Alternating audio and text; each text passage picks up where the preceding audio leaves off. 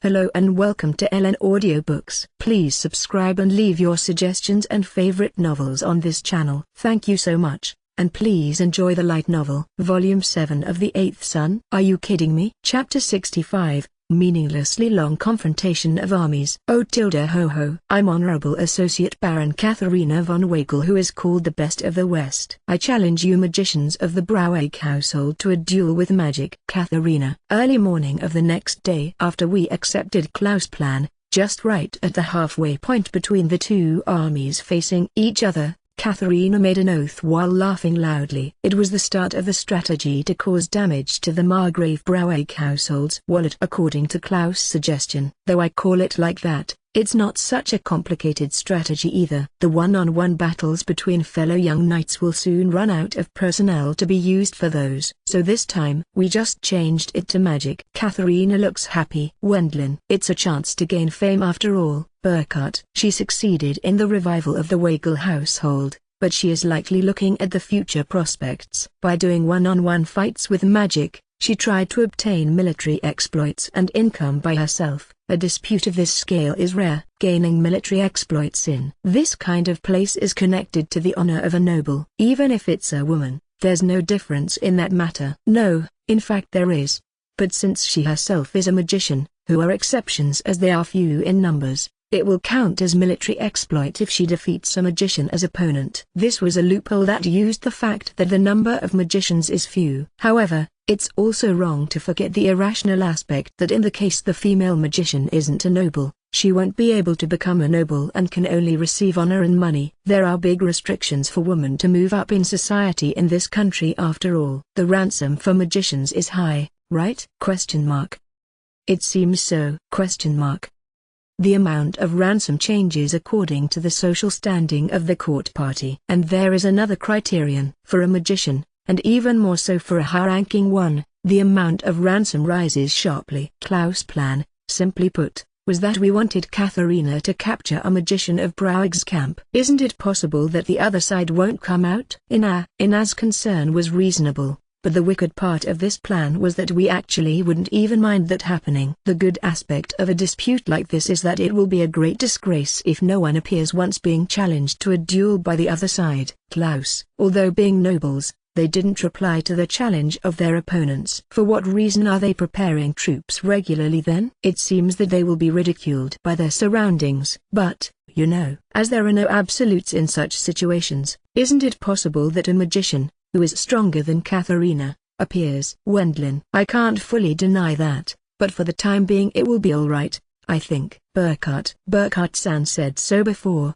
but currently the East is lacking excellent magicians. Therefore there shouldn't be a magician who could threaten Katharina's armor. Klaus explained. That's right. The good part is that the employed magicians of the Margrave Braueg household are at intermediate level. If they had employed an outstanding magician from outside, information about that should have reached Master. If she doesn't make quite a blunder, Katharina Juchan won't lose. Burkhart-san seems to have the same opinion as Klaus. For an intermediate-leveled magician to win against one of advanced level, they have to skillfully hit the weak points or bet on a surprise attack, for example, but that's difficult if it isn't a veteran who accumulated plenty of battle experience. Moreover, those kind of strategies mostly don't pass at a neon-one fights with a Nispan. Like this time, the way of casting lots of simple and powerful spells is overwhelmingly predominant. I shall take you up on that duel. I'm the head magician of the Margrave Braueg household. Bianco Rocker, the Squall. Bianco. A single magician from Braueg's camp introduces himself due to Katharina's challenge. His age is around 40 years.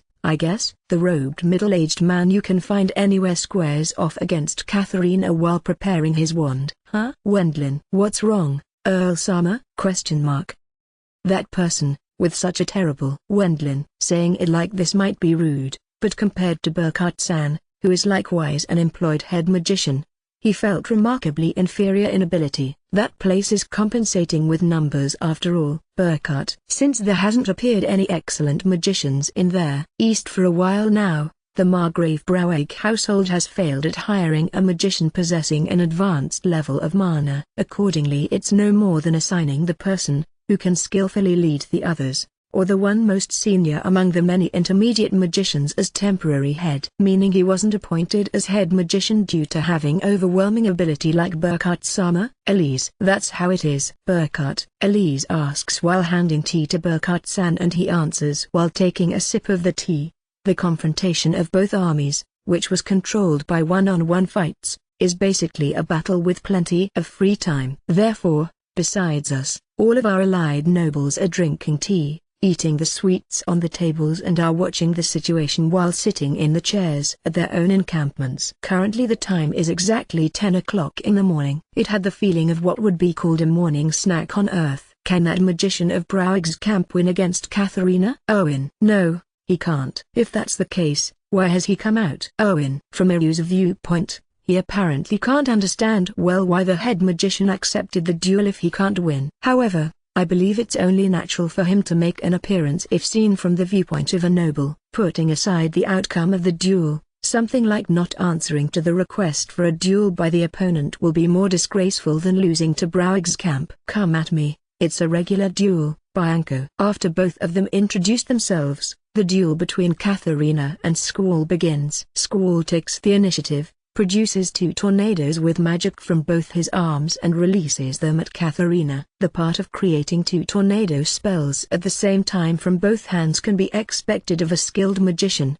I thought. However, with Katharina as opponent, that level of wind magic is Wendlin. Katharina immediately deploys a tornado around her and negates the tornadoes released at her by Squall. There's still much more to come. Blanco. Next, Squall continues to release tornadoes with both arms, but all of them are repelled by the tornado Katharina has deployed around her. I guess you saw it. In such duels only the power of the spell and the amount of mana decides the outcome. Only, you say? Right. Other factors don't play a role. In the end, Squall, who used up his mana by continuing to release a series of tornadoes, gives up. This duel has finished. He surrendered and gave his wand to Katharina. Likewise, I'm Roy Zalnia, the Flame Whip, employed by the Browig household. I challenge you to a regular duel. Roy. Next, Katharina begins to fight with a 30-years-old magician who can be considered to be of intermediate level and calls himself Flame Whip.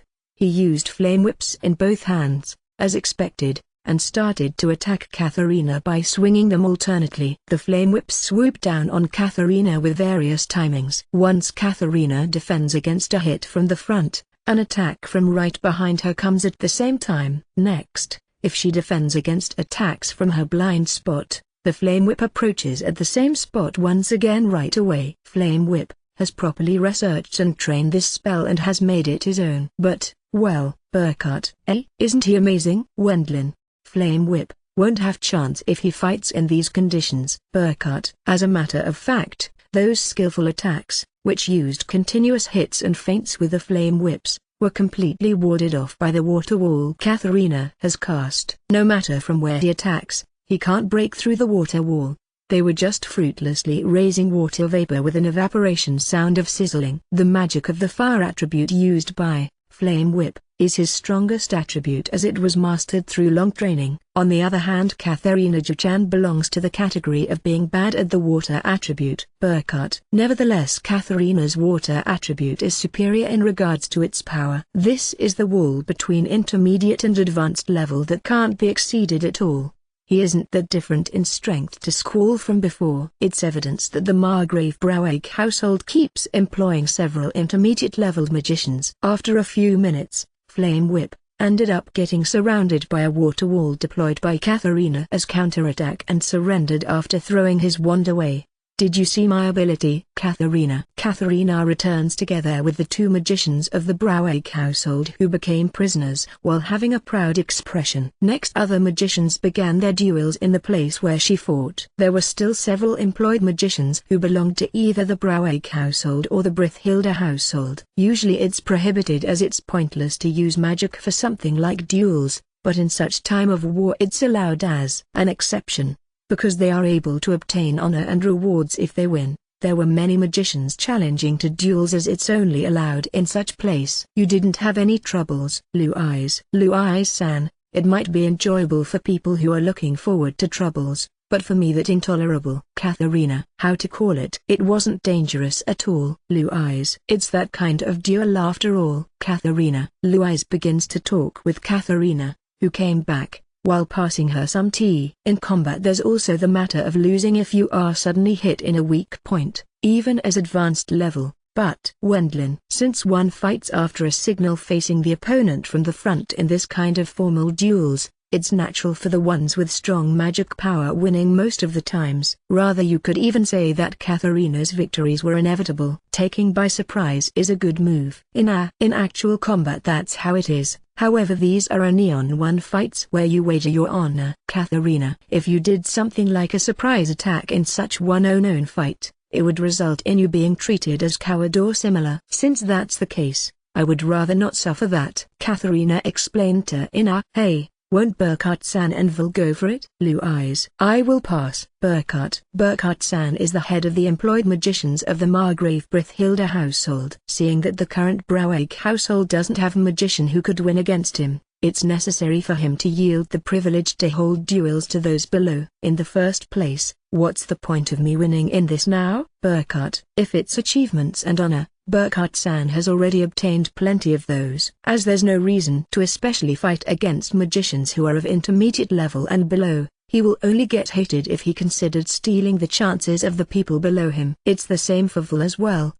Owen. My achievements are plenty already. We have court nobles, main retainers and soldiers of more than 40 household in this time's battle. It's to the extent that I have been told, it's fine for you to rest now. By Brithhilda. What about Daoshi? Owen. There's no way he will come here, right? Wendlin. It will become troublesome if the royal head magician appears at a dispute between nobles of the east and south. Despite that, I can fully understand Iryu's question. If it's that person, I couldn't deny the possibility of him coming to participate in the duels since it seems to be fun.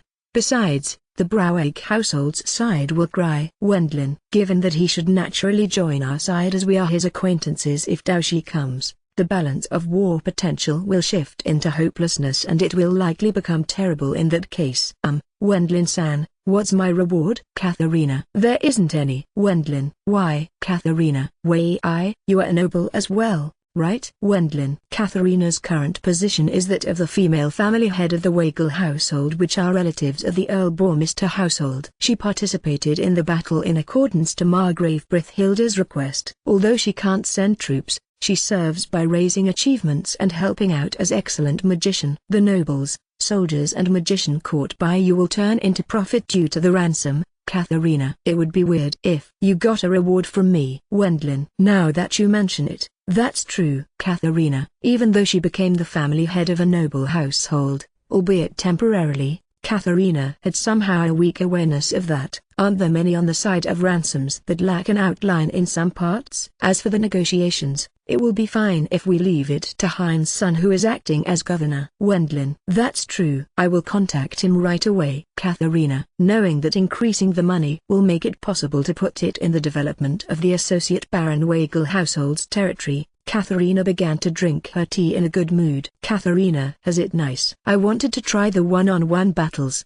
too. Louise. Vilsama. I want to fight as well. Wilma. This is a battlefield, therefore it's basically not allowed for a woman to participate.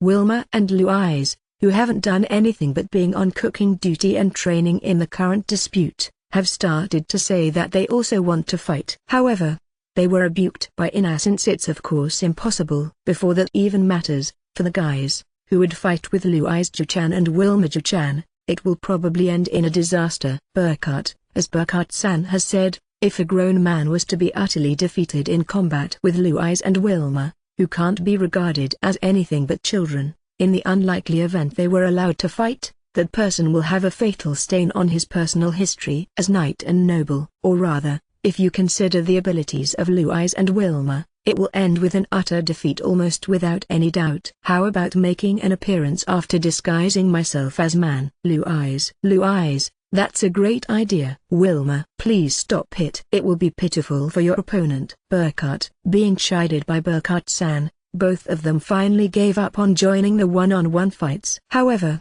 when will this end? Wendlin. Seeing that a true clash of armies is impossible, There's nothing much left but a standoff once the duels of the few magicians finish. It's probably also necessary to compete with willpower. But that will turn into a pointless waste of money and food. Such things are a contest of endurance, my grandfather Sama said in the past. Elise, while pouring a refill of tea, Elise answers my question. I hear that there were similar disputes in Cardinal Hohenheim's youth. It seems he has campaign experience as priest. The side which gets impatient first will apparently be in disadvantage if they are the ones saying, let's have an arbitration. Elise, at the current point in time, Brauig's camp has suffered a large defeat. The crucial dispute areas in various locations have been occupied by our side, even including the concessions and territories the nobles of Brauig's camp held before the war. Also many nobles and their military forces lost and have been captured by us. The Brauig household's side still has the motivation to persist this late in the game. Owen, that's because it can't get any worse anymore after all.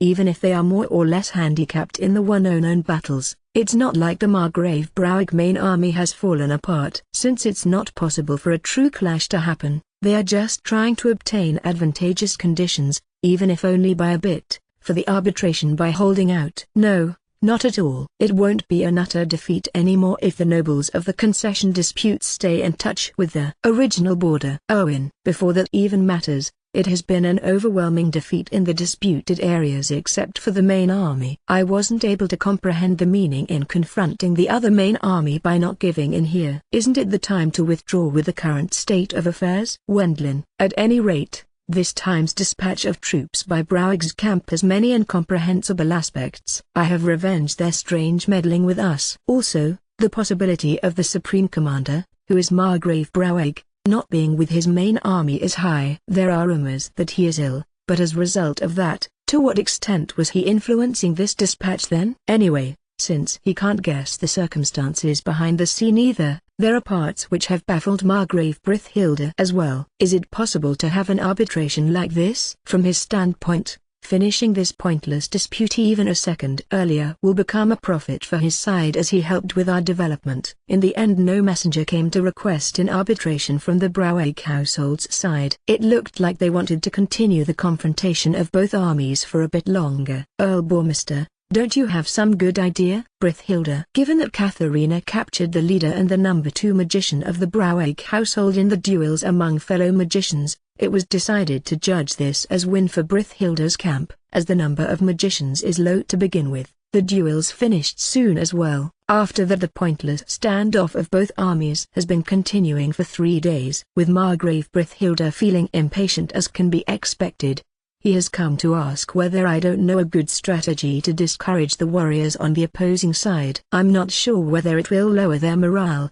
but is it allowed to cause a bit of turmoil among the other side? Wendlin, are you going to fire off a spell? Brithilde, no way, I won't do something that futile. Wendlin, after I got Margrave Brithilde's permission more or less, I put the strategy into practice. Wilma, were you able to write it? Wendlin, I have plenty of confidence. Wilma, certainly. It's beautiful. Wendlin, I call out to Wilma who wrote characters on a large cloth in the troop headquarters of the Earl Bormister household. It's unexpected, but since it actually was Wilma who wrote the most beautiful characters among my fiancés, I left it to her. In a feudal army, that usually hasn't many women around, the female camp, except Katharina who is a temporary family head as magician, prepares the meals for the soldiers and serves tea to Margrave Brithilde's group. Elise passed her time as temporary priest of the campaign. Wilma is as usually acting as Elise's guard, but since her job of healing decreased during the long confrontation, she is helping me like this now. It's true. It's very skillful. Brithilde. Louise sucks at writing, you know. Wendlin. It's different. My characters are creative. Louise. Elise is skilled at writing as well, though it's not to the degree of Wilma. It added to her legend as perfect superwoman. And Katharina are normal and you and me are a bit poor at it. And Louise was at the point of it taking a bit time to decipher since she was quite bad at it. My letters might be helpful as codes in times of disputes like this. Louise. No, that's not going to work. Wendlin. Given that neither the enemy nor her allies can read it, it won't do its job as code. You are rude, Val. So, what's this? Louise. A help wanted advertisement. Wendlin.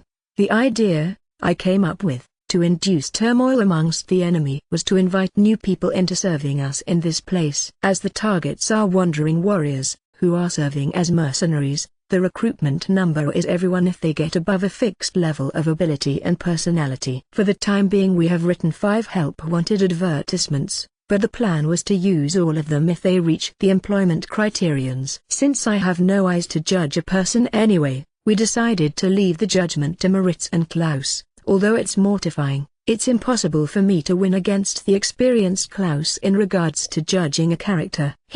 You will employ the excellent ones among the mercenaries, Burkhart. Burkhart-san praised it as great idea. We will establish a trial period because they don't have letters of introduction. However, it might resolve our shortfall of human resources a bit. It's fine to not employ them if they are no good. Even if the recruitment yields 0, it won't be a drawback for us. At any rate, I had free time for 3 days here with the only exception being magic training. We will agitate the other side's mercenaries by showing the composure to do our usual work. Wendlin, although it's possible to get an interview if they are participating on the side of the Brithhilda household, that's impossible since they are on Brauig's side. Albeit them being only mercenaries, I thought that the possibility of the other side's warriors to get discouraged was high. We will accept interviews and employment examinations for both sides. Wendlin, are you serious? You are doing something unprecedented. However, it's not a bad idea. Burkhart. A few minutes later Wilma is holding up a help-wanted advertisement, written on a big cloth, between both armies. Come. Applicants for governmental service. The Earl-Bourmister household is carrying out special employment examinations without the necessity of a letter of introduction. Recruitment requirement. If you satisfy our employment criterions, up to 50 people can join going by order from the top. Salary will be explained at the interview. Type of occupation. We are taking applicants who have experience and ability in civil official duties. We are also recruiting guard personnel. There is a system to appoint excellent people to leading positions. Note, currently it's also possible for the people who are on Brauig's side to sit in on the employment examination. Somehow it's amazing. Immediately after we presented those help-wanted advertisements, almost all mercenaries from both armies rushed in. Since it's far too many, we borrowed manpower from Margrave Brithhilda and Burkhart-san and proceeded with the interviews and employment examinations. The location was the grasslands between both armies where the one-on-one battles were held. We checked their martial arts skills, had written examinations of their calculation and writing style, and lastly held interviews with the choice being made by Moritz and Klaus. Brauig's camp was simply watching dumbfoundedly at this common sense destroying event. In such a war where people won't die and with no other customs or rules besides that, there's also no law prohibiting to invite mercenaries to employment examinations until now. There was no foundation to make complaints towards me either. In short, it means that it's beyond expectations. Margrave Brithhilda laughed while looking at the state of the hurriedly started employment examinations. Certainly, even the mercenaries hired by us have ended up heading to the employment examinations of the Earl-Bourmister household. They get a place to eat as well as sleep, and they will receive a letter of commendation and rewards if they capture an enemy knight in a one-on-one battle or such. But mercenaries basically aren't expected to do anything but to boost the numbers of the military forces. Something like new jobs, no matter how much it's the two households of Brithhilda and Brauig, it's not that simple to offer those. Even so, the mercenaries of Brauig's side are employed until this dispute finishes, albeit that they are all participating in the employment examinations of the Earl-Bourmister household, which is on the enemy's side. As for the plan to spread turmoil and bewilderment amongst them, I believe it to be effective. I will be happy if they bring up the topic of arbitration with this, but Wendlin. In the end we have employed 86 mercenaries at the employment examination taking place for over 2 days. With a trial period of a half year, they would start from the lowest position in the beginning. However, they were very happy. Even those lower positions are usually unobtainable unless you have connections and a letter of introduction. Brithhilda, the young people of retainers and the fief's population get preference before a new stranger gets chosen. However, it was an amazing spectacle. Wendlin. The newly employed 86 people boarded a magic airship today in the early morning and headed to the Bourmister earldom. After receiving a fresh recruit training at the actual site, Each of them will be assigned to their own workplace. If there are no issues after half a year, they will become official government servants.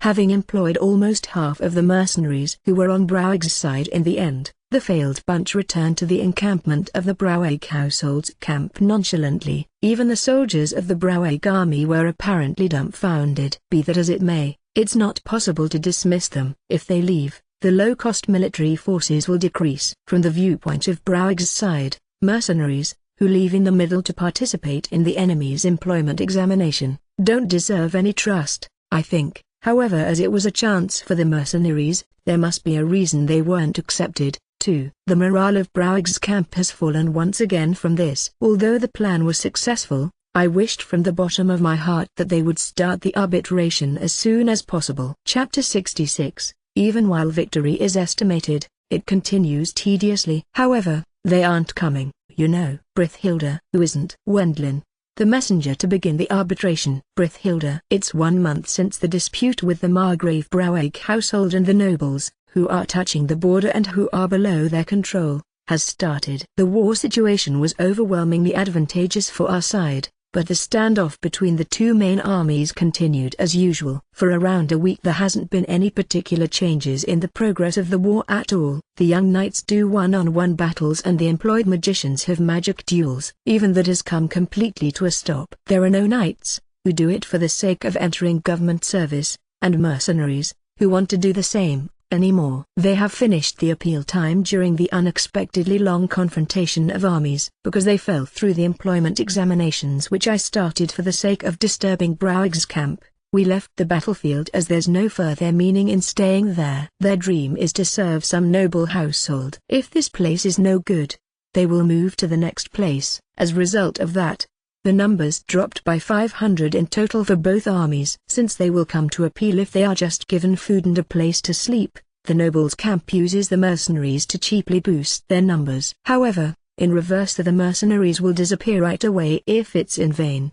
They are probably reluctant because they can expect an overwhelmingly disadvantageous arbitration. Wendlin. Even if you say that, it has already reached the limit. Brithhilda. In this era of no wars they are stationing military forces of several thousand people for a month. In addition, there are things like rewards from the knights who excelled at the one-on-one battles. As the expenses for that aren't little at all, something like a confrontation of armies for over a month almost never happened in the past. Even if the expenses can't be helped, the royal family will get impatient soon. Brithhilda. From the point of view of the royal family, which desires a stable reign of Helmut Kingdom, they will shut their eyes if it's a short-term confrontation of armies because of a dispute over concessions, but since it might turn into a real war if it's dragged on for too long, there's the possibility of them coming to intervene. Of course, if they intervene, it will mean that it's a crucial situation which will thin down the individuality of the provinces. The Margrave Browag household and the Margrave Brithhilda household will likely receive suitable damage. That's why I'd like them to show up soon. Brithhilda. Margrave Browag is ill though. Wendlin. Yes. Brithhilda. Margrave Browag being on the sickbed and him not leading his army in this time's dispute has already become a known truth. If you ask why, that's because it was us who caught hold of that information. That was something that happened several days after the one-on-one battles had begun. It's an exchange of prisoners. Wendlin. Yes, I don't know if it's possible for important people,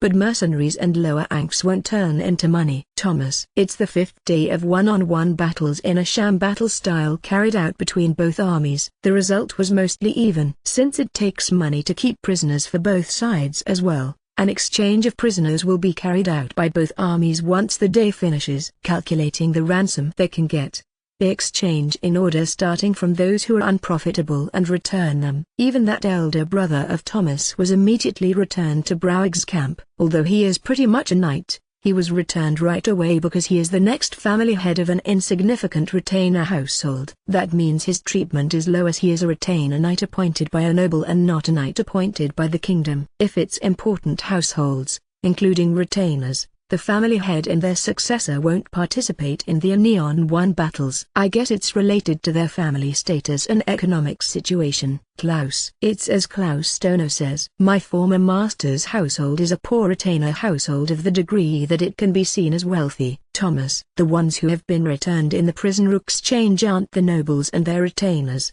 which were caught by us, but only mercenaries and low-ranking retainers who became prisoners in the one-on-one battles. One won't receive something like ransom from mercenaries. The ransom for retainers will become the burden of their lord's household, but someone at the level of Thomas' elder brother isn't anything special with around 5 gold coins in ransom. As it's necessary to take care of the captured prisoners, torture and mistreatment is naturally prohibited. It's also necessary to raise the level of treatment depending on their social status. Those who won't turn into money are quickly exchanged for those of the same level. By the way, those who were returned aren't allowed to participate in the one-on-one battles of the current dispute anymore. Since they are judged to be dead, they won't get any acknowledgement from their lord's household either. It's a war where people won't die, but with the fact of them having lost the rare opportunity to display their own strength in the dispute, it was a state similar to having died for those who were defeated. Thomas Nissan was downhearted. Wendlin. Even Thomas' elder brother returned to Browig's camp with an expression as if the world had ended. The merit of having sold me is written off with this. Thomas Stono. There's no need for you to mind it. It's their problem of another household. Klaus. That's right. It's already the problem of another household. Wendlin. Even while saying that, Thomas saw his elder brother,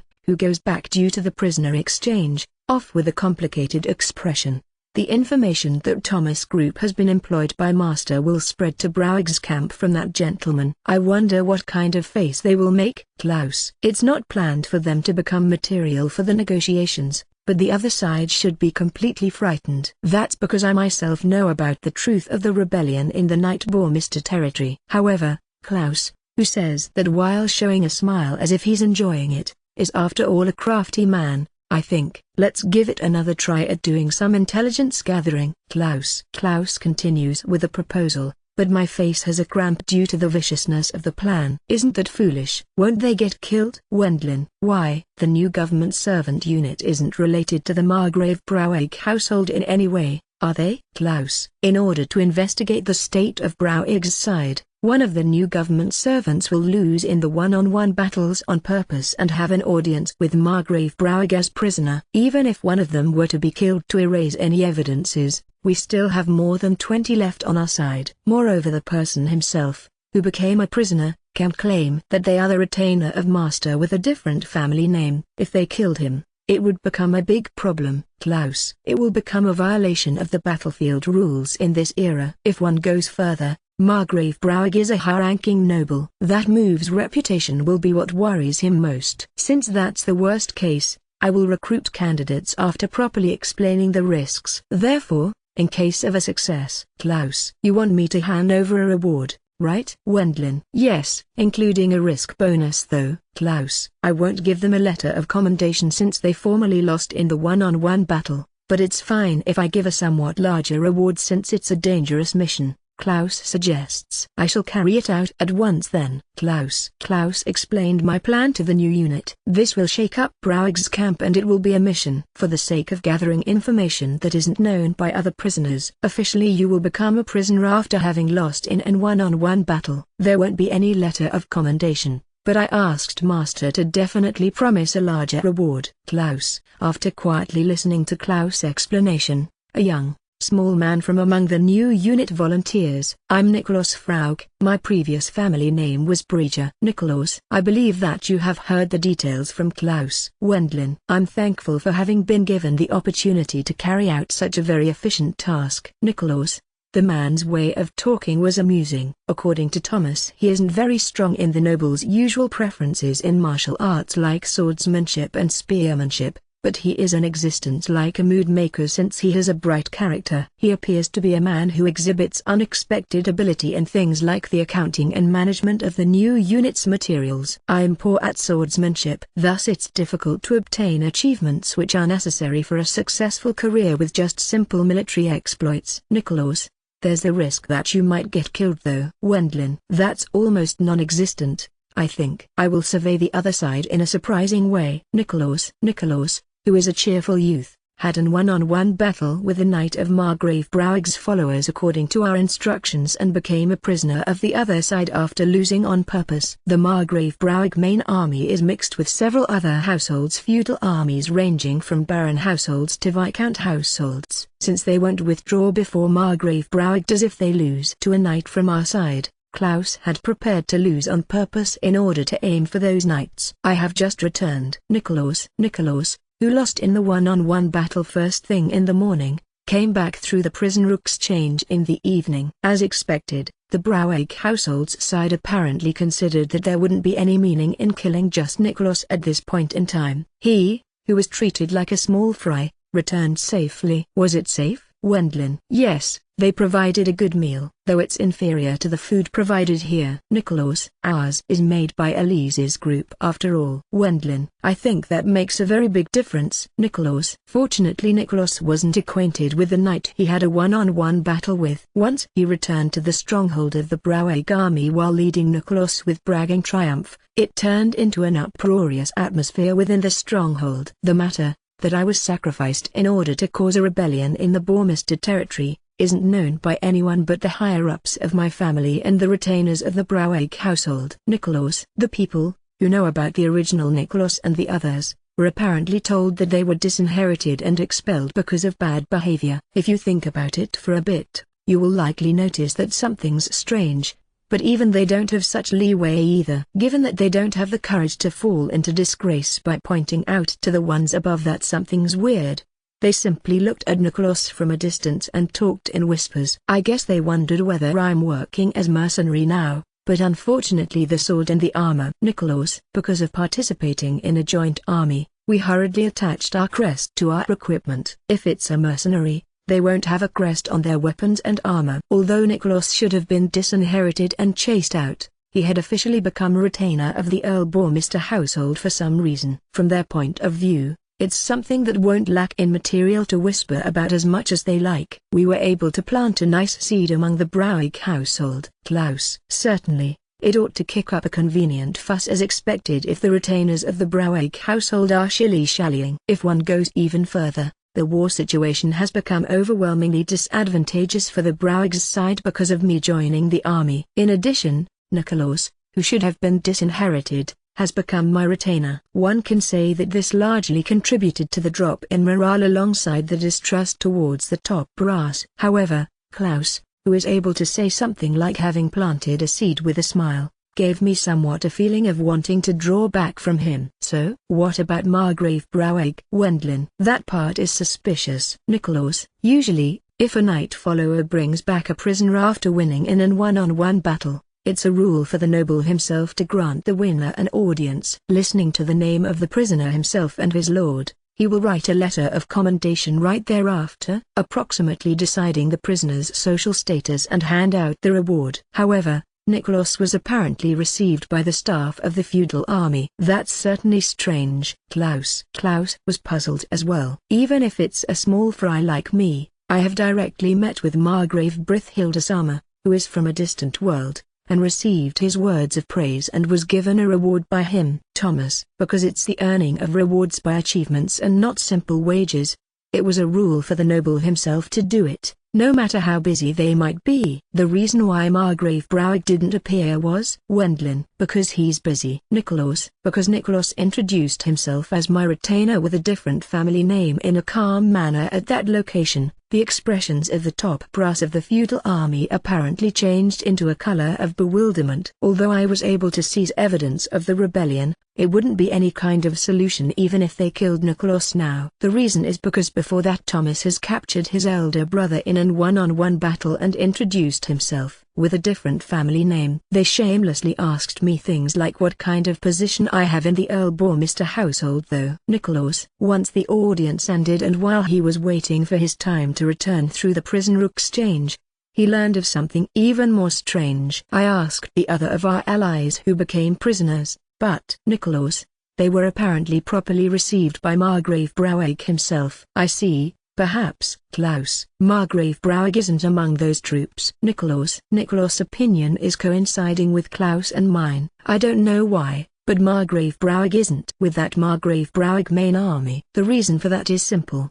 He didn't appear to have an audience with Nicholas. Even if Nicholas Stono was an underling, he at least knows the face of his former lord. Klaus. I think there isn't someone resembling him to the degree that they can be called a body double, but putting the equipment of Margrave Brauig on a person with similar stature and age, the retainers of Margrave Brauig are making. Others believe that he is at the troop headquarters. To begin with, our allied knights, who participate in the one-on-one battles, are mostly in a lower position of earning great achievements. They shouldn't know the face of Margrave Brauig, who is an important noble of the East. As it's a person who wore expensive arms and resembled him in age and physique, they listen to the names of our people, who became prisoners, and give rewards and letters of commendation to the knights of the Margrave Brauig household, who captured them. Of course the retainers of Margrave Brauig should notice that it's an impostor of Margrave Brauig. No. They were probably given detailed instructions. This is also on behalf of deceiving the enemy. We have to report this to Margrave Brithilda Sama. Klaus. True. Wendlin. It should have been a strategy to shake up the enemy's leaders by emphasizing the matter of Thomas Group being employed by us.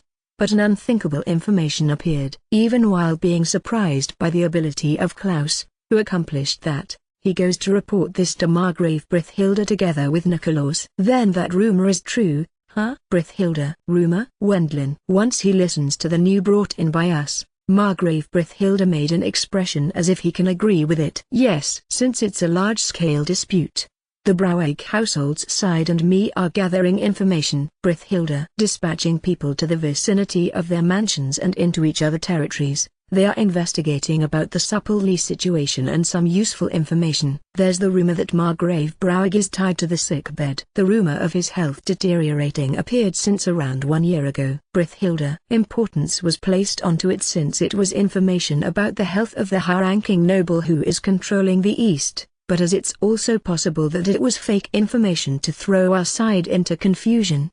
The confirmation of its authenticity took time. I see. You told me something nice. It will still take some time to confirm the details, but the possibility for the information to be authentic is quite high. Brithilda.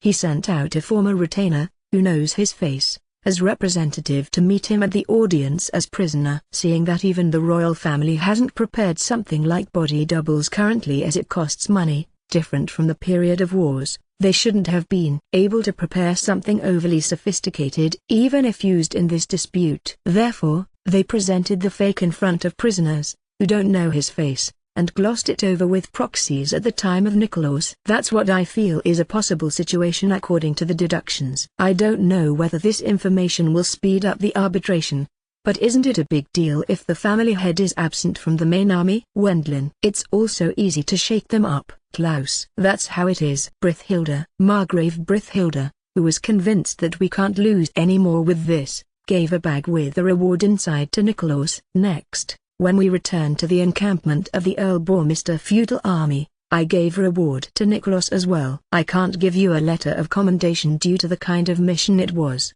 but I splurged on the reward in exchange for that. Wendlin. I shall happily appreciate it. Nicholas. Since a letter of commendation is something related to military exploits, I can't hand it out for this time's special mission. But, at those times it was normal to keep the balance by increasing the reward. Nicholas' eyes sparkled due to the reward, which was in a bag I gave him. You also have permission to participate in the marriage interview meeting. Wendlin. That's the best reward. Nicholas. In reality I want all singles to participate, but since the other side is pretty much only daughters from nobles and important retainers, it was necessary to choose the personnel to some degree no matter what. Therefore I decided for the criterion to be young leader candidates. Nicholas. How many rewards were you able to get? It was 3 gold plates. Since it was useful information, Margrave Brithilda gave him 1 gold plate and I gave him 2 gold plates including a risk bonus. Incredible. That's 12 yearly wages from my former home? For someone like me it's 15 yearly wages?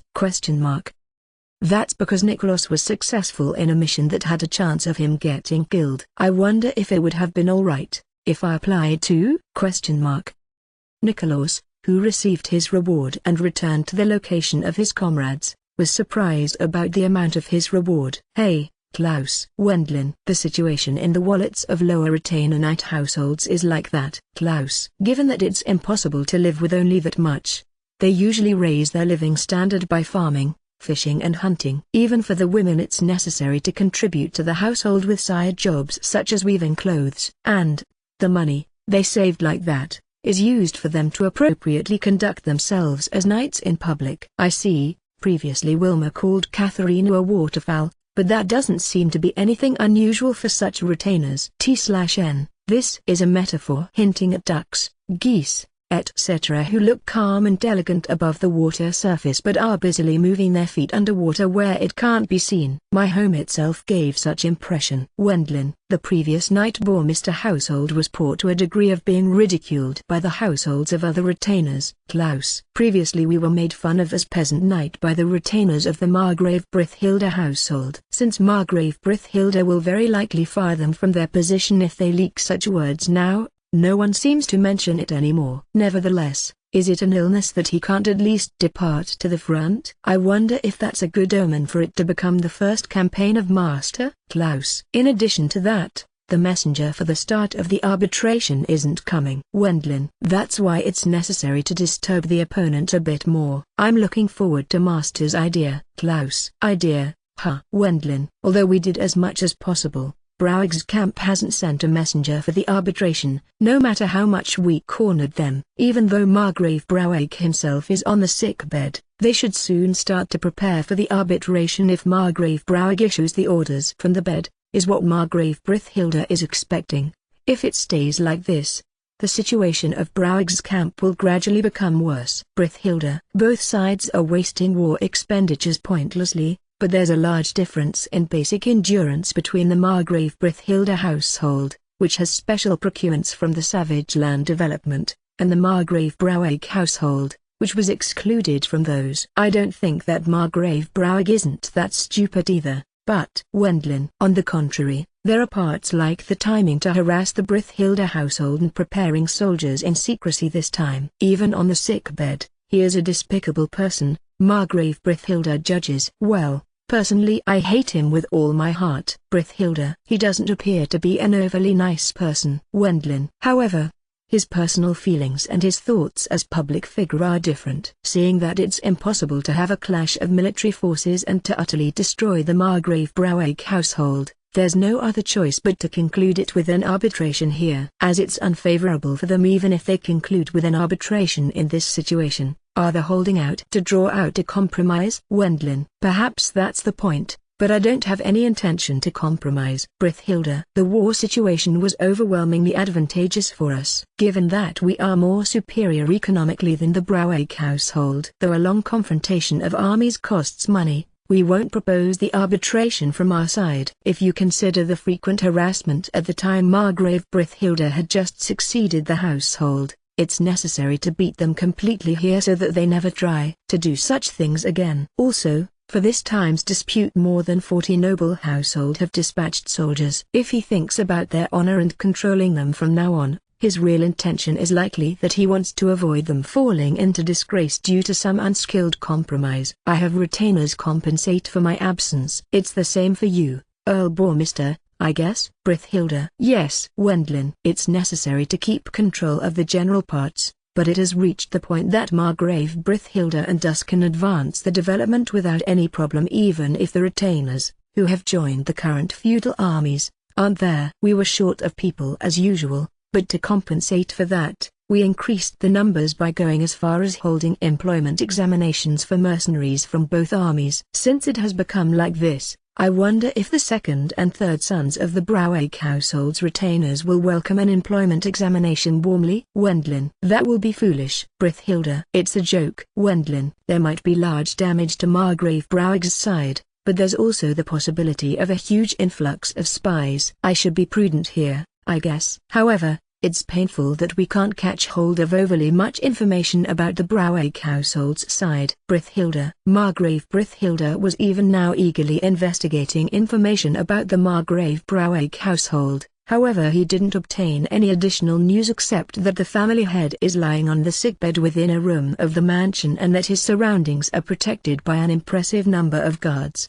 He can't confirm what kind of illness it is if he doesn't place spies within the mansion, but that's probably impossible after all. I can imagine. That place has internal squabbles. Brithilda. Really? Wendlin. Yes. Brithilda. According to Margrave Brithilda, the eldest and second son are fighting over the inheritance of the Margrave Brouwegg household. Due to that, Margrave Brouwegg still hasn't decided on the next family head. Brithilda. Won't it usually end with the eldest son being accepted? Wendlin. No. The social status of the eldest sons, Philip Summers, mother is low. Elise. Unexpected, or rather as expected. Elise is well informed about this sort of information. It's likely something she heard from Cardinal Hohenheim. It seems Philip Summers' mother is the daughter of a retainer with low family status. Elise. According to Elise's words, Margrave Brouwegg made the mother of Philip, who was previously his concubine, into his wife, and after that invited his first wife from a high-ranking noble household of the central government. The second sons,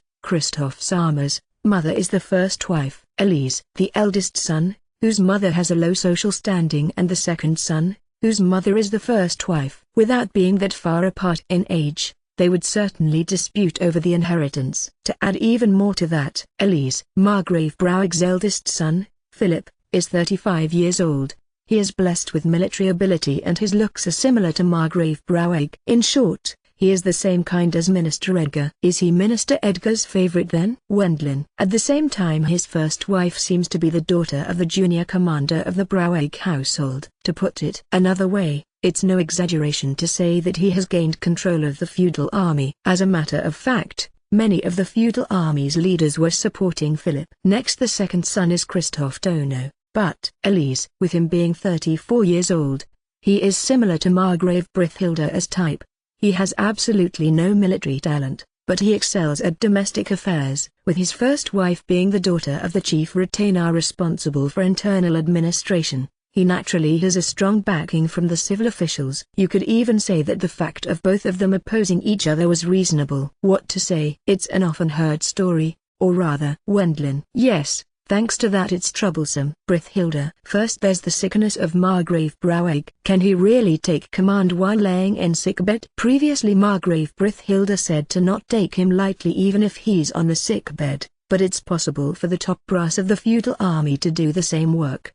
Did he really carry out this time's expedition only for the sake of dissolving the dissatisfaction of the nobles who missed out on the development concessions of land and to break down the feeling of hopelessness in the East? Or was it Philip's sides, which is controlling the army, selfish action that did it in order to get an advantage in the succession in a situation where Margrave Brouwegg himself isn't able to take command? In case of the latter, it's definitely hard to say whether they will declare their participation in an arbitration that has become disadvantageous, right? Wendlin. Certainly. Brithilda. Won't it turn into a real war if they get desperate? Wendlin. That shouldn't be the case, but Brithilda. If it really turned into a war, it would interrupt the development of the savage lands. Also, if they are unlucky, it will be the collapse of the Brouwegg household. If a large noble household, which controlled the East for more than 1,000 years, collapsed here, a successor would become necessary. The confusion after the war and the restoration would take a lot time,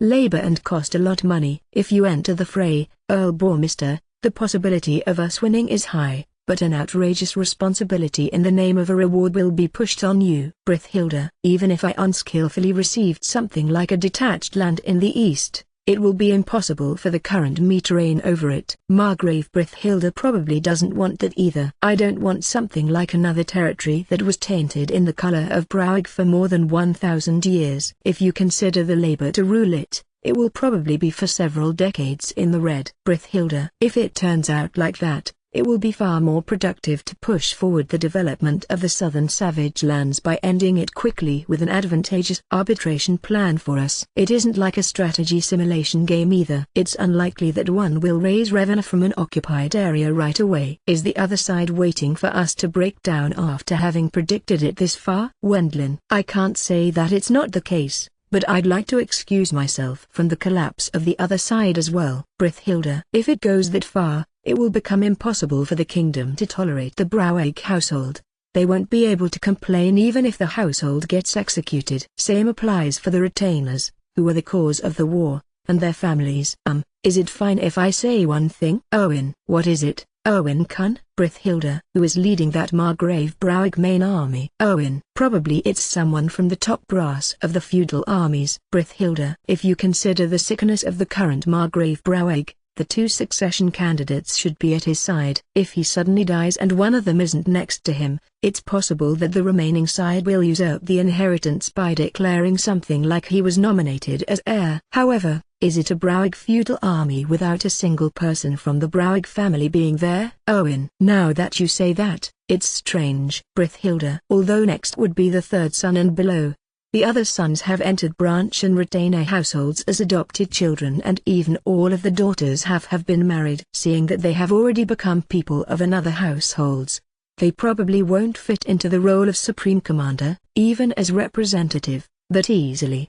Maybe. Elise-san, do you know anything? Brithilda. Yes, the youngest daughter of Margrave Braueg Samo is Elise. She is unmarried. Wendlin. Yes, they haven't announced it overly openly. But Elise, her mother is the daughter of a knight, that has no responsibilities, in the capital. Apparently the youngest daughter was living in the capital just a few years ago. What Elise knows is what she heard during their relationship at the voluntary work for the church. I wasn't aware of that either. Brithilda. It seems even Margrave Brithilda didn't know. It looks like her mother was made into a concubine by Margrave Braueg Sama at the time he stayed in the capital. Elise, an important noble of the East and the daughter of a poor knight without responsibilities in the capital. From Margrave Braueg's view, he probably made a move to play around with the daughter of a commoner. The other side wouldn't be able to complain about that. There is the possibility for the family to complain if a noble selfishly increases the number of concubines. It's also possible that complaints will be raised from the other children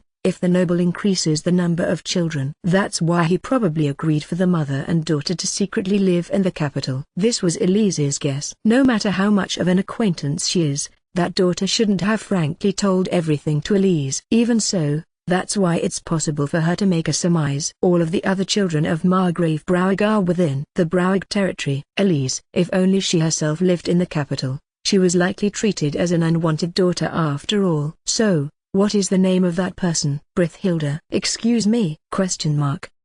At that point a retainer rushes in while being out of breath. What happened? Brithilda. The Braueg household's side came with a request for arbitration. Suddenly a messenger came and handed over a promising letter stating that they want to start the arbitration. Having currently grasped that letter in his hands, Margrave Brithilda quickly breaks the seal of that letter and check its contents. The seal is the real deal. The contents also have the details as according to the rules. Brithilda. In case a noble sends such kind of letter, they push the family crest's stamp onto melted wax as seal.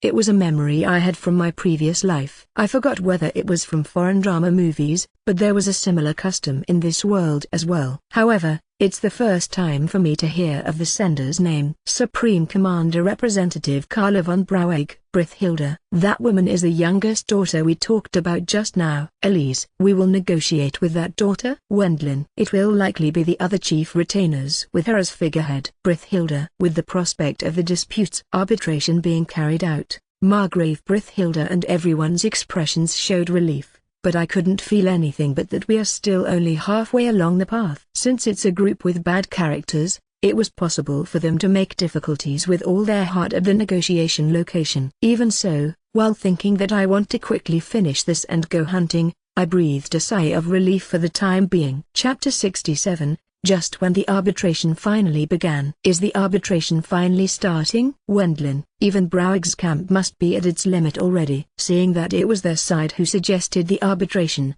I won't go easy on them. Brithilda. The dispute between the Margrave Brithilda household and the Margrave Braueg household, which has lasted close to 2 months, also including the time I haven't participated, moved to the next stage. Losing all the concessions and territories they held from all the disputes before, many of their nobles, Retainers and soldiers have been captured, and we even captured their employed magicians in the battle of the main armies. It's obvious for anyone to see, but the Margrave Brouwegg household's side is clearly at disadvantage. Even if we continued the confrontation, as is, that wouldn't improve Brouwegg's camp's standing either. If you consider aspects such as expenses, it will become only more disadvantageous, as they have lost anyway. They want to keep the expenses down by settling it ahead of time. That might be their plan. However, it's also possible that they are still possessing some hidden ace. Thus it was decided that I will participate in the arbitration. As expected, I'd like them to pardon me from something much like a scheme to assassinate Margrave Brithhilda. That's right. Wilma-san and Elise-san participate as well. Please. Brithhilda. The venue of the arbitration is located in the center of the grassland where both military forces have their standoff. A large temporary tent will be set up there, and both sides agreed on 20 attendants each. Margrave Brithhilda decided for several retainers and Burkhart-san, several nobles, which have participate with their feudal armies, and their aides, and me accompanied by Wilma and Elise to participate. To be frank, Wilma shouldn't be of any use at such negotiations. However, she is Minister Edgar's adopted daughter. She was chosen because she is most suited for guarding. Elise is probably natural since she is the granddaughter of the Cardinal Hohenheim. There's almost no place in this country where the influence of the church doesn't reach. It will be alright even if you aren't that nervous. Today will just be introductions. Brithhilda. As it's my first experience to attend negotiations as noble, I had a serious expression which is unlike me. Seeing that, Margrave Brithhilda addresses me. It looks like the arbitration will be carried out for several days. First, both parties will advocate their own arbitration drafts. As naturally neither will be accepted that easily, they will compare and adjust the conditions. Once it becomes evening, both sides will finish for the day and retire. Further negotiations will be carried out from morning of the next day. Once they agreed on the outline, the retainers in charge will reconcile the finer details and check the implementations of the conditions by holding a task force conference. Having said that, the other side has an overwhelming disadvantage. How do they want to decrease the amount of money to be paid, I wonder? For example, something like a struggle over the sandbank of a river. Even if they are forced to acknowledge that it's ours, there are many cases where it ends up right back where it started once some time passes again. However, both sides understand that completely. Besides, if it is monopolized by one side, it might soon create a breeding ground for unnecessary future problems from the other side, which will trigger a new dispute. Once the generations change, a new family head, who rallies support from the entire household by declaring, "We will take back the concession which was stolen from us in the past," will appear and dispatch troops once again. Since that will be endless, there are many situations where it's better to roughly split the ownership in half. If they want to go back to the previous conditions, it will cost a large amount of reconciliation money, and there is also the ransom for the people who were captured. The amount to be paid for that will increase if the imprisonment time is long. It's necessary to treat the prisoners according to their social status. Since catering a noble himself costs quite a bit money, those expenses will naturally be added to the ransom. In addition, the cause of the dispute is the other side. They commenced a surprise attack without announcing it ahead of time and thus broke the rules. The sum of the reconciliation money should jump up quite a bit, Margrave Brithhilda explained. Anyway,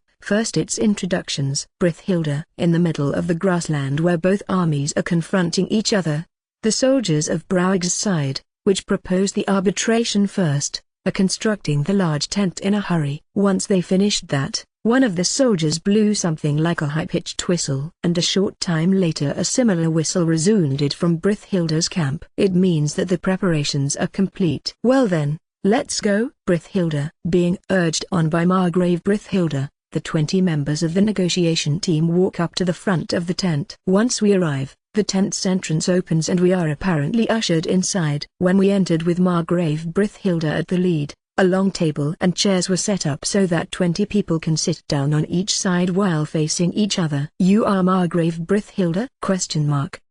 Indeed, that I am. The Margrave Brouwegg over there seems to be different though. Brithhilda. It's the Supreme Command Representative, Carla von Brouwegg?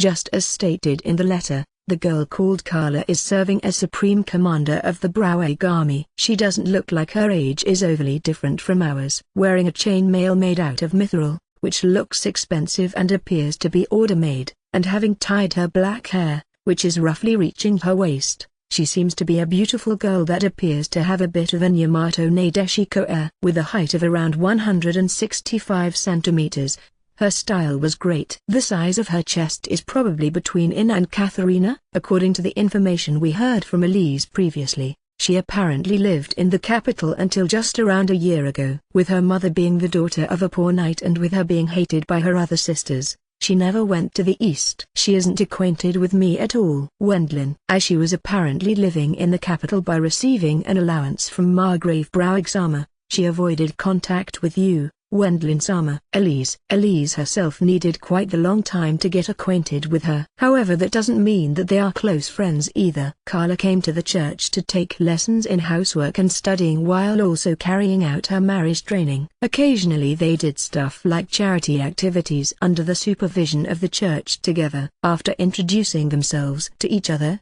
they drank tea together several times. That seems to be the extent of their relationship. You study in the church after all, Elise. Although she had the allowance from Margrave Broweg, it wasn't such a large amount of money either. Given that there was a freeloader at the home of mother and daughter, they had to get a suitable amount of money. Carla-san's grandfather Sama and Uncle Sama aren't very excellent. Elise, there's a difference in peerage and they have offered their daughter in pursuit of money, albeit being nobles appointed by the same country. Of course they wouldn't be regarded favorably by other appointed nobles. Moreover, although they apparently have done something like bribing to obtain an official position by using the allowance, it has been just a waste of money as they lack abilities and were judged poorly by the surroundings. What made Carla come to the church to study for free was that kind of reason. That Carla-san has also been abused by her deplorable family. Wendlin. Yes, that's what has happened. Elise. I don't know whether it's because of that, but she has quite the interest in martial arts. She appears to particularly excel in archery and knife throwing. Don't overlap with me, Wendlin. She apparently became the runner-up in the archery division of the last martial arts tournament. Elise. The level is too different. Wendlin. No, let me correct that. Even if the Bormister family, which is relatively strong at archery, grouped up, she is an outstanding talent beyond our powers. Comparing it with my previous life, she is probably an existence called female version of Nazunoichi. However, as expected, she hasn't taken along her bow today. Nazunoichi was a military commander and lower-ranking vassal at the closing years of the Heian period, 794 to 1185. There's a legend about him being skilled at archery from young years and him winning several archery duels. I didn't read far into it. If you want to read it up, is the name. I'm the Supreme Command Representative, Carla von Broweg. I wish to express my gratitude in you taking part in the arbitration negotiations. Carla. In the end, that was the only statement made by her. The main negotiations will be carried out by the retainers, who are attending with her, making her nothing more but a decoration. Although either of the two sons, who are fighting over the inheritance, would likely have taken the lead if one of them had attended, Carla hasn't any actual experience in this field since she's a woman. Margrave Broweg is absent on account of illness, although they're concealing it, or rather, it was obvious that there are some troubles with him not being at this place in this moment. Brithhilda. What's wrong? Wendlin. It looks like this will take a long time. Brithhilda. One of the retainers had whispered something into the ear of Margrave Brithhilda and he addressed me with a low voice while sighing. His retainers, who are at the negotiation location, seem to be displeased with the other side being only military officers. That reminds me, I felt like I previously heard that many in the feudal army's top brass belong to the eldest son's support base. Maybe this time's dispatch has been largely influenced by the eldest son, Philip Dono. Brithhilda. The two were competing over the inheritance, but currently they shouldn't be able to separate from Margrave Broweg, who can die any time now. The reason is that the remaining side might falsify the testament and selfishly obtain permission for the succession in the capital. If Margrave Broweg dies while one of them is acting as supreme commander here, accordingly, Philip, who has many supporters amongst the feudal army, dispatched the soldiers to get a decision in their inheritance matter by doing a meritorious deed for them. No matter how threatening Margrave Brithhilda might be, they shouldn't carry it out. if Margrave Browig were to be in good health, since this time's dispatch will cause big criticism by the royal palace. The thoughts of Christoph, who's the second son, are unknown, but he might be against the dispatch since the civil officials, who are his sympathizers, haven't joined. According to Elise, Carla, who was summoned to the territory by her father, Margrave Browig, around 1 year ago, had helped him until just recently. However, she was suddenly made Supreme Commander representative of the feudal army. Of course she was a decoration, but since it will be troublesome even if he really left her in charge of leading, this way might be fine, too. Something much like someone else taking over immediately following a large-scale dispatch of troops linked to a dispute has often happened in the past.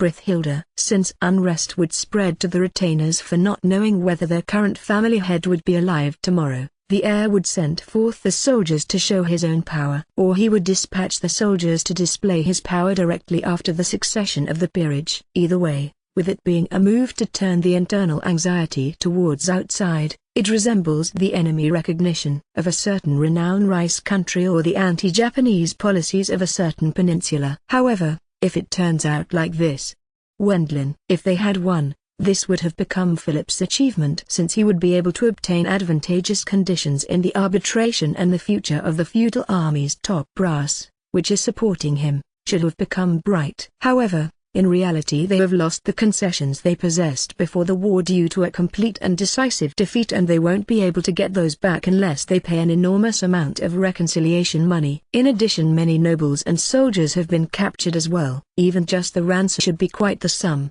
although it's just a guess. But what made them, who have been captured, dispatch their soldier even to the point of breaking the rules might be a secret agreement that they will be compensated for their losses even if they were to be defeated and caught. However, in that case it will probably cause a big damage to the wallet of the Margrave Browig household. What makes the situation even worse is that the civil officials, who are supporting Christoph Dono, aren't here.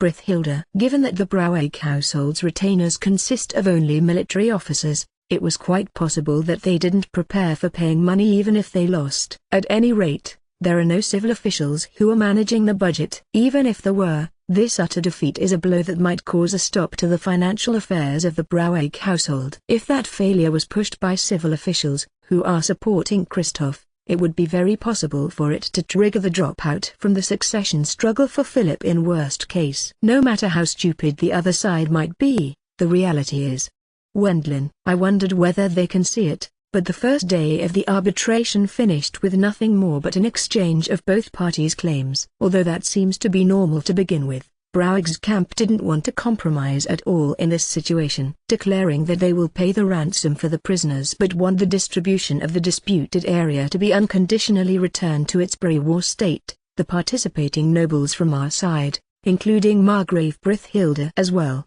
were enraged and considered it to be out of the question. You came and broke the rules first. Why should that incur losses to us who counterattacked? Brithilda. Margrave Brithilda's point was reasonable. The other side probably thinks the same within their minds, but at the moment they accept an unconditionally disadvantageous arbitration draft. It will be the end of their future. Even if they have to delay it indefinitely, they will apparently struggle to gain an arbitration draft that's close to a draw. However, if they draw out the arbitration too long, it will become severe for the wallet of the Browig household's side.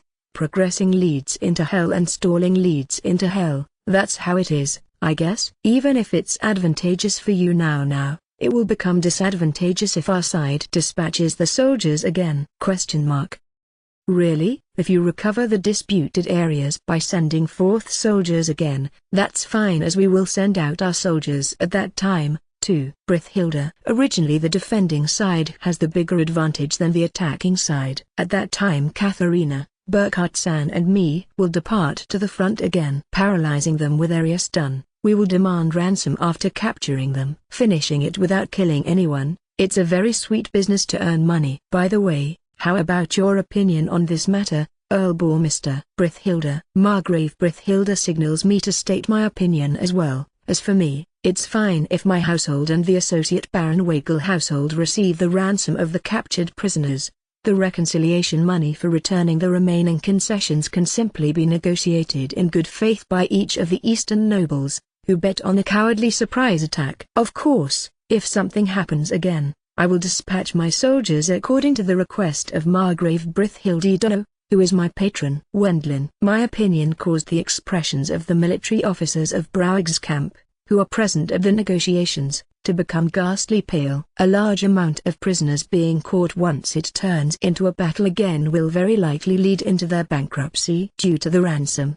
Having said that, if it turned into a desperate war where people get killed, it could be expected for the royal palace to get involved. What made them overlook the disputes between fellow nobles until now was the nobles controlling to their utmost abilities for no casualties to appear except those who run wild. That means it has been treated as way to let off some steam and thus has been tolerated. If they violated that, the Margrave Brouwerk household might at worst get crushed. Anything else, Earl Mr. Dono?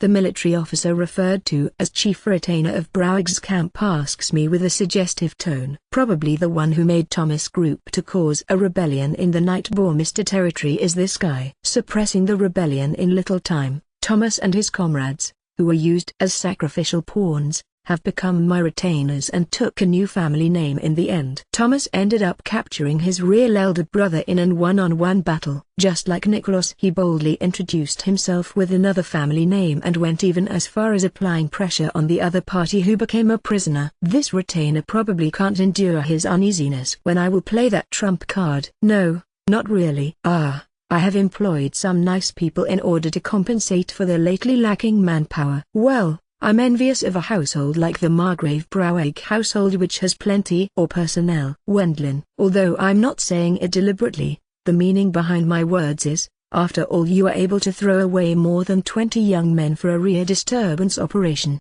The expression of the elderly chief retainer, who noticed that, became even more pale. It's not like it's particularly necessary for our side to finalize the negotiations quickly in a forced manner. As for settling it hurriedly, it's more disadvantageous to get on with the intentions of Brouwers's camp. Which reminds me, I'm thirsty. Elise. Wendlin. Yes, Elise. Upon my instruction, Elise begins to brew tea and to distribute it amongst our allies. The tea cake is after all a new chocolate pastry. Taking a light meal, eating sweets and drinking something like tea in an elegant style is suitable to display our composure to the other side in this location. However, those are only distributed to our allies. If something like an unfortunate death happened after the opposing side ate and drank with us, they would suspect us of having poisoned them. It's a rule to prepare your own drinks and food at such occasions. This has a good flavor? It seems to be sold at a shop in Brutberg now, too. It's a purveyor though. Wendlin. That's enviable. I'd like you to sell it to our Viscount Creature territory as well by all means. Then let's try visiting that merchant soon. Wendlin. I would welcome that very much. Earl Mr. Dono, please treat my Cumshu barony favorably, too. Intentionally holding business talks over the sweets in a carefree manner, we induce the Brouwerk household's side to get angry and impatient. And then they snapped at last. They dissolved the negotiations with the conclusion that they will present a new arbitration draft tomorrow and each side took the first conditions of the other with them. Can we compromise a bit more tomorrow? Wendlin. Who knows? I don't at least. The other side wants to bring it down to a draw at least. Brithilde. Their conditions are impossible to begin with though. Wendlin. Accordingly, if they admit that, all of them will be ruined. Brithilde. Even though they selfishly dispatched the soldiers by utilizing the sickness of the family head in order for the eldest son, whom they are backing, to succeed, they ended up having to pay an enormous amount of money after suffering an utter defeat in reverse. Otherwise they will receive further economic damage while being excluded from the development rights. From the point of view of the civil officials, who are supporting the second son, it can also be called a definite chance to go for the win. After all their rivals destroyed themselves. In the worst case they have to be resolved for a possible severe punishment, even if it's the confiscation of everything they own by crushing their esteemed households, but that might be a nightmare for the second son as well. In the end it will take a bit time, but they won't have any other choice but accepting our arbitration draft. Brithilde. Our side has no reasons to compromise. The first day of the negotiations was only an introduction. But the situation has completely changed on the second day. For the sake of keeping the fairness of the negotiations, we brought along Foreign Affairs official Marla from the capital with us. Suddenly Browig's camp brought along an appointed noble from the capital. It's a man who had a corpulent belly and who seems to be around the first half of his 50s. No matter how you look at him, he seems to be dyed in corruption. In the first place, though they are talking about something like maintaining fairness, they abruptly bring someone suspicious along without informing our side about it. In the end, Foreign Affairs official Marla or whatever began to one-sidedly support Browig's camp once the negotiations started. The royal palace doesn't wish for further disturbances in the east and south. It probably can't be helped even if you are stubborn here. The ransom for the captured nobles will be paid according to the market price and the situation will be returned to before the war. Marla. Foreign Affairs official Marla stated the conditions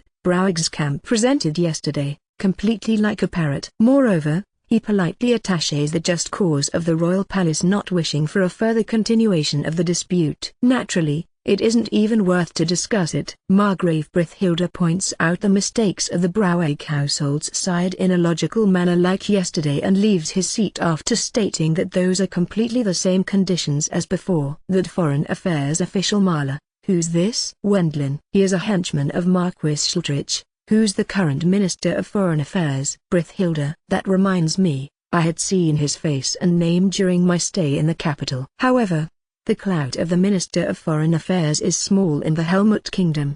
The reason is that the sole negotiation partner is Holy Empire Urquhart. If there were plenty of other countries, the Minister of Foreign Affairs should be a star minister. However, the reality is that the ministry's budget and scale of office is small since there's only one other country. Since there hasn't been a war for more than 200 years either, they guide the friendship group, which is sent regularly, or gather information in the embassy in the capital of the other country. Moreover, the guidance and composition of the friendship group is overlapping with the jurisdiction of the Ministry of Engineering and the Ministry of Commerce, which is handling the trade. Given that military officers have also been dispatched to the embassy by the army for gathering intelligence, those also steal half of their job. If one asks what about something like the arbitration between fellow nobles like in this case, then it enters the jurisdiction of the Ministry of Domestic Affairs as this is a dispute between fellow nobles of the same country.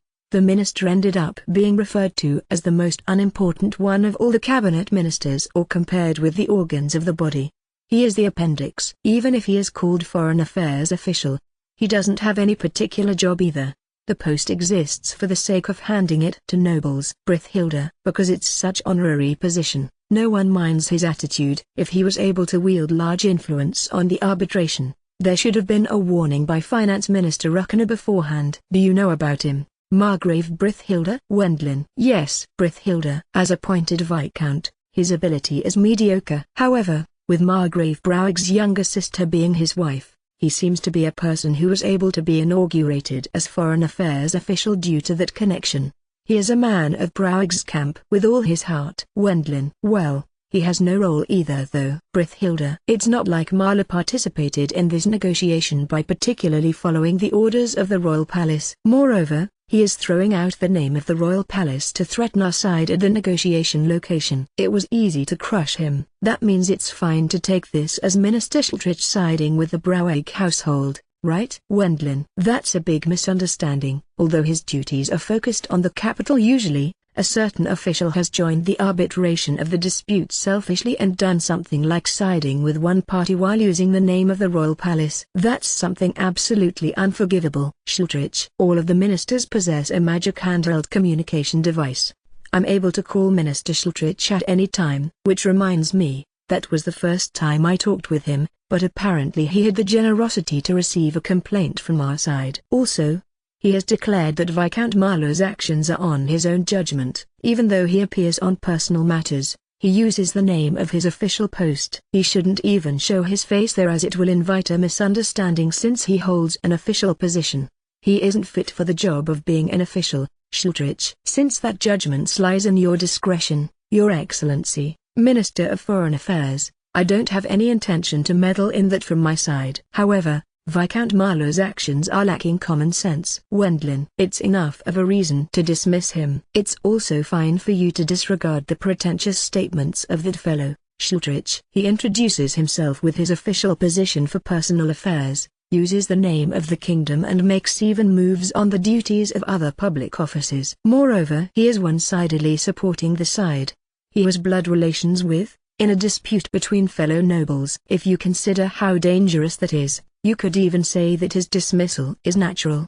The pathetic him has already lost his post as official of foreign affairs. It seems that Viscount Marlowe wasn't a particularly valuable personnel for Minister Schultrich either. For the person himself to know about his dismissal might be a bit more in the future though. With that, I'm much obliged to you, Minister Schultrich. Please tell Arthur-san to send you your own suitable choice of chocolates and fruits. Wendlin. Gladly, Schultrich. Once I finished the talk with Minister Schultrich, I contacted Roderick right away and asked him to send my gratitude to the minister. It's not a bribe, but such things are necessary since he helped me. Although I'm repeating myself, it's definitely not a bribe. Your personal connections are magnificent, aren't they? Brithhilda. However, even if that Viscount becomes unemployed, there's no compensation connected to the progress of the arbitration either. Wendlin. Although it seemed that Viscount Marlowe was the trump card of the Browegg household's side, his figure had disappeared on the third day. It looks like there's no point in him showing up at the arbitration after being fired from his job as foreign affairs official. If you ask why I knew that,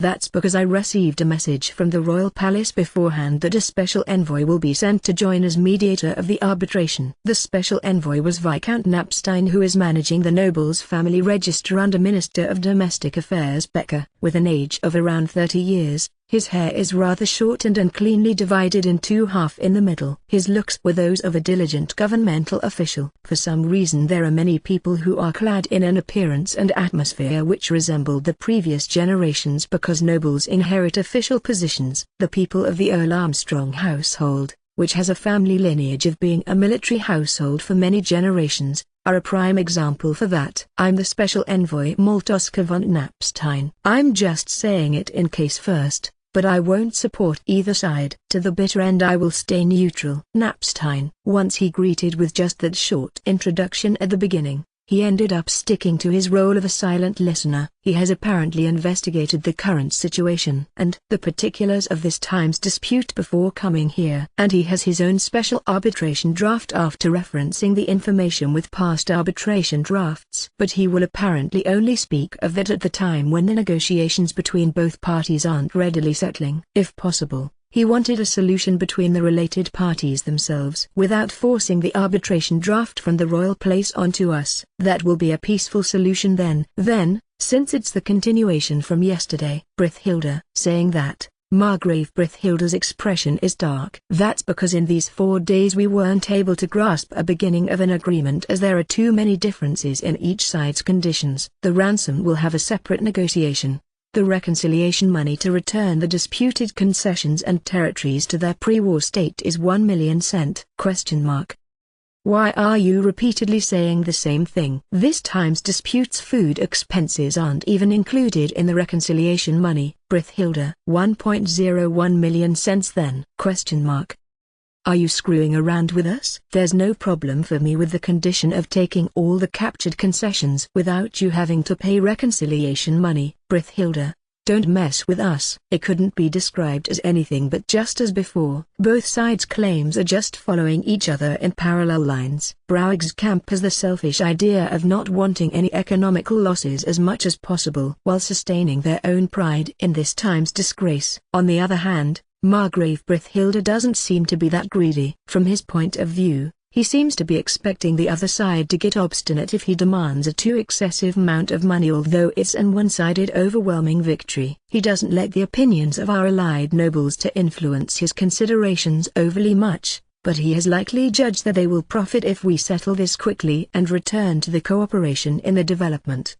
The reconciliation is 500 million cents. I won't go any lower than that. Brithhilda. Returning the shares of concessions back to the pre-war state has the consent of the nobles who bore an extra burden in this time's dispute. For that reason it's necessary for him to give them a certain extent of money. There's no obligation for the Margrave Brithhilda household to be burdened with that either. If you can't pay the money, recognize the current state of affairs. For Margrave Brithhilda, who has to keep his face too, even this is just barely a compromise. We aren't able to pay such large amount of money, ? The chief retainer, who is single-handedly responsible for the negotiations on Browig's side, raised his voice and rejected that proposal. Also, for men from the provinces it's a questionable matter whether they can pay that reconciliation money in one go. This time the war expenditures have been considerably high. It's no good if they don't take responsibility for the ransom of the nobles, who have been captured, either. Moreover,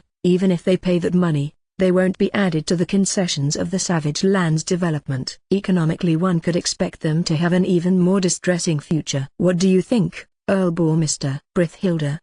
Since both sides' claims are too far apart, it doesn't look like there will be a solution no matter how many days we sit here. Well, the amount of ransom will be rising accordingly though. Wendlin. It's normal to add the money for treating the prisoners to the ransom. Therefore you could call it natural for the burden to increase in proportion to the length of the dispute if it gets dragged out. Since I'm a novice, I'm not very knowledgeable about the rough estimation of the reconciliation money. Therefore, how about having the special envoy Dono, who has a neutral stance, present an idea that can become an indicator? Wendlin. Me? Knapstein. Yes. I believe you have made the calculations already just in case. Wendlin. That's true. For caution's sake I have calculated it already. Knapstein. Viscount Knapstein, who is the type of a serious bureaucrat, has created his own special arbitration draft after all. However, such arbitration drafts from the royal palace's side aren't accepted often. Knapstein. It doesn't matter. Even if it's not adopted,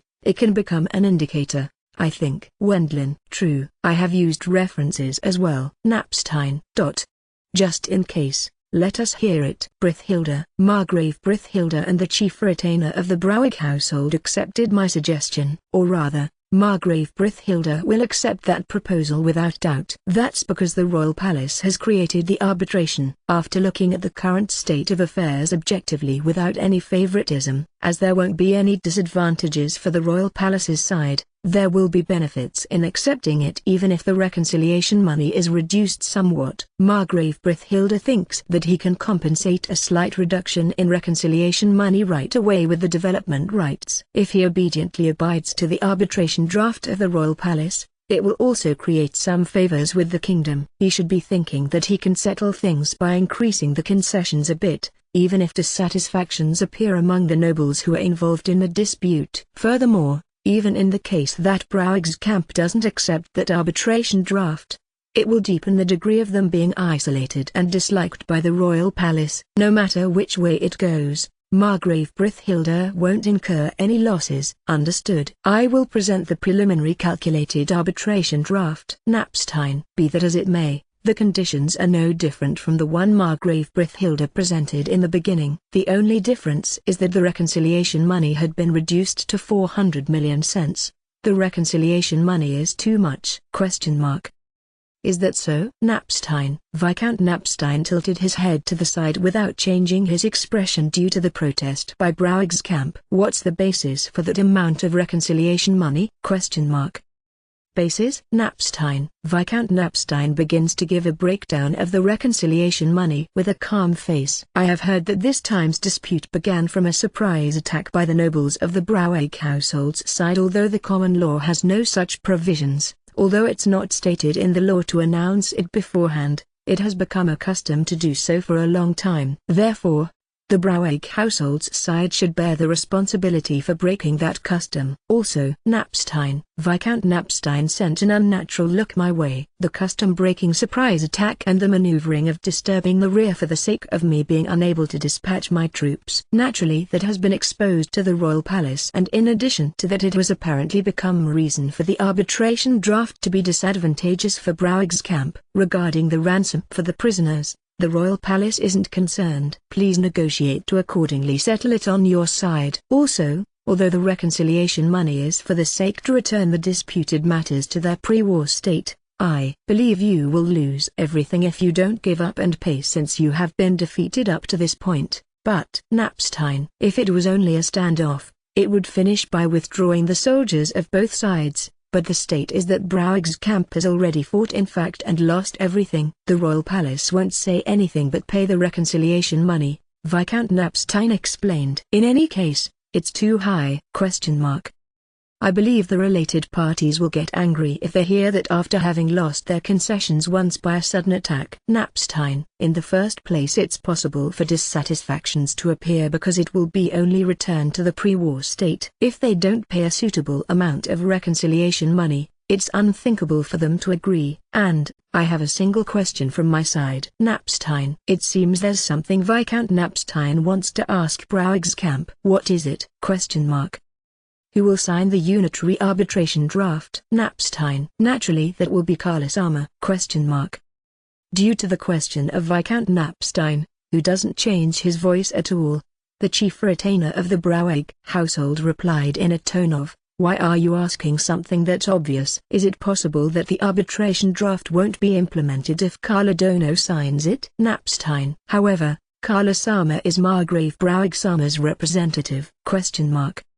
That's weird. Just what is Margrave Browig, who is responsible for one side of this time's dispute, doing now? Napstein. It seems Viscount Napstein felt the same doubt as us. If Margrave Browig himself doesn't sign this, something like an arbitration draft is meaningless, no matter whether we come to an agreement on it. Napstein. No, but, that, If it's a serious illness to the degree that Margrave Browig isn't able to sign himself, it will be fine for his heir to sign as his representative. Napstein.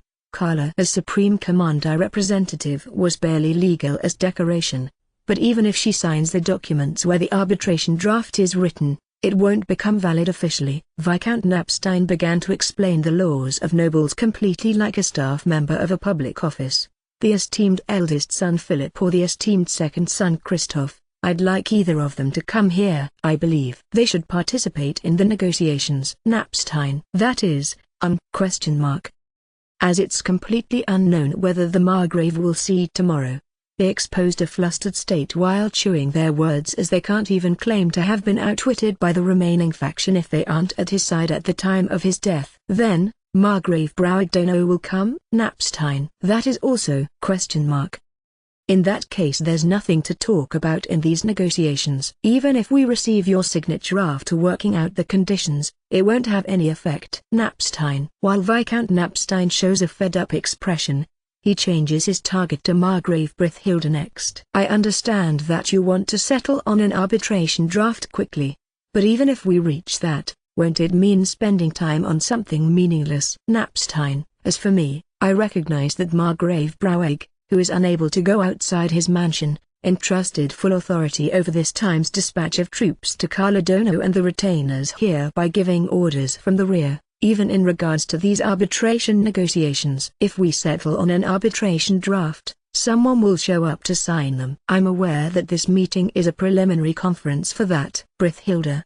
That's your take after all, huh? Napstein. According to the information gathered by our side, Margrave Browig's condition is very likely quite bad. We considered the possibility of a camouflage as well, but once the war situation has deteriorated up to this point, it would be strange for him to not appear at the front. Soldiers have been gathered by many of the supporting feudal army's leaders for the sake of the eldest son, Philip, to get an upper hand as successor. We assessed this to be the consistent outline in the prediction of who caused this time's dispute. Probably using the illness of his father, Margrave Browig, he should have sent out the soldiers in quite the pushy manner.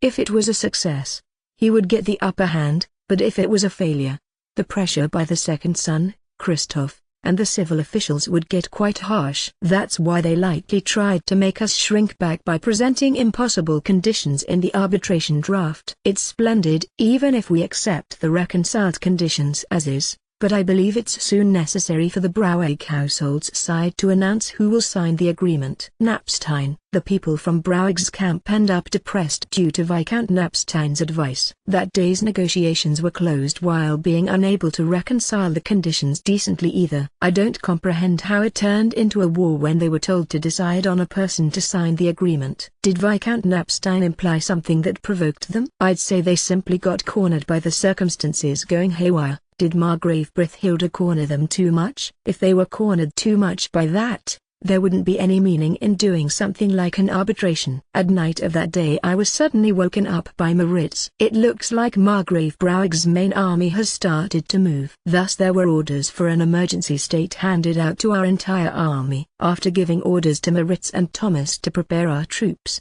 I hurried to Margrave Brithilda's location. There the commanders of our forces were advancing the preparations of the army by giving instructions to messengers with grave expressions. A repetition of the nightmare from several decades before. Huh? Wendlin. Once I examined the state of Margrave Braueg's main army with a telescope I took out of my magic bag. They had put the files and ranks of their army in order while lighting a large quantity of torches.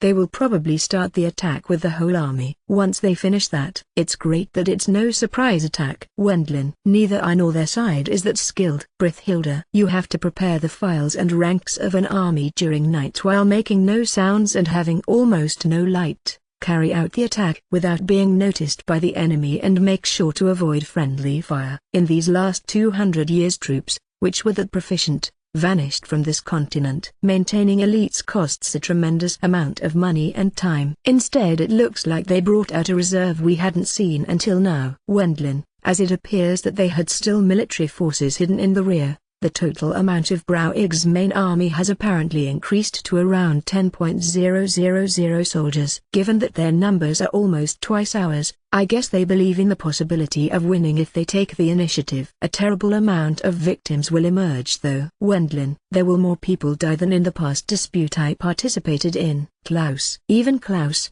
who accompanied me, has a bitter expression due to them starting a reckless war. Even if Margrave Braueg's side won here, it should definitely come back and bite them in the ass. If it really turns into a war, the royal palace likely won't hesitate anymore to intervene. What's that Braueg lot thinking? Wendlin. To falsify the situation. Brithilda. Margrave Brithilda predicted that it was a scheme by the leader of the feudal armies who acted as delegation representative at the negotiations. It's a war between fellow nobles, thus they will be able to gain a certain amount of evaluation if they win. Brithilda. Before that, the damage will be too high and they will be hated by everyone. Their side still hasn't achieved anything, but Wendlin. That's why. If they don't achieve anything, it will be their ruin. Brithilda. I don't know to what degree they are following the eldest son's, Philip's, intentions by dispatching the soldiers, but they probably want to avoid the future of accepting a disadvantageous arbitration draft because of a decisive defeat. If that happened, all of them, who have led the army, would lose their standings. That's because this would be the decisive factor for the second son, Christoph, to become the successor.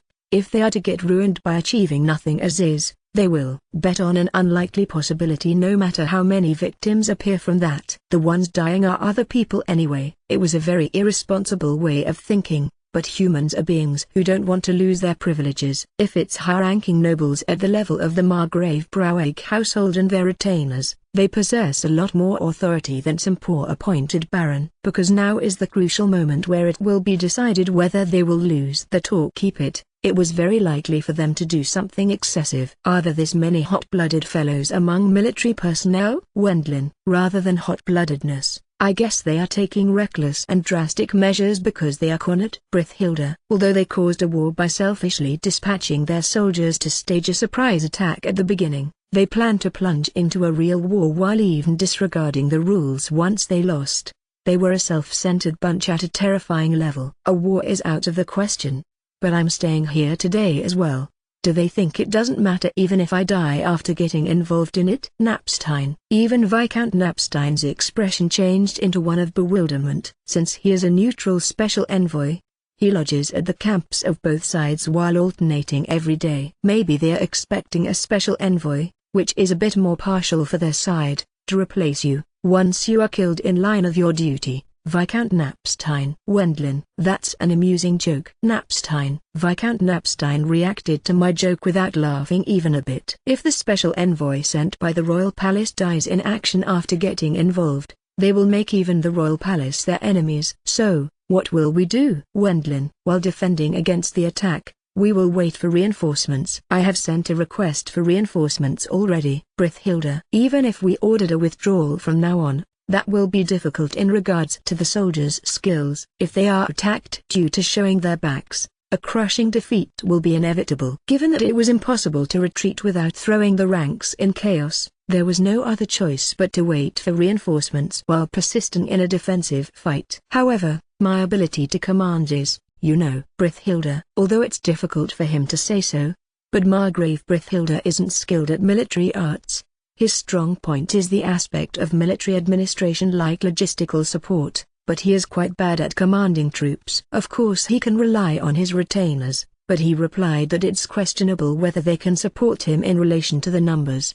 In that case, there's nothing left but to do it. Wendlin. If it turns into a war, it might change into a tragedy for our feudal army with less than 100 soldiers. There's also several women. There's no way for us to get overrun just like that. Will you blow them away with magic? Brithhilda. No, I will make them unable to fight with area stun. Wendlin. Isn't that difficult? Brithhilda. Something like crippling the combat ability of the enemy army, which will close in as one vast group of 10,000 people over an extensive range, with area stun is probably impossible to begin with, even if I use all of my mana. Accordingly I have a plan. Wendlin. Time is too precious to stand here and explain it. Thus I started to prepare while explaining the plan. First off, advancing around 20 meters from the front line of Margrave Brithhilda's main army, I plumped down in the grasslands sitting in a cross-legged Zen meditation posture. From my magic bag I take out all magic gems I prepared in advance learning from last time, grab only the magic gems I'm able to grasp in both hands and place all of the remaining gems on top of my crossed legs. Full throttle mana usage, huh? Burkhart. Please help out as well. Burkhart-san. Wendlin. Okay. Guess I have no other choice. Burkhart. Burkhart-san also sat down right next to me in a Zen meditation posture, held in both hands the magic gems which he prepared in large quantities and placed the rest on top of his crossed legs. Using such amount of magic gems, will it be a wide-range area stun? Katharina, who came to see Burkhart-san's and my state, had a cramp on her face after hearing about this reckless strategy. Since it became like this, there's no other choice but to bet on Elsama's amount of mana. I'm only in charge of the range I'm able to cover by myself. What will you do, Honorary Associate Baron Dono? Burkhart. I wonder what you are asking here. Of course I will participate. Katharina. It looked like she was slightly uneasy, but she probably thought about the chances of success by predicting it in her own way. She sits down, opposite of Burkhart-san with me in between, while crossing her legs in a Zen meditation stance. Furthermore, she took out a large quantity of magic gems from her own magic bag. It will be difficult to control the mana. Katharina. It's fine to pull out, if it looks impossible. Burkhart. Since I expressly received special training, I want to confirm the results. Katharina. We are now able to cast a wide-range area stun, but it's necessary to appoint the range divisions to not overlap with each other. Since we had such nice amount of magic gems, our biggest objective was to use them all up. Given that one will faint if they use up all of their own mana, you have to consciously absorb mana from the magic gems one after the other before that. If one fails to support the mana supply for even 0,1 seconds, they will faint before the mana is absorbed from the magic gems. If that happened, we wouldn't be able to cast such a vast ranged area stun. We, who have gone out in front, would likely be squashed by the charging enemy army. There would also be an enormous number of victims in a real battle. It's not using the internal mana by squeezing it out as much as possible but losing mana from the body at once. You have to absorb mana from one magic gem to another as fast as possible. Burkhart. The total amount of magic gems possessed by us three is 60 gems. According to Burkhart-san's calculation, if we use all of them up before fainting from using all of our mana, we will somehow be able to make the majority unable to fight. The one in charge is Wendlin. It was a rough explanation because there isn't much time, but it's around a tenth of the edge for Burkhardt-san and around a fifth of the same edge for Katharina to deal with. In the end I became responsible for the majority of the central part of the army. Unfortunately this amount of mana are mine and Katharina Juchan's limits. Burkhardt. That's so. My mana capacity has reached its limit in the previous capacity unification. Katharina. If I failed, that would lead to the failure of the strategy. Even if the two of them made a mistake, we would be able to sufficiently withstand them until the reinforcements came. Since we would surpass their numbers, I want to decrease the victims by us three succeeding, if possible. Katharina. If we fail, I will escape and let Wen's group bear the complaints from the others. Katharina. Once we finished preparing the wide-range area stun, Elise, Wilma and Klaus showed up. That's true. If that happens, it will become something beyond expectations. Even Ina declared that she will escape in a small magic airship in a hurry while letting me bear responsibility. Katharina, you look a bit too heavy. Wilma. I gained a bit of weight since I started living with Wendlin-san, but I'm not that heavy. Katharina. Wilma abused Katharina verbally that she seemed to be too heavy. Katharina rebutted that, since I have the ring I was given by you, Wendlin-sama, I will cast Light of Miracles twice. Elise. If that's the case, I leave the replenishment of Earl-sama and Honorary Associate Baron-sama to you. If it's only me, the burden might be a bit too high, I guess. Burkhardt. Elise has Light of Miracles, which is capable of recovering mana, albeit only half of it. If she uses this, it might be possible to attack twice. If that's no good, it's also possible to pick the choice of running away. Carrying Burkhardt-sama, old man stench. Wilma. That's a lie. I still don't stink like an elderly man. Burkhardt. Unfortunately Wilma's statement was no lie. With Burkhardt-san's age being over 50 years already, he couldn't avoid something like that no matter what he did. No matter how much he glossed it over with perfume, he couldn't deceive Wilma's keen nose. Juchan's. I still don't have such smell. Okay. Burkhardt. What should I say? Elise. The level of the chief retainer of the Browig household, who came to the negotiations, is Wilma. No, don't lump me together with such pig tilde. Burkhardt. Burkhardt-san, who had his distinctive body odor of an elderly man acknowledged by the entire female camp, screamed on the spot completely as if to say that it was for the sake of raising the morale before the fight. They will be here soon. Klaus. All right. I will capture that pig. Burkhardt. It totally feels like he is venting his anger, but just as pointed out by Klaus, an earth tremor reverberated from several hundred meters ahead of us. The mounted knights and the dashing infantrymen charged to overrun us. What will they do if it becomes a real battle? I guess they believe that they can manage somehow or other if they win. Although they are pretty much chief retainers of a high-ranking noble, there didn't seem to be much of a difference to Walter and Carl in their cornered thinking.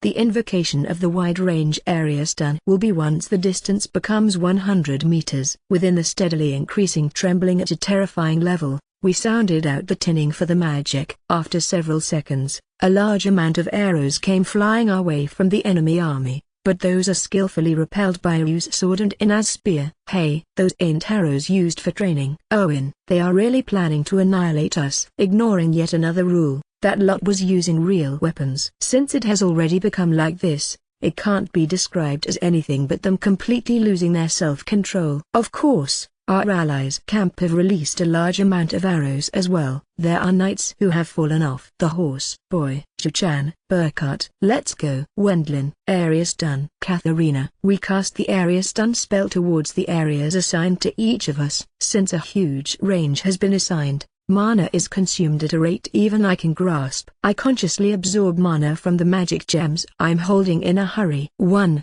2, 3 magic gems become empty in an instant. At the moment the last one was empty, the entire enemy army, which had approached up to 50 meters, fell to the ground simultaneously. Knights collapsed together with their horses on the spot. Same for those like infantrymen.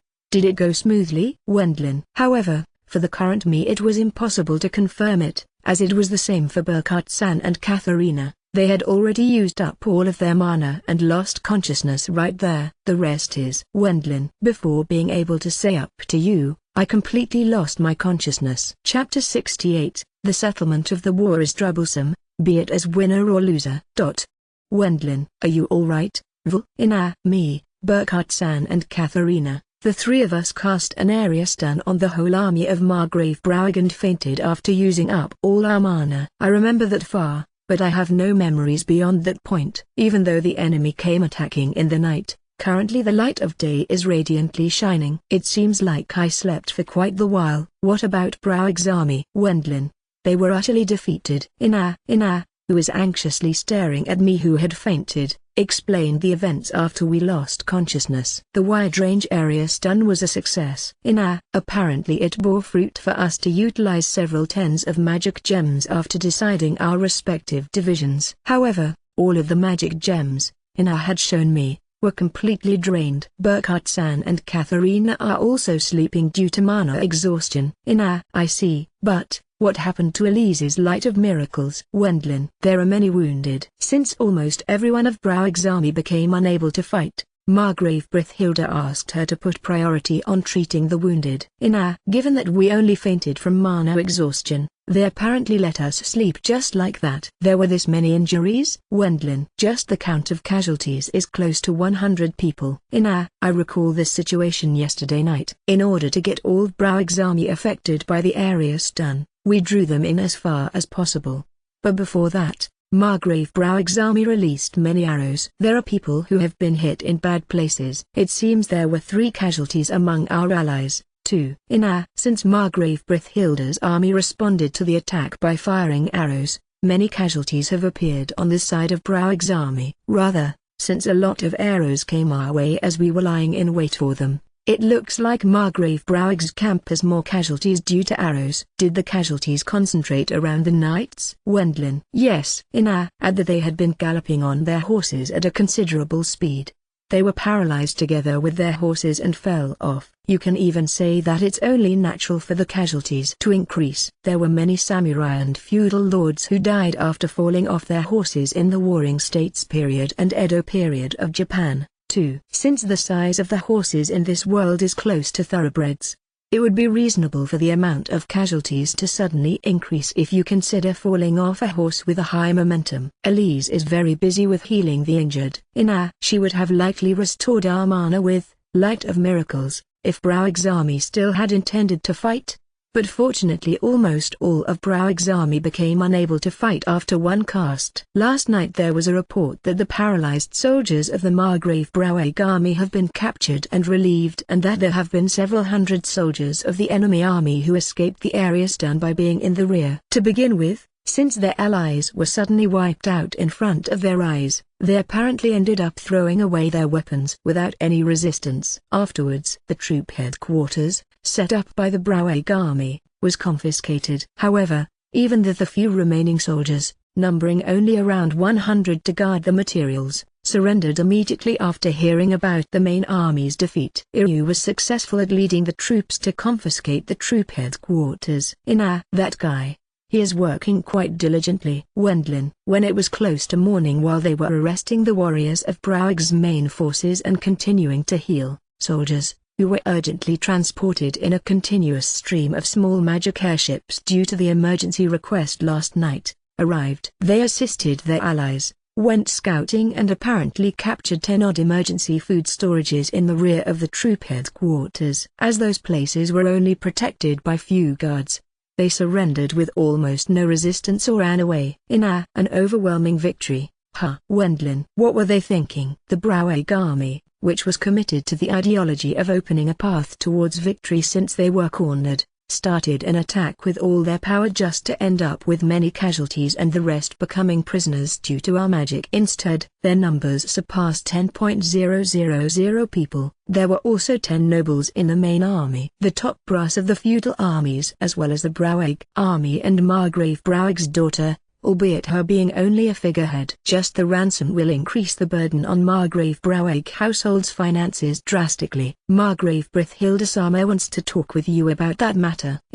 Got it. Wendlin. It looks like the time is already just before noon. My mana recovered completely because I slept for a long time. I also felt like my maximum amount of mana gained a bit. In exchange I feel a bit dizzy due to my tremendous hunger. After eating chocolate, I took out from my magic bag I get up from my makeshift bed with Ina's help. You okay? Ina, it's the same as at the time of the battle with the dragon golem. I will recover soon. Wendlin. A short while later I feel clear-headed as the sugar apparently reached my brain. With this I should finally go to Margrave Brithhilda's location. Any difficulties? Ina, it's fine, but please support me for a little while. Wendlin. I had no particular dizziness or such when I tried to stand up. But since she has a nice scent if I lean against Ina, I pretend that my condition is a bit poor. What about Katharina? Wendlin. The same as with you, Wend. I think she's still sleeping. Ina. Once we moved to a slightly apart makeshift bed where Katharina was sleeping. She was apparently already awake. My stomach is empty. But I will endure here. Katharina. A diet. Wendlin. To the bitter end it's for caution's sake. But it's possible that I might become fat. Katharina. For caution's sake, Ina. It doesn't particularly seem to be the case to me, but I wonder how it's in reality. I don't mind it, but it might be a serious issue for the person herself. Is that so? Rather than that, Margrave Brithhilda is calling us, Honorary Associate Baron Dono. Ina. I guess so. Katharina. She was summoned because she is a noble as well, as she slept for almost half a day after using up all of her mana. The sugar level of her brain isn't sufficient, it seems, as she wasn't unable to stand up like she wished. She sat on top of the makeshift bed and shook her head. Hey, eat something sweet. That will make it easier. Wendlin. Sweets are. Katharina. You were told by Burkhart-san. Something like dieting is unnecessary for you. Wendlin. Now that it has come to this, I can only push it into her mouth forcibly. However, since it's possible for her to close her mouth if I push it in with my hand, there's nothing better than snatching her calm judgment away here. I hold a piece of Choco in my mouth, kiss Katharina just like that and force the piece of Choco with my tongue into her mouth. She ate it due to the forceful mouth-to-mouth feeding. Katharina. Due to my unexpected deed, the head of Katharina, who has no immunity towards such methods, ended up boiling. She was in a daze while being bright red, but she is apparently chewing the Choco which was crammed into her mouth. Do you want to eat a bit more? Wendlin. She successively eats 3 pieces of Choco with mouth-to-mouth feeding. Katharina, whose head was in a state of boiling, swallowed down the Choco without any kind of resistance. That went well. Wendlin.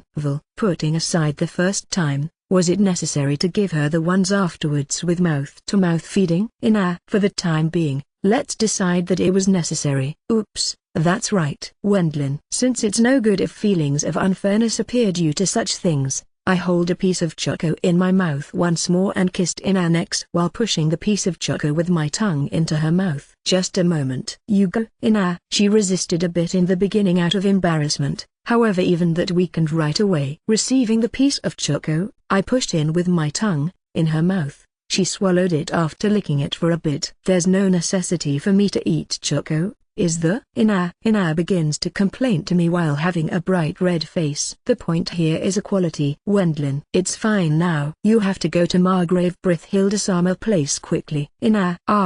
There was that, too. Katharina. Wendlin. Since you have done something weird, Ina. Once I turn my look towards the makeshift bed where Katharina had slept. She was in a state of absent-mindedness while still having a bright red face. It seems she still hasn't returned to reality as the stimulus was too strong.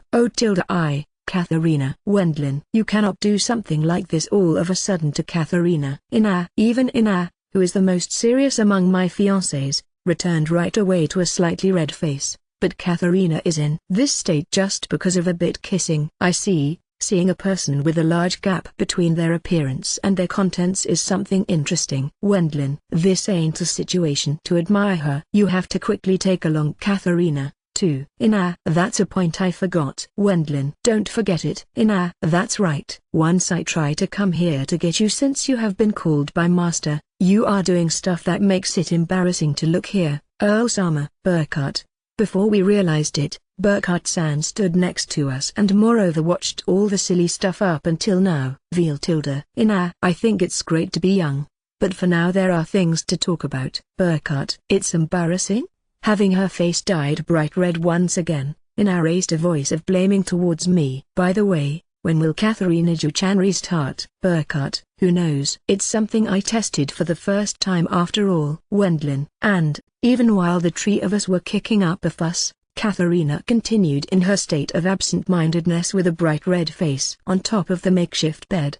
"Did you recover your mana, Earl Boar, Mr. Brithhilda?" "Yes." Wendlin. Somehow reactivating Katharina, we headed to the troop headquarters of Margrave Brithhilda's main army in a hurry. Margrave Brithhilda, several of his retainers, 10 nobles who are providing their feudal armies and their retainers had gathered there. Apparently we arrived last. I have brought in Alonga's guard. And since Katharina is an honorary associate baron who hasn't provided a feudal army herself, she participates as one of the nobles. Once we sat down, a young subordinate soldier brought some tea. "Once I drink it, it has a lower fragrance than the ones Elise brews, but there's no choice but to endure as she isn't here due to her healing the large amount of injured who appeared in yesterday's battle." "Well then, yesterday was a disaster where we had been dragged into a war." Brithhilda. Margrave Brithhilda intentionally stresses the word war. "Until now that had been a drawn line for conflicts occurring between nobles, disputing with the method of having as little as possible people die. Fellow nobles dispatch their soldiers in regards to concessions. There are people who call it a war since it's troublesome, however for the kingdom that was a dispute. From the point of view of the kingdom's government, no war has broken out after they have signed a ceasefire agreement with the Holy Empire Urquhart. Since this is a petty strife between fellow nobles of the same country, they call it dispute. However, it's difficult to call what happened yesterday a dispute. There have been close to 100 casualties. Different from the accidental clash several decades ago, the Browag army clearly started the battle with a total military force of 10,000. After calling in the reinforcements who hid in the rear, they even changed their weapons from those used for training to those used in actual combat. The mounted knights tried to demolish and trample down Margrave Brithhilda's main army as vanguards. If they were successful, the number of casualties among Margrave Brithhilda's army should have easily reached 4 digits. Anyway, it's an annoying situation. Brithhilda. After we cast area stun and fainted, Margrave Brithhilda struggled hard with the post-treatment without sleeping at all. They disarmed and arrested all of the soldiers of Browag's army who had collapsed due to a paralyze. The injured are treated by Elise and the priests who have joined the campaign and are able to use healing magic. Even though reinforcements are gradually getting here on small magic airships and such, it's still troublesome to manage the situation of the prisoners since there are this many. Originally it's not allowed to cross the border in such disputes. But such stuff can't be said in this situation either. Dispatching small units, we gained control of the troop headquarters of the Browag army and the emergency food storages in the rear. There were 100 soldiers at the troop headquarters and around 20-30 soldiers per emergency food storage. Because they had mostly surrendered, they had to be managed as well. Furthermore, there's also the possibility of another unit starting an attack to free the prisoners, as it's indispensable to scout. Moritz, Thomas, Iru, Louise and 10 of my soldiers are participating in the investigation of the surroundings since the army's short of hands. Fortunately Special Envoy, Viscount Knapstein, is here, I guess. Brithhilda. He will verify that this war had been started by the Browag household's side. I decide to believe that at least our side won't get blamed one-sidedly. I couldn't deny the possibility of him betraying us at the last moment and scheming something though. I guess you are harboring some concerns since I'm a person from the royal palace, but it's a fact that this war had been caused by the Browag household. Knapstein, even though he presented an arbitration draft according to the usual price and conformed to the customs, Viscount Knapstein stated that this would be now out of the question as they started a war to break down their current disadvantageous circumstances without considering the consequences. His expression was as usual, but it seems like he himself is angry as well. Since he lodged over here last night, he might have gotten killed in the worst scenario. However, there's one big problem. Brithhilda. A problem that made it unclear how to settle the state of affairs, which became even more tenacious, appeared. Together with the nobles and soldiers of Browag's side, we have captured and left to our allied feudal lords in the dispute area, the total number of prisoners, which the Margrave Brithhilda's household is currently managing, is close to 20,000. Even if we claimed the expenses afterwards, there would be no doubt that it will be a lot of work. In addition, although it's necessary, we are already moving our troops into the territory of Browag's side. It seems that the Supply unit, which came in the early morning to carry the food to the troop headquarters and to the more than 10 emergency food storages, had been completely captured, including the personnel. Since the number of people is large, it is indispensable to frequently transport food. Brithhilda. However, if the Supply unit doesn't return, the Browake household's side should find it strange.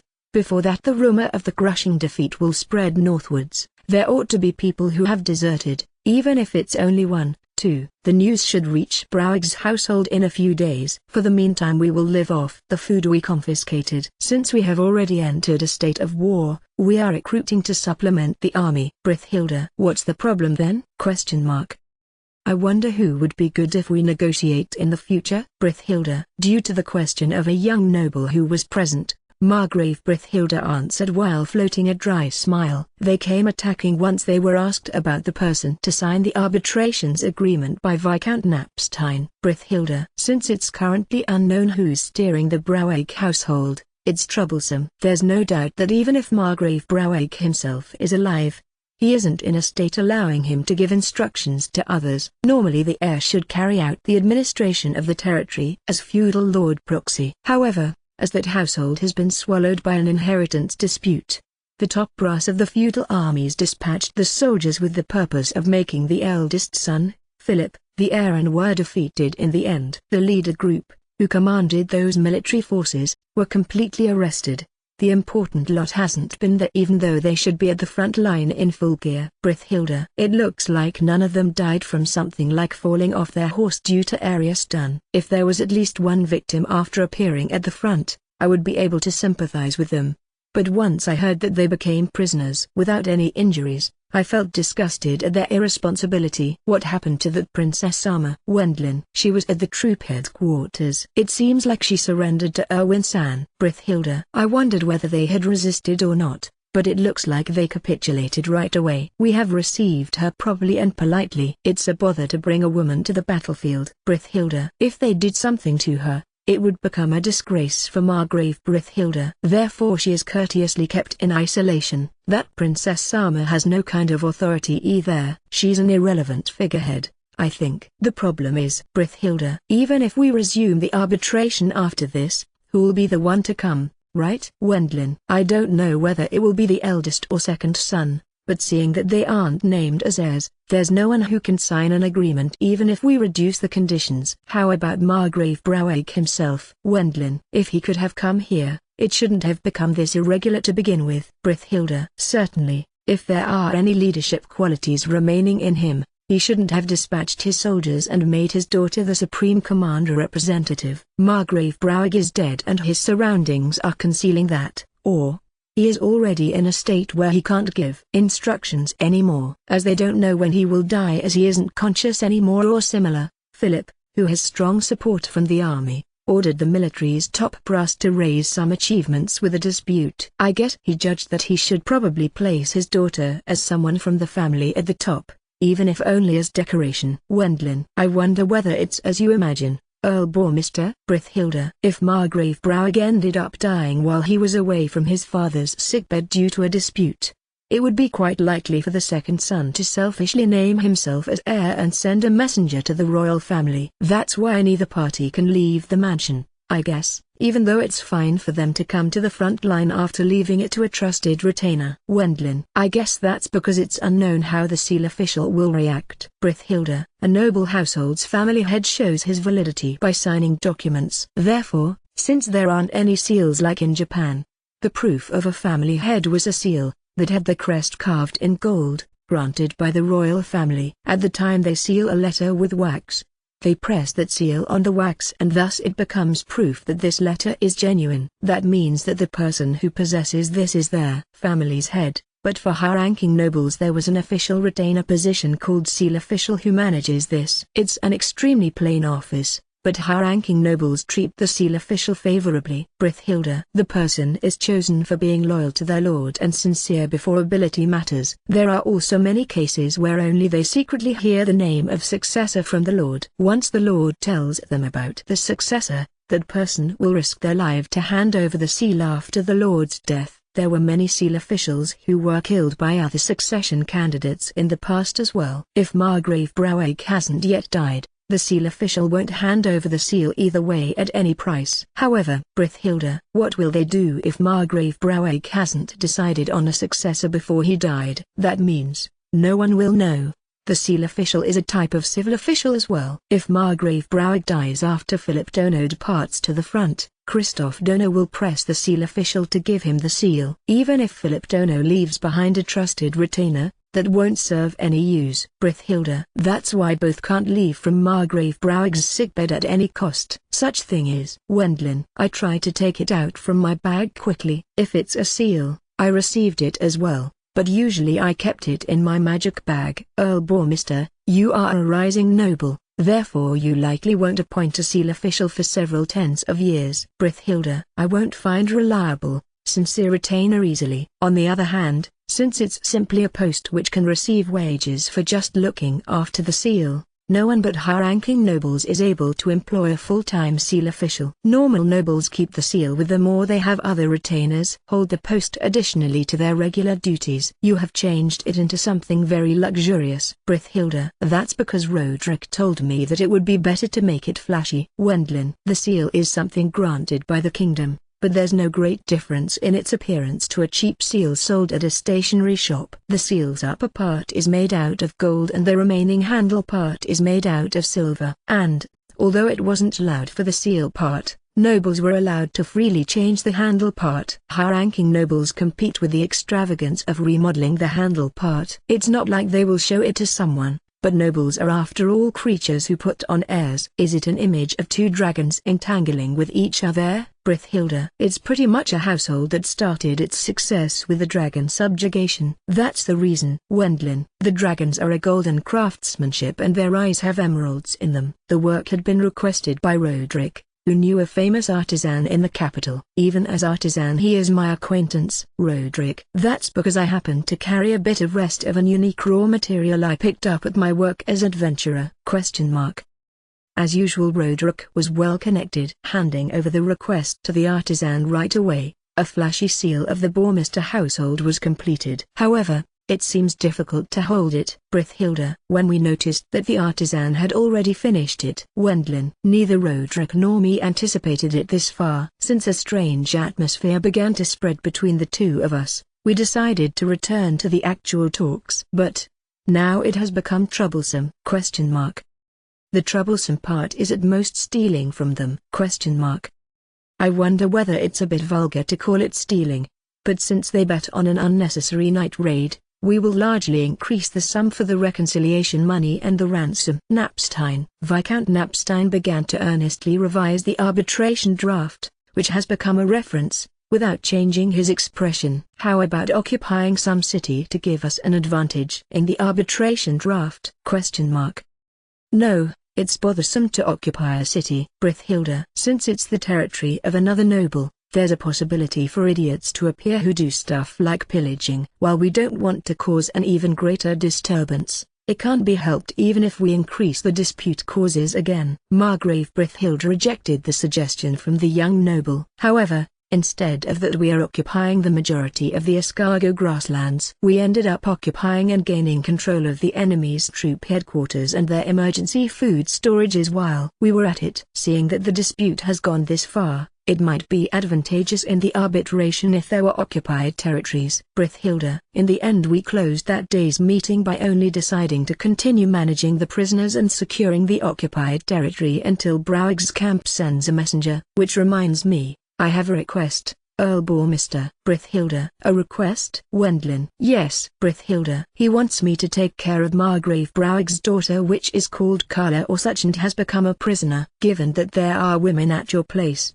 Earl Bormister, could you have them take care of her as fellow women? Brithilda. Although he has cautioned them, there's nothing but men at Margrave Brithilda's place. She likely feels depressed being surrounded by nothing but men over there. Since she is the daughter of a noble, it's necessary to properly look after her even if she's a prisoner. If something happened to her, It would cause Margrave Brithilda's reputation to fall, even though it's fine to not bring women along since it's troublesome. Brithilda, he ended up saying unintentionally to the elderly chief retainer who worked as representative in the negotiations and who became a prisoner. Of course that retainer didn't change his disappointed expression without saying anything. I don't mind, but if I like her, I will propose for her to become my wife. Wendlin. Heroes have a great fondness of sensual pleasures. Huh? I'd like you to pardon me from that. Brithilda. It looks like Margrave Brithilda considered my statement to be a joke. In fact it's a joke. It's very improbably since it won't happen due to the opposition by the surroundings. However, she, Wendlin, with black hair and black eyes, she has a face close to that of a Japanese in this world full of Western people. Moreover, her atmosphere resembled my girlfriend from my student days in my previous life quite a bit. To the bitter end it's just the atmosphere though. Carlage's appearance was that of an overwhelming beauty. Are you alright with that? Wendlin. About the matter of putting her among fellow women? Got it. Although we raised even more achievements by defending against the law-breaking night attack of the Broweg army, I didn't realize that we might have been dragged into an excessively troublesome situation. Chapter 69. The one in charge, come out immediately. It's been a while, Carla-san. Elise. You too, Elise-san. Carla. Finishing the meeting with Margrave Brithilda and his retinue, we took the aforementioned Carlager with us at once and returned to our field encampment. Being the daughter of Margrave Broweg, she served as Supreme Commander representative of their feudal army. She has to be treated politely, but as Margrave Brithilda's army hasn't even a single woman with them, it was decided that we would look after her. After exchanging courteous greetings for starters, we walked with her and two maids she took along as caretakers. Although Margrave Brithilda said that she was the only woman, there were at least maids to take care of her after all. Given that both were young women just before 20 years in age, it might be that he pushed them onto me as he felt like they would be troublesome to deal with. Once we entered the tent within our field encampment, Elise, who healed the soldiers, came back alongside Wilma who served as her bodyguard. And they both, being acquaintances, greeted each other. You are working as Supreme Commander representative or such? Elise. Yes. Father isn't conscious anymore. It won't be strange for him to pass away any time now either. Carla. Margrave Broweg was after all in a condition where it wouldn't be weird for him to die any time. That kind of information is. Wendlin. It's meaningless to hide it at this point in time. Carla. Apparently she has talked about it with Margrave Brithilda as well. She also told him about her two elder brothers staying close to the sickbed of the almost dead Margrave Broweg so that neither can steal a march on the other, and that she became the Supreme Command representative thanks to that. However, this expedition. Wendlin. Both my elder brothers are involved in it. Carla. When I was wondering whether it was just the eldest son's, Philips's, order since he is nothing more than a military man, it looks like the second son, Christoph, was participating in it as well. Not all of the military personnel is under Philip. There are also authorities supporting Christoph among the military officials in charge, like those responsible for supply. It appears that there's an old strife for power between civil and military officials existing in the background of this quarrel between brothers. To begin with, Christoph's participation was only natural since there won't be any budget if the higher-ups in the financial affairs department, who support him, don't give their permission. In other words, this time's expedition is a competition of the two. Wendlin. At first it was Philip Nizama acting on his own. Carla. The whole matter began with Margrave Broweg, whose health deteriorated since around a year ago, finally succumbing into a comatose state. While having two sons, he fell into such state without deciding which of the two should become the successor. Philip Nizama and the retainers, who support him, are saying in the first place, it's only proper for Philip Sama, who is the eldest son, to succeed the household. There's no need for something like the Lord's Testament. Christoph Nizama and the retainers, who are backing him, objected with Christoph Sama is the child of Hildegard Sama, who is the legal wife. If you follow the merit of lineage, it goes without saying that Christoph Sama is the proper successor. Carla. Currently the territory is in chaos due to the polar positions of the two and the retainers supporting them. Carla explained. Especially after Margrave Broweg fell into a comatose state, the mansion turned into a standoff so that either side won't selfishly fake a testament after his death and send a succession announcement to the kingdom. Why didn't Margrave Broweg name a successor? Wendlin. It's because he wasn't able to to deny the possibility of a civil war in case he chose either of them. Carla. It was a disturbing story, but as both parties' authorities are competing with each other, he expected one side to rebel if he chose the other side. Although it will be connected to promotions if the retainers are supporting the winner, those who have supported the loser will have to face demotions and in worst case dismissal, too. Since the future looks bleak for those like the young people as well, the discord naturally grew large. In addition, they have been excluded from the special procurements of the recent Savage Lands development. Carla, you are complaining to me about this matter as well. Wendlin. I understand your reasons. Carla. If they consider their frequent harassment towards Margrave Brithhilda, they should know that they are in no position to complain about being excluded. However, there were many objections from their vassals for them not apologizing at this point, too. Therefore, in order to reduce their unhappiness, Philip and the retainers from the military side supporting him carried out the troop dispatch and the rear disturbance in the night bore Mr. Territory. This is the real situation of this time's battle, distracting from the internal mess with an external war. So, which side is the lead? Wendlin. Pretty much it's Philip Nizama. His support from the military authorities is deep. Carla. Speaking of the feudal army, which consists of people with distinguished military service, supportant Philip, the war should give them an advantage in the succession dispute, that hasn't been decided with the family head in a coma, while suppressing the eastern nobles by stealing concessions, even if it's only few, from the southern nobles. Carla, who has looked after the unconscious Margrave Browig in his sick bed, apparently has heard about such plans from Philip. So, did the second son, Christoph, take an opposing stance to the troop dispatch? Wendlin. On the surface yes, but I can't say that it's necessarily like that. Carla. Christoph, who has a strong backing from the retainers responsible for domestic affairs, has officially adopted a stance of being against the war this time as there are no benefits from it. However, as it's necessary to grant budget for sending out the feudal army, one can't say that he is 100% against it either, since they had been dispatched without a problem. That means,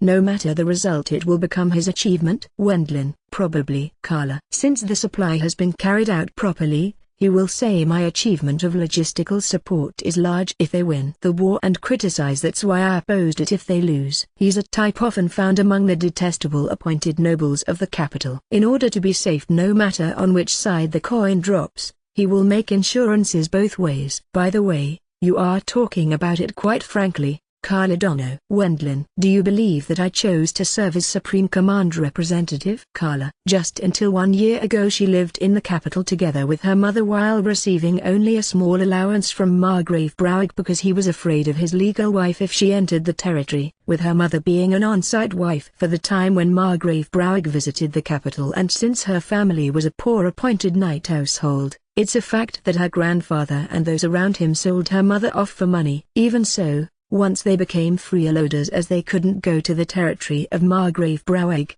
they were treated as obvious nuisances by her grandfather and uncles. Since she would only experience bad things if she stayed in that house, she frequented the church every day since her childhood and received education and teaching in archery there. Apparently she hunted in the capital's outskirts in the remaining time. Nevertheless, I was suddenly summoned around 1 year ago. Carla. It was because Margrave Browig's health deteriorated, and now that he entered his sick bed, he just accumulated stress due to the legal wife being noisy about nominating her darling second son, born by her, as successor quickly. Even her married elder sisters began to calculate how large the profit will become if they stick to either side, and the crucial two successors didn't leave the sickbed in reverse. It was for the sake of the opponent not selfishly and impertinently starting the procedures to become the successor if the other party is away. At the time of Margrave Browig's death, Margrave Browig, who saw that situation, was likely disappointed in his family for not worrying about his own physical condition in the least. He called his beloved daughter, Carla, thinking that he sheltered her by having her live in the capital. His heart grew weak when he fell ill. That might be so. Carla. Maybe it's like thinks, but Carla entered the Margraviate Browig territory, unable to decline since it was an order of the Margrave, who is an important noble, and looked after him at his side. I was showered with sarcasm each time my two married elder sister-in-law Samas and my stepmother Sama, who is the legal wife, came. Carla. Even though the one who called her was Margrave Browig, There were apparently many situations where she was verbally abused in a hysteric manner, being called a female vulture scrounging the decaying flesh who came after he got close to death. That was terrible. It doesn't particularly matter to me though. Carla. Judging from the story so far, Carla is likely a woman with a very strong feeling of independence. She shouldn't lose to such women if you consider her skill in archery and such. Thus she simply ignored the hateful words of the legal wife and her elder step-sisters. How strong-willed. That's because I had barely the status of a noble until just a year ago. Carla. Even though she was neglected until then, Margrave Browegg, whose heart became weak with the sickness, called Carla with the selfish delusion of at the last moment I will reconcile with my daughter who was born by my lover in the capital before my death. From her point of view, it was likely a feeling that she wanted to finish it quickly, receive some reward and return to the capital. However, it didn't go that conveniently. Did it? Louise. No, it didn't. Carla. Just as Louise feared, Carla ended up getting dragged into the inheritance dispute of the Margrave Browegg household. The two elder brothers were kind to their far younger sister from a different mother, but that kindness was out of self-interest. I guess they told them, if you support me in becoming the next Margrave Browegg, Carla will marry your son or such. Either of her elder brother should have tried to gather support by saying such stuff to several influential retainers. Certainly, it wasn't such an unusual story either. If Carla-san became their wife, it would promise the rise of their households under the next feudal lord. Everyone probably participated in the succession struggle frantically. Elise. The rest is likely as Elise has said. However, with the crucial Margrave Browegg himself not being dead yet, both successes lacked the deciding factor for their victory. Accordingly, the top brass of the feudal army, who made use of Carla as bait, made Philip's idea of a troop dispatch reality. Philip Nizama planned the troop dispatch with the top brass of the feudal army, but he didn't place himself as head of the army. Carla. They were watching each other. When it was necessary to have someone from the household as supreme commander, I was there by chance. That's how it went. Carla. From Carla's point of view, there were likely parts where she thought that it somehow didn't matter either way, since it couldn't be helped if she was inaugurated as mere figurehead of the feudal army or if she looked after her father on his sick bed. Even when she was questioned by Margrave Brithhilda and me, she honestly answered everything. You had no motivation, huh? Wendlin. Before that, my Nizamas are irresponsible. Carla. Even though it would have been fine if they at least stood at the head of the army themselves, they forced that upon a young girl at the tender age of 16 because of the danger to be outwitted by their rival. No matter how much I'm a decorative supreme commander, that's wrong, right? Carla apparently thought. They entrusted it to you irresponsibly and the result is a tragedy. Even our side had casualties, though it was very few. The casualties of Margrave Browegg's side has risen to close to 100 people. Additionally, close to 10,000 people became prisoners. Margrave Brithhilda was at his wits' end by just taking care of them. If one considers the effort of managing them, one can't say anything but the one in charge, come out immediately, since they have done something very absurd by violating the customs. Calling in even the reinforcements stationed in the rear, they planned a surprise attack while using real weapons. As for Margrave Brithhilda, since it switched over to a real war, he had additional feudal armies heading over here and our military forces were increasing every day as it was necessary to manage the large number of prisoners. Moreover, since it became a real war, it's wrong to not aim for a complete victory as noble. Accordingly, the majority of the military forces, which increased up to a total of 25,000, have entered the eastern domain and established a field encampment. It was a reuse of stuff used by Browegg's army. In addition, military officials were dispatched to cities, villages and territories of several nobles in the vicinity to declare the occupation of those areas. However, given that it will be troublesome if we really occupy them by dispatching military forces, it will only be the military officials who have been entrusted with the governing as people in charge on site. We decided to occupy since the situation is as it is, but it's possible that we will be criticized by the kingdom's government if we cause trouble for the residents by going there with the army. That's because there was the possibility that violence and assaults would be committed to the residents in retaliation because of the military forces having suffered losses. If those injured parties appealed to the Browegg household and the kingdom, it would be wrong for the kingdom's government, which basically doesn't approve of domestic wars, if they didn't accuse Margrave Brithhilda of having erred. As there are such circumstances, Margrave Brithilda controlled his military forces while consulting with the cabinet ministers through the magic handheld communication device. Work related to the usual governing of the territory, work related to reclamation and the work related to occupying territory with the feudal army. Earl Bourmister, isn't there some spell to create a doppelganger of me or such? Brithilda. When Margrave Brithilda came to ask me that seriously while having shadows below his eyes, I didn't know what would be a good answer. Earl Bourmister, please lend Thomas San and his unit to me. Brithilda. They will apparently tag along to the cities and noble territories, which were declared as occupied, as assistants of the military officials. Given that they are men from the east to begin with, there are many among them who know this area well. There were also the circumstances that a lot of work would be generated for the military officials who were scheduled to be placed there afterwards. Since all of them ended up as your group's prisoners, Earl Bourmister, it seems they are short of hands to govern the areas. Brithilda. It was an unexpected byproduct, with us capturing the family heads and their retainers in the previous conflict concerning the concession disputes. People to govern the areas are now missing. Since all's fine in a state of occupation, they will be sent to help with the governing work as it's a military administration. Brithilda. I just thought of it now, but we are also keeping the soldiers in custody, right? Is that all right? Wendlin. If one looks at the Bourmister household, one will understand that there are many ordinary farmers serving as soldiers in the feudal armies. Having already finished the harvest, they have now entered a period of time where farmers can take a bit leisure.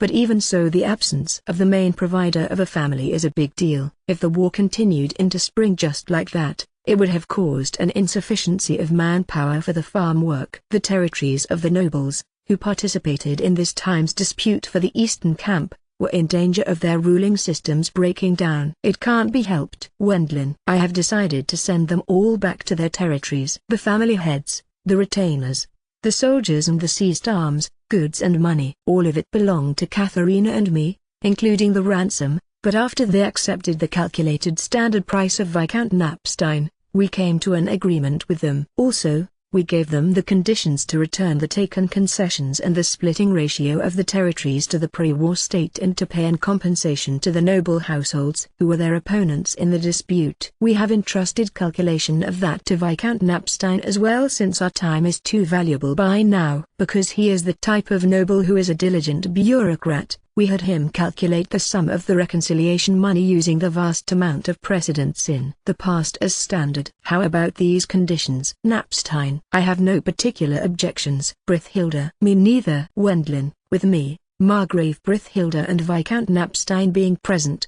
we carried out the negotiations after inviting the nobles, whose retainers and soldier had been turned into prisoners, and the nobles, who had become prisoners themselves.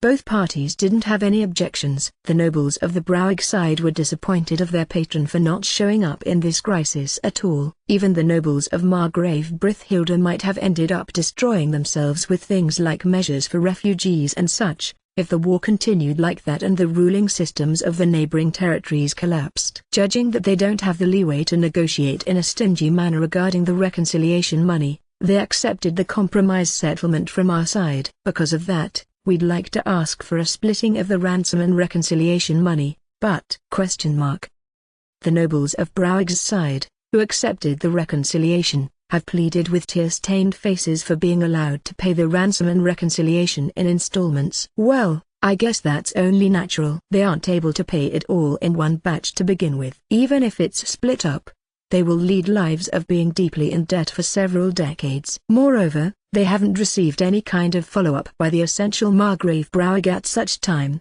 Having said that, if the negotiations get complicated and they remain as prisoners as is, problems will start to appear in the ruling systems of their territories. If they consider the circumstances from now on, it can't be helped for them to become teary-eyed. As there was a possibility that it would turn out like this, we dispatched skillful soldiers. It's because we had this. The nobles of Browig's camp show parchments with a written contract, which were sent from their territories, to the astonished Margrave Brithilda. On that parchment was written that they will be compensated by the Browig household in the unlikely event when they incurred damage in this dispute. Is this legally valid? Wendlin. It is. Brithilda. Margrave Brithilda affirmed its validity. It's not the handwriting of Margrave Browig, but it has the signatures of the eldest son, Philip Dono, that of Christoph Dono, and several of the chief retainers have entered their names as well. At times when the family head can't sign himself due to sickness, such joint signatures become valid. Brithhilda. Such document will become invalid if the family head hasn't signed it, although he is able to do so. But if the family head has a condition which makes him unable to sign it, a joint signature becomes effective. With this it will officially confirm that Margrave Browig is in a state that makes him unable to even place his signature on documents. Once the Margrave Browig household formally admits the illness of their family head, this document will become valid. Otherwise the nobles of Browig's side probably wouldn't have sent soldiers and gone as far as breaking the customs. I have a feeling something like that at this point in time is ... May I say one thing? The anxiety of the nobles of Browig's camp, who were present at the negotiation, is their financial affairs falling into a critical state due to the repayment of their debts. Even if those are split up, according to the contract it seems that the Browig household will shoulder those, but with the current state of affairs the fulfillment of that will be difficult. They are appealing their wish for us to wait a bit with the payment. They are saying that they want it to be split in 200 yearly installments. No, master. Since their losses will be compensated by the Margrave Browig household according to the contract. Klaus whispers quietly with a small voice in my ear. In short, they apparently want to request us and Margrave Brithhilda to subrogate the ransom and reconciliation money and demand it from the Browig household's side. Such a selfish suggestion, although the difficulty for the vassal to refuse their patron's request is obvious if I look at my home in my childhood. If an enormous sum of reconciliation money comes into existence after we conclude the arbitration between us and the Browig household later after this, the Browig household, whose financial affairs would have deteriorated, will give priority to repaying their own debts and might not be able to compensate the other nobles for their losses. Even Margrave Brithhilda won't likely accept it. Such suggestion. It was natural to take it in consideration if it's his own vassal, but they are the vassals of the Browig household. As there's also the possibility that we won't be able to collect the debt from the Browig household in the worst case, he absolutely won't do something like shouldering their debts. In other words, they are saying that they will change their patron. I can't say that's absolutely impossible, but it doesn't happen that often, but this time the situation is as it is.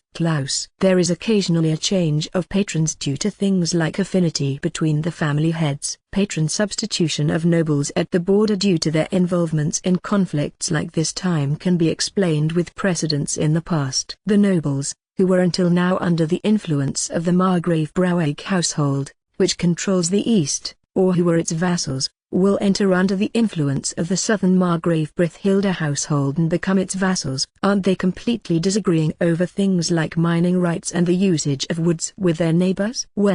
Even between fellow southern nobles those are causes for bad blood, and if those things change hands, they will also carry out one-on-one battles.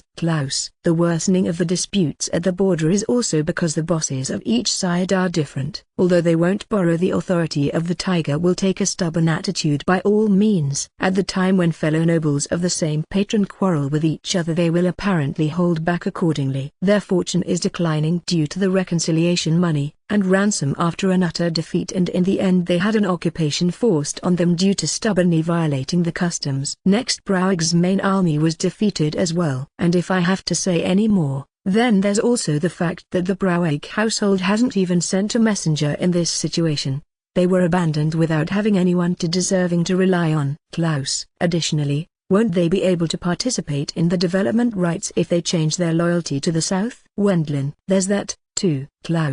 They want to escape from paying the debts by passing them to Margrave Brithhilda and me, including their rights to claim the losses in the disputes from the Browig household. Since there's also the possibility that we won't be able to collect them according to the details of the arbitration, it's a request that's only beneficial for the other party while being totally disadvantageous for us.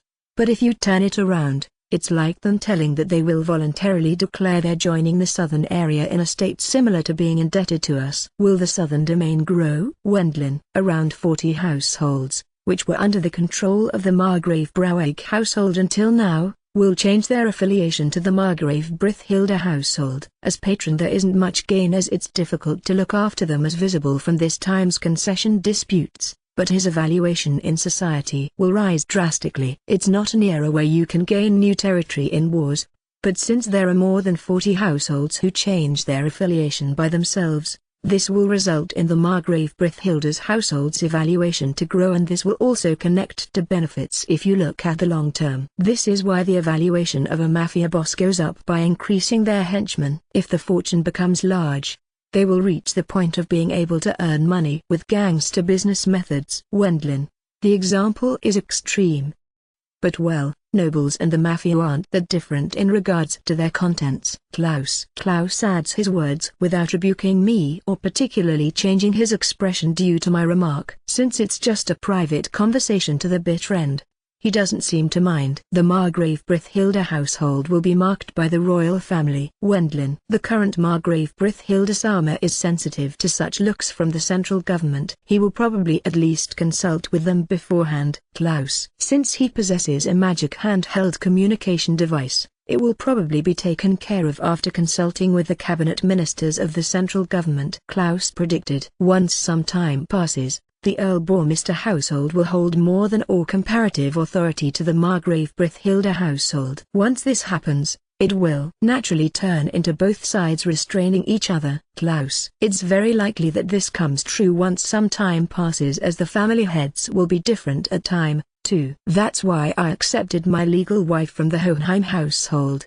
which works in an important office of the church in the capital. Maybe that trend will continue even after the next generation. If it naturally reaches the point of both parties matching as restraint for each other, the danger will decrease from the point of view of the royal family. Being a noble, that's really troublesome. Wendlin. It can't be helped since it's something like an occupational trait. Klaus. It was troublesome to consider such future matters, but we released all of the people who became prisoners, except those of the Brauig household. After various happenings like this, we returned everything like arms, money and goods we seized at the same time. However, it's not like they were given for free. Since Viscount Knapstein had assessed all of its monetary worth, everything became their debts for form's sake. However, all of those claims will just be carried out by Margrave Brithhilda and me on basis of the aforementioned contract. Won't we have to confiscate it by marching up to the mansion of the Brauig household in the worst case? Wendlin. 200 years after the ceasefire with the Holy Empire Urquhart, it's the first time for a conflict between fellow nobles of the same country to have gone this far. Margrave Brithhilda seems to be troubled by this unprecedented part, too. Managing close to 10,000 prisoners, holding the eastern part of the escargot grasslands, the field encampment of the Brauig main army and the food storage facilities in the rear, and sending occupation declarations to the cities and villages around this area. We are waiting for the resumption of the arbitration, even if it's only one day earlier. Isn't that too excessive? The royal palace is baffled as well. Although they understood that Margrave Brauig is seriously ill, there's also the problem of which of his sons will participate in the negotiations. Also, if only one side signs the arbitration draft, the other side will call it invalid. That will happen since a legal next family head hasn't been officially decided yet. If they don't decide on the next Margrave Brauig first, there won't be any meaning in starting an arbitration. What are those two sons doing? Wendlin. It's also possible that the night attack was arbitrarily decided by the one in charge on site. There might be panicking after having heard the reports. Klaus. It was also possible that both of them are quarreling who's at fault at the bedside of the currently comatose Margrave Brauig. If they are really doing that, I wonder if it's only me who will consider it as problematic for either of them to become the successor. The troublesome aspect of this problem is that the Margrave Brauig household can't be crushed. Klaus. Even if they are demoted in rank, it will become a question what to do with the remains then. They have reigned for more than 1,000 years in the East. If the Margrave Brauig household, which is a large noble household, vanishes, the ruling system of the East will become unstable. I don't believe that the former retainers and inhabitants will obey that easily, even if a new noble manages to set in. If something like a rebellion is unskillfully triggered, that alone will cause burdens to the economy and public order of the South and the Center. By no means it will work out by leaving it to Earl Bormister and me either. Brithhilda. If he got such extra burden pushed on him, even though there is the development of the savage lands, Margrave Brithhilda would die from overwork. I would end up doing nothing but public works every day, too. Even before that, the royal family likely wouldn't permit it, since we would become far too powerful. There are various things to consider, but it will be troublesome if the East doesn't become somehow stable with the new Margrave Broweg. Otherwise they cannot take it by force officially. Even our side didn't intend to waive the reconciliation money or such, as it would cause quite a few troubles. At present we aren't worried about money. However, it won't be a nuisance to get more of it either. Also, even if the Broweg household gets covered in debts by taking it forcibly until they are squeezed dry, there won't be any problem, since they won't go bankrupt that easily. If going by my previous life, the American car manufacturer Bic 3 and the Japanese Tokyo Electric Power Company won't go bankrupt for the same reason. However, since it would also be a bother if a spoiled second Margrave Broweg appeared here, it was necessary to make them picking a fight with us and them losing heavily to us known to the world. With the main army destroyed, the damage will probably grow even further. We have destroyed an army of 10,000 soldiers, and almost all of them have become prisoners. Even if it's only the ransom, it will likely increase their burden excessively. By doing something pointless, they also ended up increasing the losses. They will once again prepare military forces.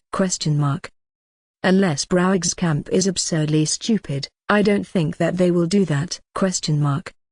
As Margrave Brithhilda said, additional troops didn't come, but likewise a messenger to resume the negotiations over the arbitration draft didn't come either. Margrave Brithhilda became very weary with the governmental and military affairs, but I had free time once I simply created a mud wall and a trench to protect the horses of our encampment. Thomas Group left as assistants of the military officials in the occupied territories. Maritz Group immersed itself in our protection and various routine tasks of a feudal army. That's why there's nothing to do except magic training. Show us your skill in archery. Wendlin. Earl Bormister Sama. Although I'm a prisoner. Carla. Even if you defeat one or two people by shooting them down this late in the game, it will only get much more disadvantageous in the arbitration, right? Here, your bow and arrows, Carla-san. Wendlin. You are a bold one, Earl Bormister Sama. Carla. Since I got tired of the tea party with the female camp plus Carla, I set up an archery target at a tree standing close to our encampment and decided to have Carla, who's renowned for her mastery in archery, demonstrate her skill. It's a situation where it cannot be helped for me to be on standby even though I have free time thanks to the Broweg household. This much of amusement should be tolerable. I will do it as well. Wendlin. Then, let me do it as well. Owen. Sama. Me too. Wilma. Deciding to change it into a contest format more or less, we make it a rule to fire 5 arrows from a position being around 50 meters away. The points will be decided by how many arrows hit the target first and then how far away the arrows hit from the center. Given that the target itself is just a suitable board with a painting on it, it's not like it is a formal archery target and thus it had a partial feeling of playing around. Let's decide the order with lots. Wendlin. Choosing the order of shooting with simple lots made out of wooden sticks. The first to shoot 5 arrows will be you. That was so.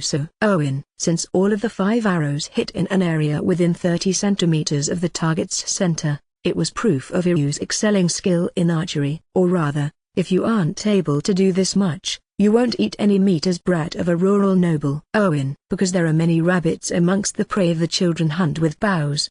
They won't be able to eat meat if their accuracy isn't at least at this level. If I didn't catch several prey, my meat would be stolen by my elder brothers. Owen. His further and elder brothers would eat the caught prey first. It's not like they would always get results if they went hunting themselves, and thus they would steal from Iru since he was a little boy. Therefore Iru wouldn't get anything to eat of his own spoil if he didn't catch a lot of it. That was the reason why he is more skilled at archery than me. Next it's Wilma's turn. Wendlin. I got trained in archery. Wilma. At the time when she was raised by Minister Edgar, She also had a teacher in archery. There are reasons why it's more effective to be able to handle various weapons to some extent. Thus it seems there are many cases where fellow militaristic noble households lend teaching services to each other. Wilma and archery. Will you be alright? Owen. Until now we never saw her using it. Our image of her was that of a power fighter. From a user viewpoint it's likely difficult to imagine Wilma drawing the bow accurately. I'm not skilled, but it's not like I suck at it either. Wilma. Saying that, she fired the 5 arrows in succession and all of them hit the target. The spread from the center is wider than in a use case, but there doesn't seem to be much difference in ability compared to me. How skillful. Wendlin. However, in reality I use my own personal bow. Wilma. Somehow I'm able to imagine it. Owen. Continuing after Ryu, I was also able to imagine it at once. Wilma's own personal bow is certainly a great bow that several people won't be able to draw, and the arrows she fires with it are likely made entirely out of iron. Lately you didn't use it. Wendlin. If aimed at people, it will apparently penetrate them. Wilma. It will penetrate several people even if they wear full plate. Wendlin. If Wilma draws a great bow with her superhuman strength, it will probably turn out like that. It's likely a great weapon if there's a real war, but she apparently didn't use it in this time's dispute since it would have caused many casualties. Next it's Sama's turn. Wilma. The pressure. Wendlin. Since I recently focused on magic training and skipped out on archery, I lacked in confidence a bit. Even so, once I shot the arrows while concentrating, 1 went astray and the remaining 4 hit the target. Acknowledgement. I grew dull. Wendlin. It might be because I put priority on magic training lately. Is that so? I think you are skilled. Brithilda. Once I turned around because a voice suddenly resounded from behind. Margrave Brithilda stood there. As usual his eyes have terrible shadows beneath them. He probably came to watch the archery contest as change of pace. Do you want to have a go as well? Margrave Brithilda. In a number. I will refrain from that. Brithilda. Margrave Brithilda refused the invitation from Ina, who went recovering the arrows stuck in the target. With my skill I won't even hit once. Brithilda. Is that so? Wendlin. Yes. The teacher, who taught me archery, said following, I wonder whether it would be advisable for you, Amada-sama, to abstain from drawing a bow when there are people around. Brithilda. That's amazing of that teacher. Wendlin. He pretty much tried to break it to me kindly. It will become a disaster if injured people and casualties are caused by accidental shooting. Brithilda. Which reminds me, Margrave Brithilda was evaluated to have a minus talent at all martial arts. Given that it's fine for him to leave it to his retainers as Margrave, there's no particular problem with it either. Rather than mine, I'd like to see Carla-san's skill. Brithilda. Is it really alright? Carla. Since the big boss made an appearance, she was probably worried whether it would be really fine to display her archery as prisoner. To say nothing about the not being any kind of benefit for you even if you hit me or Earl Bormister with an arrow here. It would only worsen the position of the Browig household needlessly. Brithilda. There's truth in that. Carla. Agreeing with the answer by Margrave Brithilda, she begins to concentrate on knocking an arrow into the bow she received from me. It's a nice bow. Carla. It has the taste of a rural noble. Wendlin. I was better in archery than swordsmanship since my childhood. Since it's not like I don't have any money right now, I used quite the high-class archery equipment even for practicing. Well then. Carla. Once Carla, who started to focus once again, released the arrow, it got stuck right down in the middle of the target. Everyone has become speechless due to her overly divine technique. If it's a spot close to the center, a skilled person will hit to some extent. However, right down in the middle. Wendlin. Once she shoots the next 2 arrows one after the other, those arrows also hit right down in the middle and the arrow, which was stuck in there before, got flicked away and dropped to the ground from the target. How regrettable. Carla. Regrettable? Wendlin. At first I didn't understand the meaning of what she was saying, but I became able to identify it with the 5th shot. The 3rd and 4th shot also knocked down the arrow which was stuck down in the middle before, but the last shot hit the middle of the arrow shaft of the 4th arrow, split it in half and made it fall to the ground.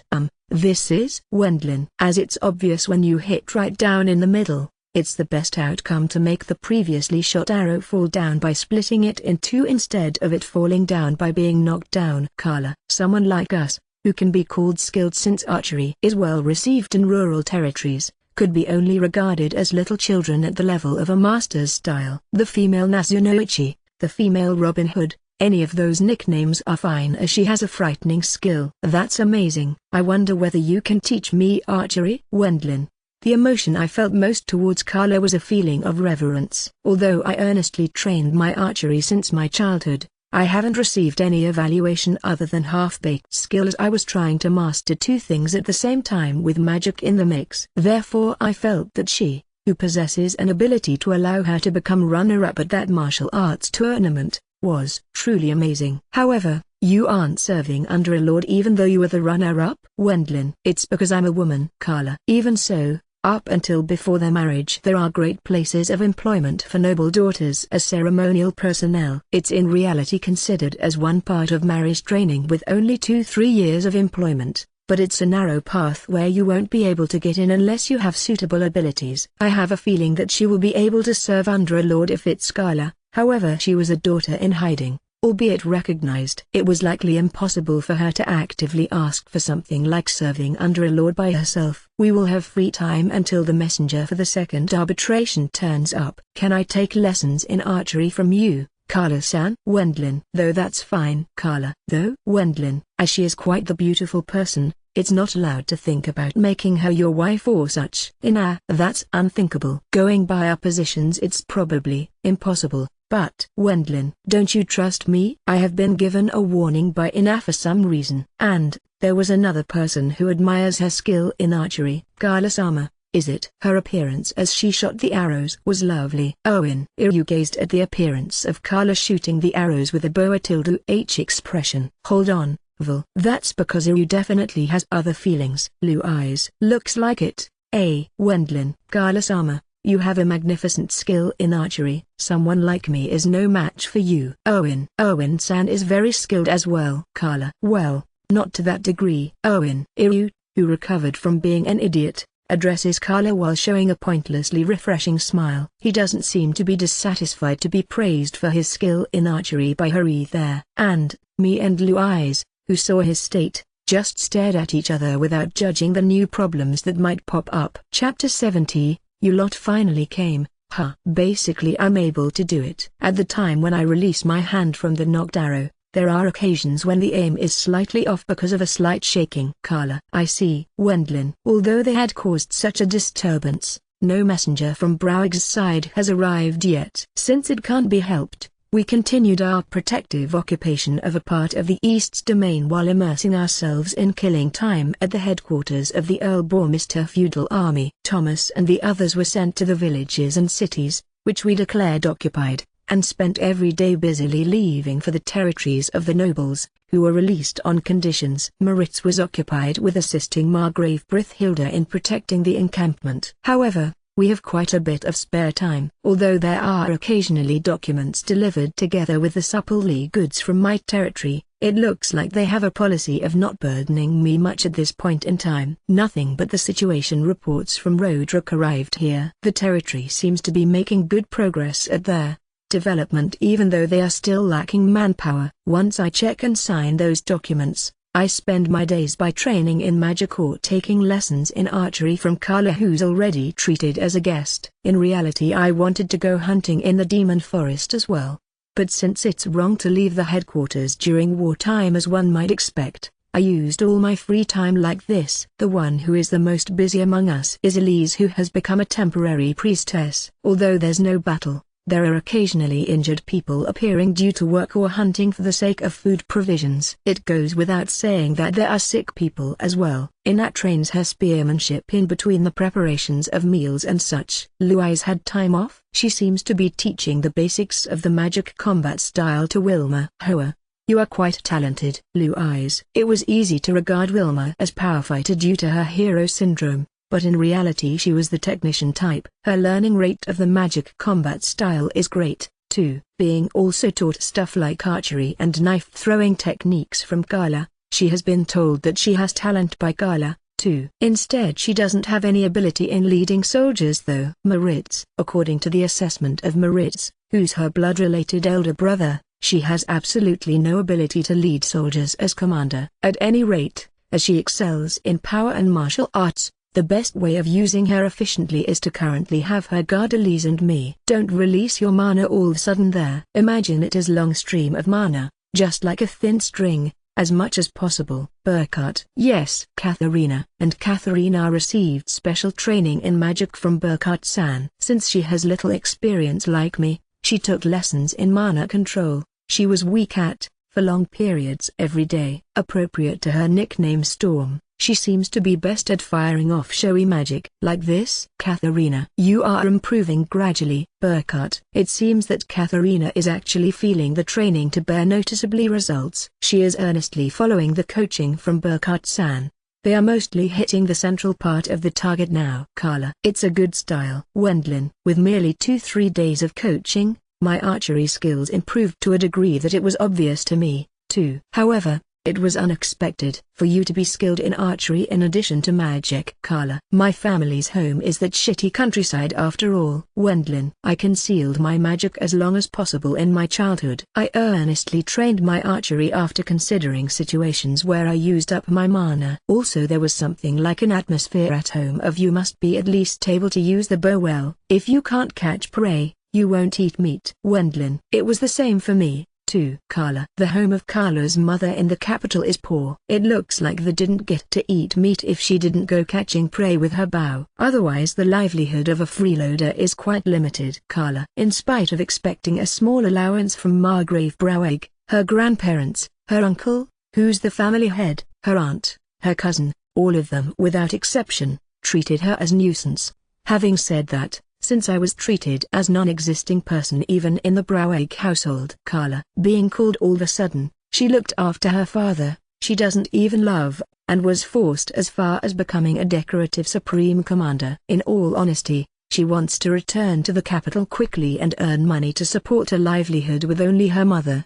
How to say it? Feel free to consult with me at any time. Wendlin. I didn't have any intention for her to become my wife. But once I saw a beautiful girl being struck with grief, I ended up opening my mouth just like that. After all, her beauty is a gain for the world, I think. Thank you very much. Carla. After training for a while, it has become lunchtime. We decide to eat lunch as Elise's invitation came about. It was a peaceful lunch as usual, however this was likely due to the successful large-scale aria stun we did our best with. I want to go hunting.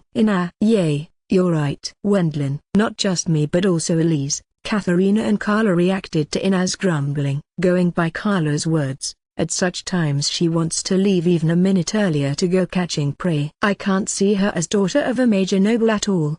But since her livelihood wasn't overly different from ours until now, it was proof of her job as Supreme Commander representative being nothing but something painful to her. If that's the case, how about becoming an adventurer and going hunting in the demon forest with us, Carla-sama? Owen. That's a great idea. Carla. Carla responded to Iru's invitation, where one doesn't know whether he's joking or meaning it seriously, with a smile. If you go with us, you will be able to avoid risks quite well.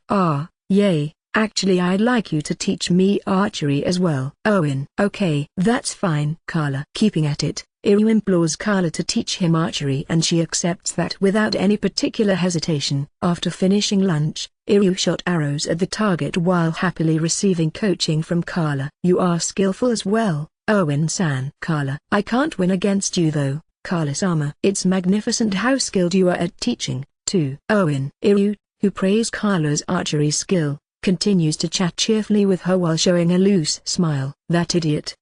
He's incredibly easy to understand. Wendlin. Who spied on his state from a distant place together with me, noticed it after all. The fact that Iru has fallen in love with Carla, that is. Let me see. Blue Eyes. Next Blue Eyes looks at the situation of the two, but she noticed it right away as well since she had been associating with us for a reasonably long time now. Iru has a total crush on her. Blue Eyes. Blue Eyes found fault with him from the bottom of her heart after having seen Iru's dreamy look towards the beautiful Carla. In the first place, Iru works as my guard. Even if he doesn't particularly do so, there's no kind of problem since Moritz has deployed his subordinates in our camp. But to play hooky isn't good either. Your teaching is skillful as well. Very different from Blue Eyes. Owen. Really? Carla. Yes, if I compare her with you, it's really just like day and night, Carla-san. Owen. That arsehole. Blue Eyes. Certainly, Carla was an archery genius who wasn't just skilled herself but was also good at teaching others. Louise, labeled as being bad at teaching by Ryu, begins to send a sharp gaze at him while lowering her voice. However, it didn't reach Erwin, who is dyed in the color of silliness, at all. Now, you are strong and cute, Louise, Iryu, you big fool. Wendlin. Since Louise wouldn't hesitate to give Iryu a good beating at this rate, I began to soothe her in a hurry by hugging her gently from behind. The magic combat style and archery are different. I will make you my wife because I consider you cute, Louise. Something like the opinion of a third party, just ignore it. Wendlin. Is that so? Louise. Although those were compliments which set one's teeth on edge, I was relived in my mind since they apparently fixed Louise's bad mood. Stupidity has its limits, too. Katharina. True. To begin with, it's impossible. Katharina and Ina had sharp tongues too. For a retainer to fall in love with a daughter of a noble who has been made into a prisoner for form's sake. It would be permissible if it was a tale, but in reality it is nothing but a bother. Does he have hope, I wonder? Katharina. As soon as they see it, anyone would understand, but Iryu's expression with his feelings towards Carla is foppish. How pathetic. Even though he was born with a better-looking face than me, he looks somewhat ugly because of his overly sloppy expression. It seemed like Katharina, who has taken a distance from Iryu to begin with, regards him as someone creepy. Ina calmly reproaches Iryu who has fallen in love with someone of a different social standing. And there was me. But more than anything else I was bothered what Carla was thinking about this. I thought that probably even Iryu won't do something strange or confess his feelings in this situation. Carla-sama is an adult, I believe. She shouldn't be particularly aware of Iryu. Wilma. The one who answered exceedingly calm was the youngest among us, Wilma. She seems to be poorly informed about the deeds between men and women who became lovers, but she is unexpectedly sensitive to the subtleties of men and women. Carla-sama understands that she is blessed with her current treatment. That's why she answers Iryu's lechery expression with a smile. Wilma's speech was unusually long, but its content was filled with a sharp and brief opinion. To put it simply, Carla attends to Iryu with a lip service attitude. Is that so? Doesn't it look like she isn't as dissatisfied with it either? Wendlin. Vilsama. I think you are still taking a woman's discerning eye too lightly. Wilma. That's harsh, Wilma-san. Wendlin. I end up caving in somewhat within my mind due to Wilma's pointer. Wilma-san, you are as direct as ever. It's a love that won't ripen anyway. Katharina. Just as Katharina says, no matter how much she is treated as unwanted daughter, Carla is still the daughter of Margrave Braueg. There weren't any expectations for her to become something like the wife of the retainer Iryu. Wendlin-san, how about if we opened his eyes a bit? He will likely sober up very soon anyway. Personally I feel like wanting to support him, but Wendlin. Now that it has come to this, my position as noble is a heavy burden. What do you think, Elise? Wendlin. Me? Elise. As they thought that the diligent Elise wouldn't do something like peeping by any means. Everyone except me didn't realize her presence. When I called out to the secretly peeping Elise, she apparently didn't expect to be found by me. She answered while having a shrill and nervous voice. You like such things fairly well, too, Elise? Louise-san, even I have some interest in such things. Elise, who answered Louise's question while blushing, was quite adorable. After all, Carla-san was someone drawing the attention of men at the time when she was in the capital. Elise. Different from Elise and Katharina, Carla is a beauty that has a sense of translucence if described with few words. Even from my point of view, she is a type I like quite a bit. Since her face is slightly plain, she has a beauty that is a bit nostalgic for me who is a Japanese. She is beautiful, has a good style and is skilled with things like cooking. In Carla-san's case, she diligently learned things such as domestic chores in the church until she returned to the Braueg household. There are also the circumstances that her home, where she was freeloading at, can't employ someone like a maid due to economical reasons. Apparently she was able to promptly do stuff like preparing meals after mingling with Elise and the others. Of course she caught the attention of many men, but everyone ended up shrinking back after getting to know her lineage. As things continued like that, she didn't have many male figures at her side. It seems they didn't want to turn a Margrave into their enemy over a love of different social standings. Wendlin. Yes, Elise. Although he knew that love has sprout in Iryu. Wendlin. No, Even so, Elise had recently quite a few chats with Carla during cooking and such in this place, but she heard that Carla desires sincerity from a man. It seems that the type of men she hates most are those like her father, Margrave Browig-sama. Elise, watching the treatment of her own mother, it's likely difficult for her to look at Margrave Browig favorably. Iryu is Wendlin. Iryu, who was taught womanizing by Burkhardt-san, might be considered to be lacking sincerity a bit. Even Marit's group restrains themselves from talking about such things since there are many women in our encampment, but it's not like they abstain completely from it either. Women are sensitive to such secret talks. Carla will end up noticing it as well since Iryu amuses himself by talking about juicy topics while drinking booze together with the other retainers to get quickly familiar with them, as Iryu's situation is a bit special. Maritz Nissan is a vulgar person. Wilma. More or less all men are like that. Maritz. Since Carla ended up hearing the sad conversation between a certain elder brother and his younger sister a little bit ago, she might end up believing that Iryu's the same kind of man. A certain elder brother being treated as filth by his younger sister. I remember the elder brother was on the verge of tears. What's up with that guy? He's making such sloppy face. Burkhardt. Moreover, showing his face at this place, Burkhardt-san inspected Iryu's hopeless state while being astonished. He is troubled with love. Wendlin. How pitiful. Even if Iryu boy got a crush on her, Carla-sama will ward it off easily. Burkhardt. Once Burkhardt-san, who has a rich amount of life experience, observes Iryu, it can't be seen as anything but the countdown to Iryu's broken heart. Even he should know that, I think, but right. Burkhardt. What happened? Wendlin. Tomorrow a negotiation team from the Browig household will come in order to negotiate the arbitration. Burkhardt. Aren't those major news? Wendlin. I didn't know what face they would be making having caused such an incident in the end after breaking off the arbitration negotiations that had commenced once, but with this it finally looked like the beginning of the end of the long-lasting dispute. I wonder whether it will go that well? Burkhardt. There's no meaning either way if we don't start the negotiations first though. Wendlin. That's certainly true, but Burkhardt-san's worries became reality and weighed down on us the next day. As expected, they didn't bring any military forces along. Wendlin. Even gathering them costs money. After all. Burkhardt. Morning of the next day, the Margrave Browig household sent in a delegation to carry out the arbitration negotiations according to Burkhardt-san's report. As the occupied territory increased, our allies are waiting in a large built tent to be used for the negotiations in the frontline grasslands where our troops are stationed. The delegation arrives there together with around 100 guards. However, the negotiations suddenly turn into one big failure. Or rather than failing, they didn't even start. I'm Philip von Browig. Philip. I'm Christoph von Browig. Christoph. I expected it to some degree, but as there are two tops in Browig's camp, both parties started to quarrel when Margrave Brithilda asked with whom he is supposed to negotiate. Being the eldest son, I will join the negotiations. Philip. What are you talking about? Your failure led to this situation. I will be the one negotiating. Christoph. Not just the two but even the retainers, both parties brought along, have started to argue. You lot, who planned something stupid like a war, have no qualifications to join the negotiations. Even before that, as everyone became prisoners, there's only small fries attending from your side. Such a lineup is a discourtesy towards Margrave Brithilda-sama.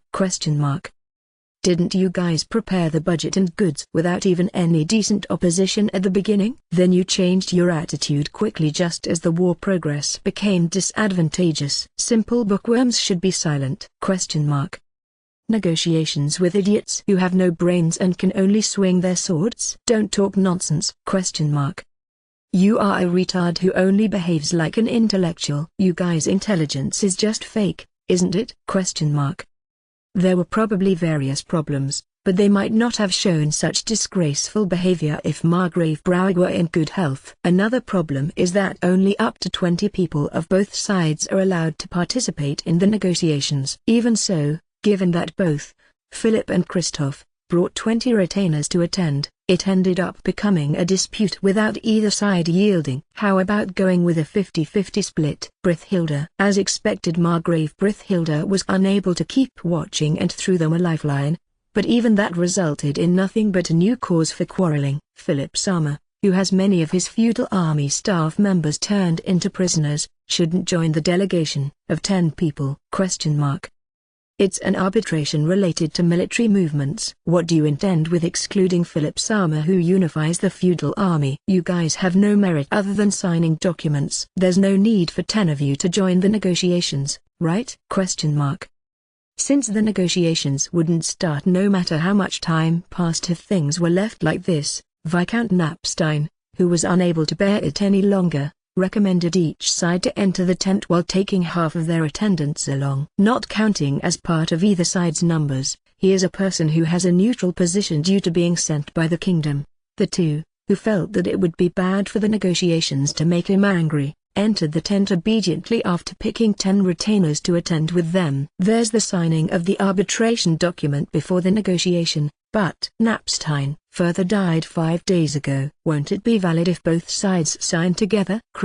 It will. Viscount Knapstein showed an agreeing expression due to Christoph's reply. However, the reason why they finally showed up here is because their father, Margrave Brouwegg, died. He was a person whose face I don't know. However, he was a somewhat pitiable man, I think. With this the negotiations can continue. However, of course the previously presented arbitration draft is completely invalid. That's because the prerequisites changed completely. As a matter of fact, the nobles who joined Brouwegg's camp with their armies have due to the far too irresponsible manner of the Margrave Brouwegg household, they cleverly declared that they will change their patron to Margrave Brithilda. The negotiations about the reconciliation money for the disputed cases and the ransom hasn't finished.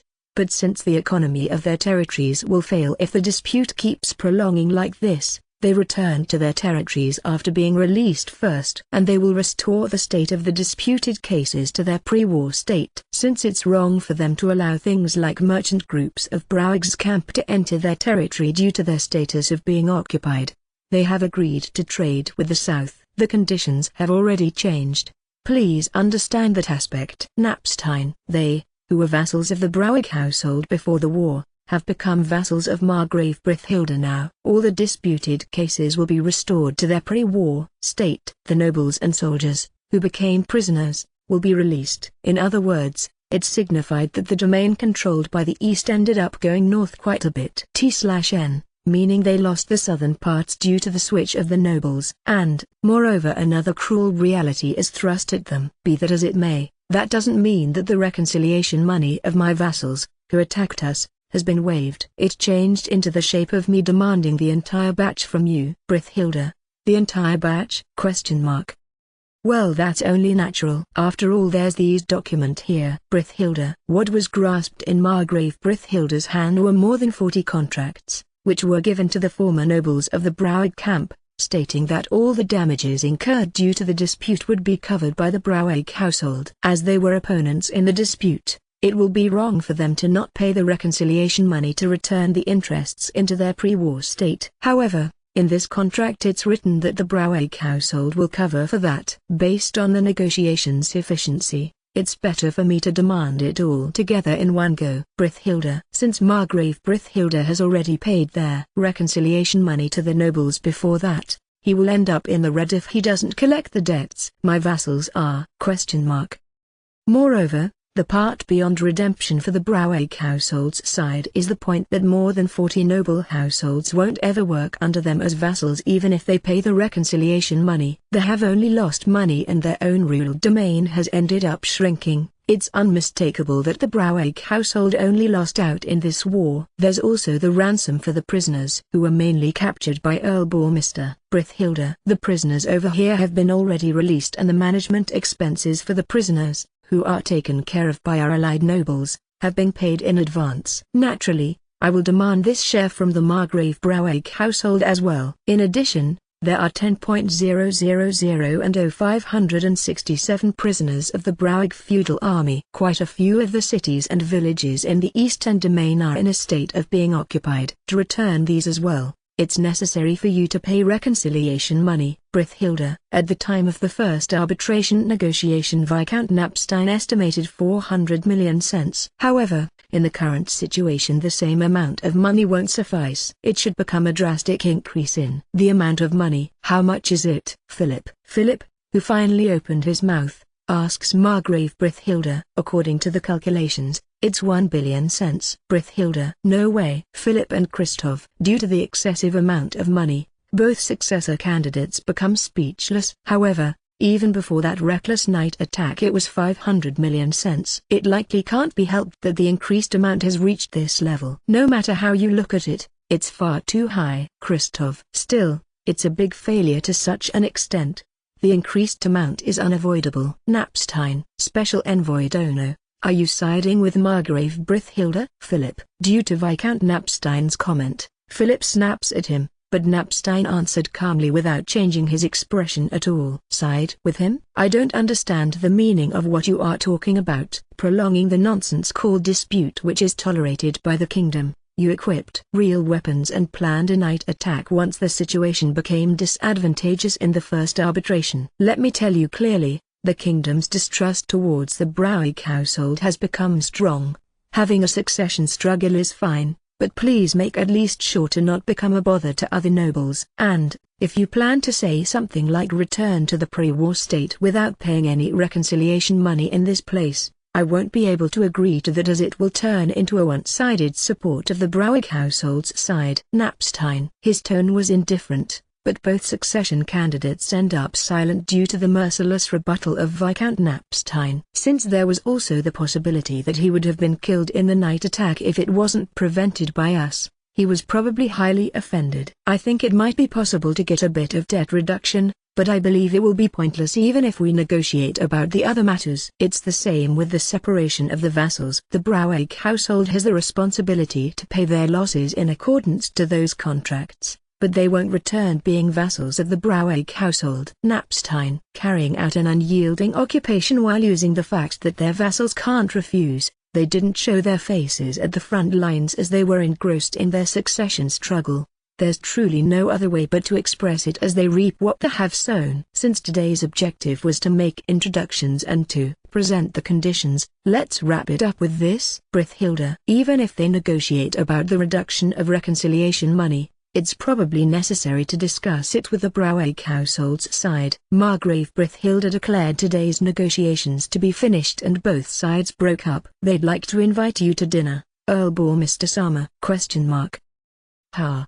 Invite, A. Wendlin. Around 1 hour after the first day's arbitration negotiation, we returned to our own encampment, but I received something like a warning from Margrave Brithilda during the return. It would be best for you to be careful, Earl Mr. Brithilda. As I'm a youngster, they will go for my weak points. Wendlin. That's the point. Brithilda. A considerable part of the reconciliation money to be paid by Browig's camp in the negotiation is the ransom of the nobles and soldiers I captured. Due to that thoughtless night attack, many of the leaders and elites of the Browig main army have been arrested. If one adds this as well, the amount of money becomes enormous. Both succession candidates will likely try to decrease the sum of reconciliation money by specifically aiming at the young me. It will be quite difficult for them to reduce the reconciliation money to be paid to me. In your case they might consider it possible if they deceive skillfully. Brithilda. It's because I'm a youngster who has just become an adult. However, aren't they forgetting the case of that rear disturbance operation? Wendlin. That's why. While that's unofficial, they will apologize and present certain conditions instead. Brithilda. Carla-san.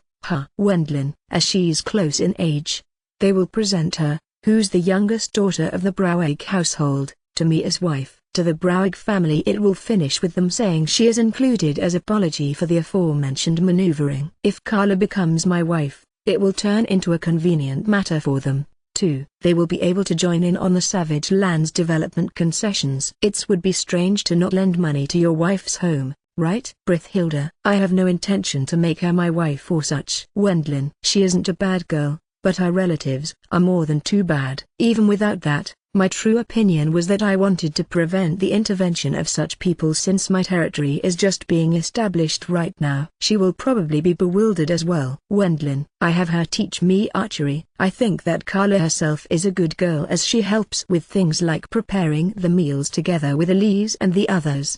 But even so, marriage was something completely different. She is a good girl who is able to consider the people she speaks with, but saying that in reverse, it's also a breeding ground for causing misunderstandings like with Iru. For some reason Iru fell selfishly in love with her, but it's not like she is in love with him. It can be regarded as her having an interaction between adults. However, there's also the possibility that she is really harboring goodwill towards him. Judging that is difficult for me who has a low love score. Please don't get deceived. Brithhilda. Of course. Wendlin. Separating from Margrave Brithhilda, I moved to our own encampment. The negotiation team of the Margrave Brouwegg household, with a total amount of 150 people, put up their encampment close to Margrave Brithhilda's main army. As there will be negotiations every day from now on, they chose a close-by place. As the situation has deteriorated to such extent, you might say that they aren't expecting to get attacked or assassinated in reverse. Although I think that they've got quite some nerves, I wish they had demonstrated that judgment a lot faster. When thinking about such matters, Moritz shows up. He brought news that the Brouwegg household wanted to invite me to dinner. After waiting for a while, an official messenger from the Brouwegg household's side arrived and handed me a written invitation. Got it. We will visit. Wendlin. Thank you very much.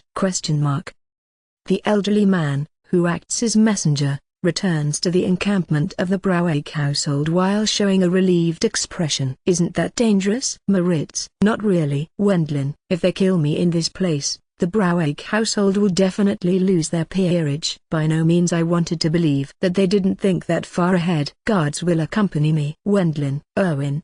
Do you understand? Moritz. Yes. Erwin. Moritz makes sure that Eru definitely carries out his role as guard.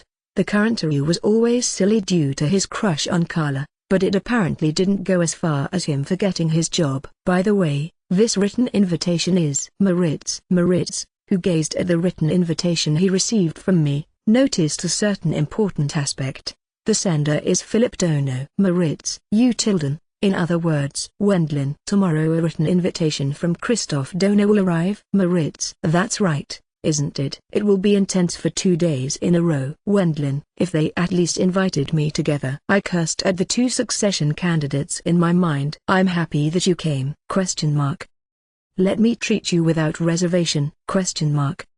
Evening. The day I went out in order to attend the dinner party sponsored by the Brouwegg household. Conveying this to Margrave Brithhilda, the ones who entered the enemy camp were Eru, me and 4 guards who were designated by Moritz. Also, thinking that it's likely better if there was a woman as well, Louise is participating while likewise acting as guard. If it's her, she probably will defeat several enemies with margin even if something happens. Besides, I think that Elise will be in danger. Wendlin. I shouldn't be poisoned, but there was the possibility of drugging Elise. The poisoning wouldn't be the objective, but the goal would be to serve Elise, who will be my legal wife in future, secretly a poison that makes her unable to give birth to children. Although it's quite rare to obtain, such poison does in fact exist. Anticipating the worst possibility, Louise participated this time. In my case I can sense poison to some extent. Louise. What's with that ability? Wendlin. She's completely like a certain end-of-century savior. Once one persists in doing martial arts to some extent, one's senses will become sharp. Louise. It's not everything, but it looks like it's possible to sense poison contained in food and such with a high probability. Is it something like a identify spell? Wendlin. If the 2 of us are careful, there's likely no way for us to eat poison. Isn't that right, Carla? Louise. I pray that Philip Nisama doesn't go that far. Carla. Leaving Carla,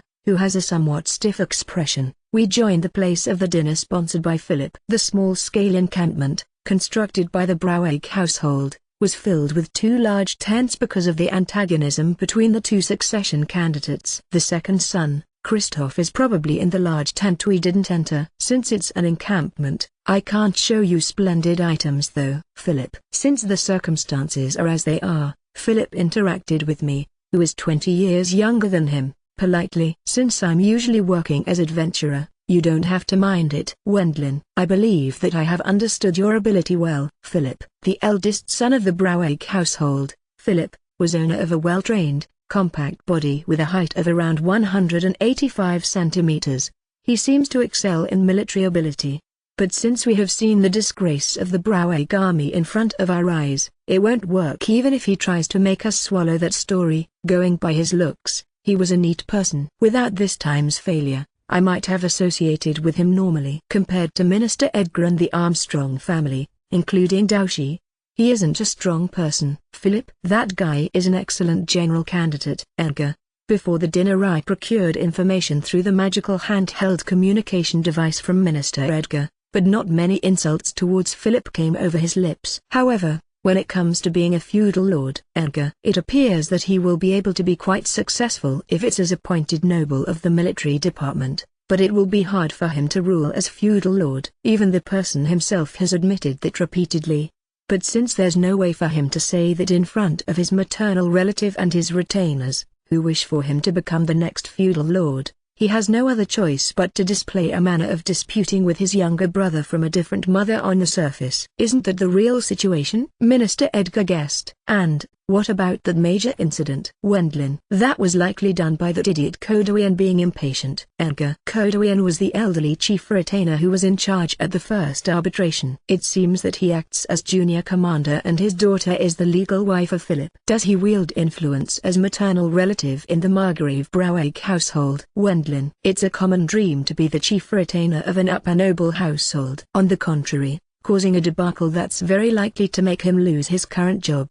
He probably did that to gloss it over somehow. Edgar. There's no point in doing that if it costs close to 100 people their lives. No matter how much he might be a maternal relative, with that grand failure it means that his career is finished at this point. Currently he is a prisoner. He will probably be disposed of if he returns to the Braueg household, but we had no intention to tell him to accompany us. If Philip comes to the capital, I will be troubled once he does stupid things like asking me for a big favor or wanting me to actively mediate for him. I will be completely hated if I helped Philip in this place. Edgar. If he leaves the territory unable to become the feudal lord, he will assist him with re-employment, but if he intervened wrongly in this situation, the sparks will even spread to him. I believe that it will become a huge amount of reconciliation money, but I guess there's no other choice but to pay it. At worst they will probably get an order to liquidize their property. Since they can't be shut down anyway, they won't have any choice but to accept it obediently. Edgar. Ordered to liquidize property is simply put about going temporarily bankrupt. As the debt is considerable, an appointed noble of the finance department will be dispatched by the kingdom as third-party administrator for a noble household,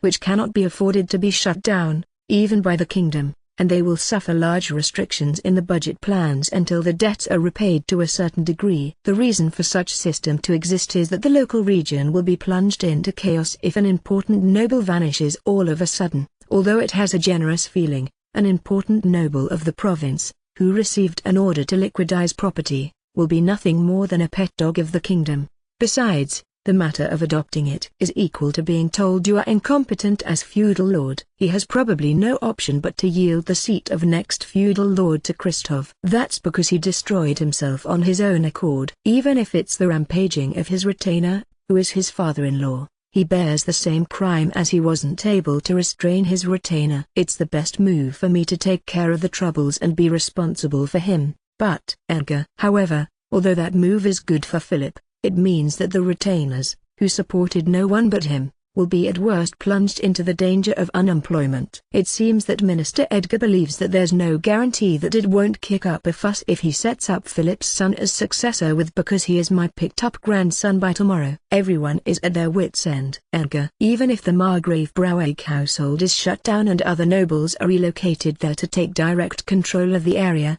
it will be unavoidable for there to be chaos for a while. Given that they would be bound to provide a lot of money, to say nothing about getting no profit from it, the important appointed nobles of the central government were actually reluctant to shut the household down and take its property. If it was a small fry, they would likely have shut it down and taken it all. Without hesitation though. If going by Japanese standards, it's the same reason why Electric Power Go and can't be shut down. T/N. First is TEPCO aka Tokyo Electric Power Go, second I don't know. Do you want to become a landed noble, Minister Edgar? Wendlin. Number. I'm not fit to govern. Edgar. Marquis and Margrave, the way of calling them is different. But even though they should hold the same rank, Marquis, which is only an appointed noble rank, loses out in number of retainers and possession of assets. Therefore, even if he were ordered to relocate, it would be unlikely for him to be capable of governing. Rather, It was possible that unnecessary chaos would spread if the former retainers and soldiers rebelled. It sounds like a story. Even if a protagonist was to be suddenly given a large territory, that would be unreasonable as well. Wendlin, even we are always troubled by the lack of manpower since developing the vast savage lands. If they say something disagreeing about the reconciliation money being too high, make them shut up by seizing a mine or their tax revenue. Edgar, that's an unyielding view. Wendlin, that's because the other side is completely at fault here. For us it's fine if we can control the East and leave a certain scale to the Margrave Brouwegg household. No one will complain if the debt is reduced a bit. Edgar, although we had such a chat, I was actually asked by Minister Edgar to not mention it to Philip. If it was just a problem of Philip, it would end at once with him renunciating his succession rights. But it will become fatal if there's faulty guidance from outside because their retainers are involved in it. Well, please take a seat over there, Philip. Sitting down at the head of the prepared table as offered by Philip, Louise sits down next to me in her role as my wife. Iru stands diagonally behind me and is cautious of assassins and such. The other guards did the same. It could be said that this much precaution was natural as we were still mutual enemies without even having agreed on an arbitration draft. Let's toast first. Philip, since he's a person from the military department, his energy might come from being an athletic type. After toasting with wine at once, the full-course meal starts with hors d'oeuvre. As for the quality of the food, relatively magnificent dishes came out for being on a campground. As expected, is that the feeling of an country man who controls the East? Even in the East I heard the rumors that you are a splendid magician who defeated 2 dragons. Philip, there was no way for him to talk about the recent war as it was a dinner party with the goal of befriending me. He switched the topic to the story about my dragon slaying and such. And, if it's that noble, it's indispensable for him to talk about the martial arts tournament once. 2. I lost in the 5th round of the preliminaries. Should I say that it's preferable for the son of a noble? Philip, drinking wine, we continue a suitable chat while eating the dishes of the full meal course that appear one after the other. However, since he doesn't talk about the recent war after all, I ask myself the question why I'm in this place and for what sake. Even though Louise is cautious, she eats plentifully unfitting for her small build. Iru's group continued to monitor the surroundings as well, although the possibility of poisoning and assassination not happening was almost 100%. It can't be helped since it's their job. After finishing the dinner with desserts, we are having a chat while drinking an after-meal tea and that topic comes up after all. Don't you have any intention to take our Carla as wife? Earl bore Mr. Dono? Philip. It seems that he is trying to force Carla onto me as wife as expected. In this situation the opposition from Margrave Brithhilda might be strong, as it's impossible to begin with. Wendlin. It's quite likely that there will be once again a war over the concessions for the Savage Lands development. If things don't go well, it's probable for there to be interference from Margrave Brithhilda as well. Currently his relationship with me is favorable, but there are also parts where even he won't yield. Won't you at least try thinking about it? Philip. It will become an issue if he tries to push it onto me forcibly, but right now Carla is a prisoner of the Earl Bormister household. Her treatment was based on her being a guest, but he might be thinking that she can fall in love with me one way or the other. By no means will he extend the negotiations with that as goal, will he? Wendlin. Ending the dinner, we returned to our own encampment, and the next day I was invited to a dinner sponsored by Christoph as expected. They are really on bad terms with each other. Usually it would end with just one time, right? Owen. Continuing from yesterday, Iru, who is in charge of my guarding, sighed together with the other guards. Who'll go today? Wendlin. Of course I will pass. Louise. We haven't married yet, but it's absolutely necessary for me to be accompanied by a fiancé again since we are engaged to each other. However Louise refused as the very first as she attended yesterday. Well, Ina then? Wendlin. Fine with me, but I might not know overly much about the taste of food. Ina. Since Louise is a genius in a certain way, she has the boldness to ask for a second serving of desserts while continuing her lookout even if she is invited to the dinner of an important noble household. However, since Ina is the serious type, she will become extremely nervous in such place. It looks like there's something disagreeing with you. Wendlin. To be honest, Ina, it's troublesome for me as well. Since it's not allowed to not act according to etiquette, I'm going there reluctantly. Wendlin.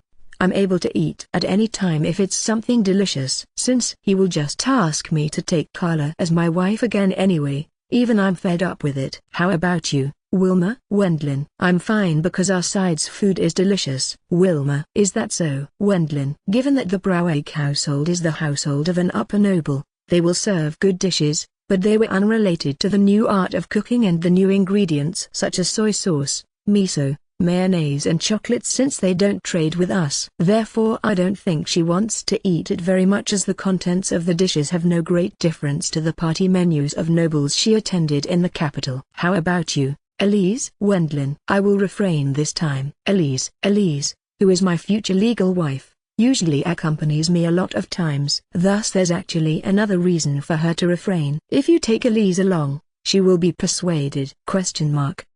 It's very likely that he will reach out to Elise to maneuver and persuade her for the sake of marrying Carla to me. That's because she will manage the inner circle of the Bourmister household in future. If I go, it might become too troublesome. Elise. Well then, what to do about this? Wendlin. Of course there's one more candidate, and moreover she is facing me with an expression that shows that she wants to attend very much while waiting and seeing how the situation develops. I don't know what's so enjoyable about such dinner that she wants to go there, but there's likely some kind of amusement for her there. The last one is Wendlin. There's no other way then. At this point I will, Katharina. Louise. Though it's difficult with 2 days in a row. Wendlin. Why Louise again when you are looking at me? Katharina. The reason is simple, as Katharina wants to go that badly, I just ended up teasing her. It's a joke. But, do you want to go that much? Wendlin. I have been unrelated to such parties and dinners. Katharina. It seems that she is yearning for them as it's an unknown for her. Well, then let's leave it to Katharina. Wendlin. Please entrust it to me. The dinner will become a success due to my elegance. Katharina. She might be completely misunderstanding something, but I decide to not mind it since we will just go there to have a meal. And then, evening of that day, since it's soon time, we decide to leave towards the encampment of the Broweg household. Wendlin-san. I'm sorry to have kept you waiting. Katharina. Oi. Wendlin. Somehow I had a bad premonition. But Katharina got terribly fired up and thoroughly dressed herself up. She changed into a bright red dress, which that had an amount of frill attached while using silk generously, wore a horseshoe-shaped hairband, that had lots of real jewels instead of her usual magic gems embedded, had many gemmed accessory types such as rings and wore high heels. A perfect full dress. Wendlin. Even though it would have been plenty with an ordinary dress since we are currently in times of war and moreover in the fields, she had an attire as if she was going to a party hosted by the royal family. I tried to stop her. I told her that Louise also wore an ordinary dress yesterday. Ina, who helped with Katharina's dressing, sighed. Louise, Katharina and Wilma. Since each of the three has her own liberal ways, damage occasionally befalls upon the serious Ina. Isn't it fine since it's not like I'm particularly in the wrong here? Katharina. Well, then let's go. Wendlin. Because Katharina isn't going unwillingly but looking forward to it, that's probably the sole salvation, I guess. Sure enough, it's hard for her to walk in grassland since she is wearing high heels, thus she is pretending to walk elegantly while floating slightly above the ground with flight. From my standpoint it's a waste of mana, but for Katharina it seems to be something important. Thank you very much for following our invitation. As there's another butler meeting us as today's dinner is hosted by Christoph, it appears that both of them are staying at 2 different places even in the encampment. It's inefficient, but you can also say that it's inevitable since their relationship is twisted. She's my fiancée. Wendlin. I'm called Honorary Associate Baroness Katharina Linda von Weigel. Thank you very much for extending your invitation to us today. Katharina. Even though everyone is dressed ordinarily as the location is in the fields, only Katharina has her body wrapped up in a frilly, expensive dress. Although it was only perfect with her floating, it doesn't seem like the person herself minds at all. She is? Noisy voices are raised by the retainers who met her. It's because they noticed that she is the wizard who captured the employed magicians of the Broweg household. One part of the people there are showing an expression of feeling disappointed, but from their point of view they might have a feeling of the magicians we gathered at great troubles were done in by such flashy woman. I'm glad to meet you. I'm Christoph von Broweg. Christoph, the second son, Christoph, whom I see for the first time, was a person with a slight thin line like liberal arts body. Also, there's nothing else special about him, or rather I can't regard him as anything but a normal person just a bit before his midlife. I'm thankful for you having followed my invitation today, Christoph. I think he wants a quick agreement on the arbitration draft. Since it has been decided that he will tell me that he wants me to take Carla as my wife anyway, it's in truth troublesome to interact with him. Though there was no way for me to voice that out. Well, here's your seat, Christoph. Christoph politely guides us to our seats. Once we sit down, the dishes are immediately brought in, but the menu was almost the same. I think similar dishes will be served. After all, they are an upper noble household. The menu of dishes to entertain guests has been mostly decided. Wendlin, depending on the season, they are usually preparing several patterns as well, but this place is unfortunately an outdoor encampment. The Brouwegg household, which is capable to serve a full-course menu in such place, had the impression of an important noble as expected, but it's also something intolerable for the body to have the same meal 2 days in a row. At least go and ask your elder brother what he served. Wendlin. If that was possible, he likely wouldn't be in dispute with his brother up to this point. As expected of a dinner by the Margrave Brouwegg household. Katharina. It's an honor to receive your praise, Madame. Christoph. I'm still his fiancé. Katharina. For me it's 2 days in a row, but for Katharina it is the first time to eat the dishes. Moreover, it's the first time for her to be at such place. Just like a country bumpkin, who visited a sightseeing area for the first time, she enjoyed the food and the conversation. Katharina, who has become embarrassed from being called Madam, was cute, but the slightly too festive Katharina is drawn in by Christoph to a certain extent. However, that was convenient for me at today's occasion. Katharina, please enjoy it a lot, so that Christoph won't start talking about that. Wendlin. My wish was honored by heaven, and Christoph wasn't able to talk about Carla's matter in the end because he wielded the topic to Katharina, who is a renowned magician. Her big solo performance ended up starting. At the time when I went out hunting for the first time,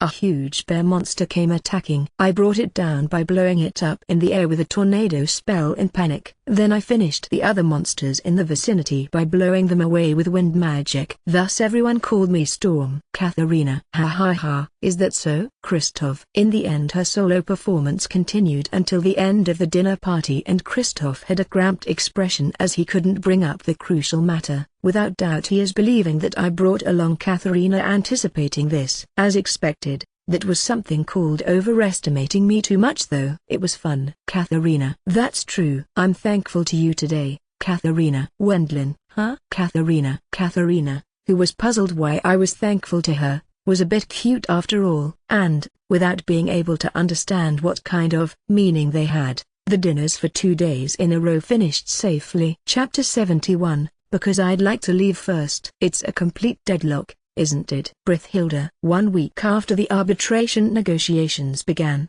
Margrave Brithilda sighed due to there not being any results appearing. Even though our side had said that we will accept the preliminary calculations draft of Viscount Knapstein, who is the emissary of the kingdom, the Brouwegg household's side has denied it with its far too much. And another day ends with both sides not compromising about the amount of money in the discussions at all. Also, the 2 successor candidates, who have appeared at the negotiations, have added the condition of Carla has to become Earl Bourmister's wife. In unison, apologizing for their quiet assistance in the rebellion, albeit unofficially, they are presenting Carla as wife to me. It was possible to comprehend it as common ground of the negotiations between my and Brouwegg's household, but it is also connected to the matter of distributing the rights of the Savage Lands development to the Brouwegg household. Naturally, Margrave Brithilda's anger about that is intense, and it will likely be odd for the negotiations to lead anywhere with that. The relation between those two is the same as ever, but they are able to pinpoint the matters where they should work together. Brithilda. The recent dispute has substantially already turned into a competition between the union of the Margrave Brithilda household and the Earl Bourmister household versus the Margrave Brouwegg household. Of course, because of the sequence of events until now, they are aiming for the youngster me, who is a rising family head, as they shouldn't have anything to pull in Margrave Brithilda a share of the interests due to the marriage with Carla and a reduction of the ransom. That's a talk that can be ignored easily. But you can also say that they have no other hand but this to play either. Brithilda. That's nasty. Wendlin. For royalty, nobles and merchants. It's an established tactic to aim for the weak points in a negotiation, right? Brithhilda. This means it's easy to aim for the highest reduction from me and Katharina, since it will put our balances in the black for us even if we take only a fraction of the ransom. Given that we aren't involved in the disputes over the contested rights at all, it was also profitable as the negotiations with us are simple. How much is our sum of ransom in the negotiations? Wendlin. 450 million cents. Katharina. That's the combined amount of money of us and Katharina's Weigel household. The reason why the ransom is so high is because the number of prisoners is that large. Even a tenth of that will put our balance in the black. Wendlin. Our military forces are less than 100 people strong. Even considering the administrative expenses for the people who became prisoners, the profit ratio would become outrageous. It was also evidence that a high-ranking magician can earn a good income with the current war rules. But we will be taken lightly if we go with a tenth at this point. Katharina. That's right, isn't it? Wendlin. If we don't take as much ransom as possible, that will earn us an evaluation of being no good as nobles. However, it's difficult to make them pay as much as possible in the current state of affairs. If it takes time, that time will become a loss to us due to the delay in the Savage Lands development. How about paying in kind? That's probably difficult as well. Territory, mining rights and the treasures possessed by the Braueg household, they shouldn't be handing either of those that easily. For them to agree to payment in kind and moreover for there being merit in it for us, huh? Wendlin. Furthermore, something the Braueg household doesn't consider to have much of a value. There is. Katharina. Katharina pondered about it for a little while, but she was apparently struck with some idea. Now that it has turned out like this, won't it be alright if we receive the Hearth-Anaya Valley? Katharina. Hearth-Anaya Valley. I see. There was that move. Wendlin. There are many people who don't know about it, but Katharina, who has slightly more experience as adventurer than us, was acquainted with it. It's a location said to have a large quantity of high-quality mines and ore deposits. Katharina. There's such a place. I don't know why you think that they will easily hand it over to Vil though. Katharina. Louise. It seems Louise finds it unthinkable for them to transfer such a mine area for a reduction of the reconciliation money. That's because that place is a monster domain. Katharina. According to ancient documents, Hearth-Anaya Valley was apparently a famous mining area in the time of the ancient magic civilization. Iron, copper, gold, silver, mithril, orichalcum and all kinds of jewels. There exist abundant untouched mines and ore deposits boasting bounty reserves. If those can be exploited, it will become an enormous profit. But, until now it hasn't been captured, right?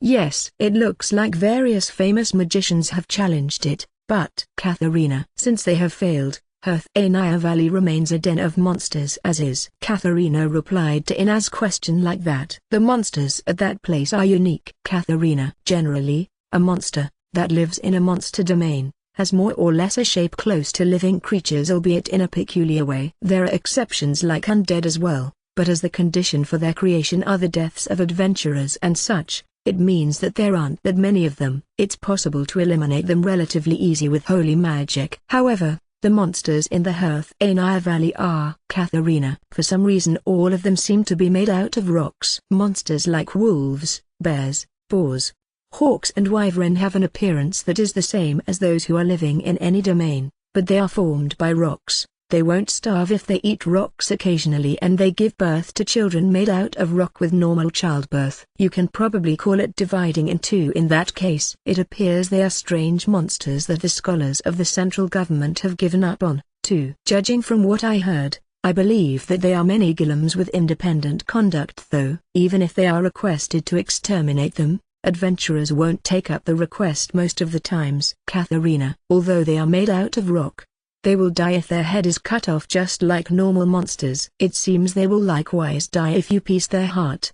But then again, as it's unknown whether they might be really alive, their death is a state that can suitably be called a suspension of activity, as there's no blood flowing either. And it's possible to retrieve magic cores and ores from the defeated monsters. The majority is iron or copper ore. If it's a small fry, it will be at most fist-sized. For all that the loss of weapons is extreme because of them being rock-made. It looks like no one wants to go into the valley. Katharina. If one considers it normally, Other domains have a much better efficiency. Aren't those golems? Blue eyes. There seem to be many scholars believing that as well. Katharina replies to Blue Eyes' question. At any rate, whatever it is, but the development of Herthania Valley didn't advance due to being prevented by those rock-made monsters. You are well versed about it, Katharina. Wendlin. That's because I had planned to become a noble by capturing that place. Katharina. You are a challenger? Wendlin. Certainly, if she captures that place, she should become a noble without there being a problem with her being a woman either.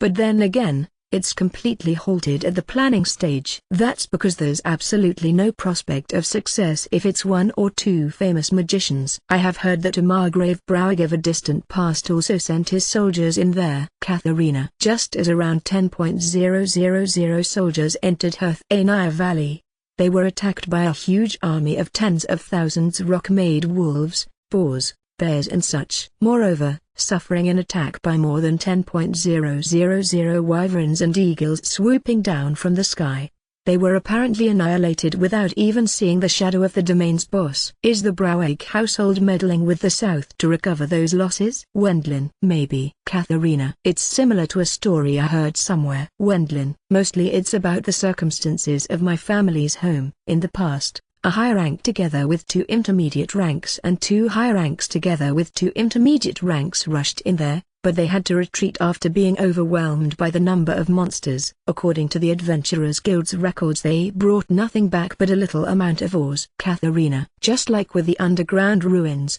it's very likely that the monsters will stop increasing in numbers if the boss is defeated, making them lose their commander. No. There was the possibility that they would completely stop to function. If one considers the monsters at that place to be rock-made golems which are copying the shape of monsters, one can predict that the device protecting the domain will vanish if the boss is defeated. A legacy from the period of the ancient magic civilization.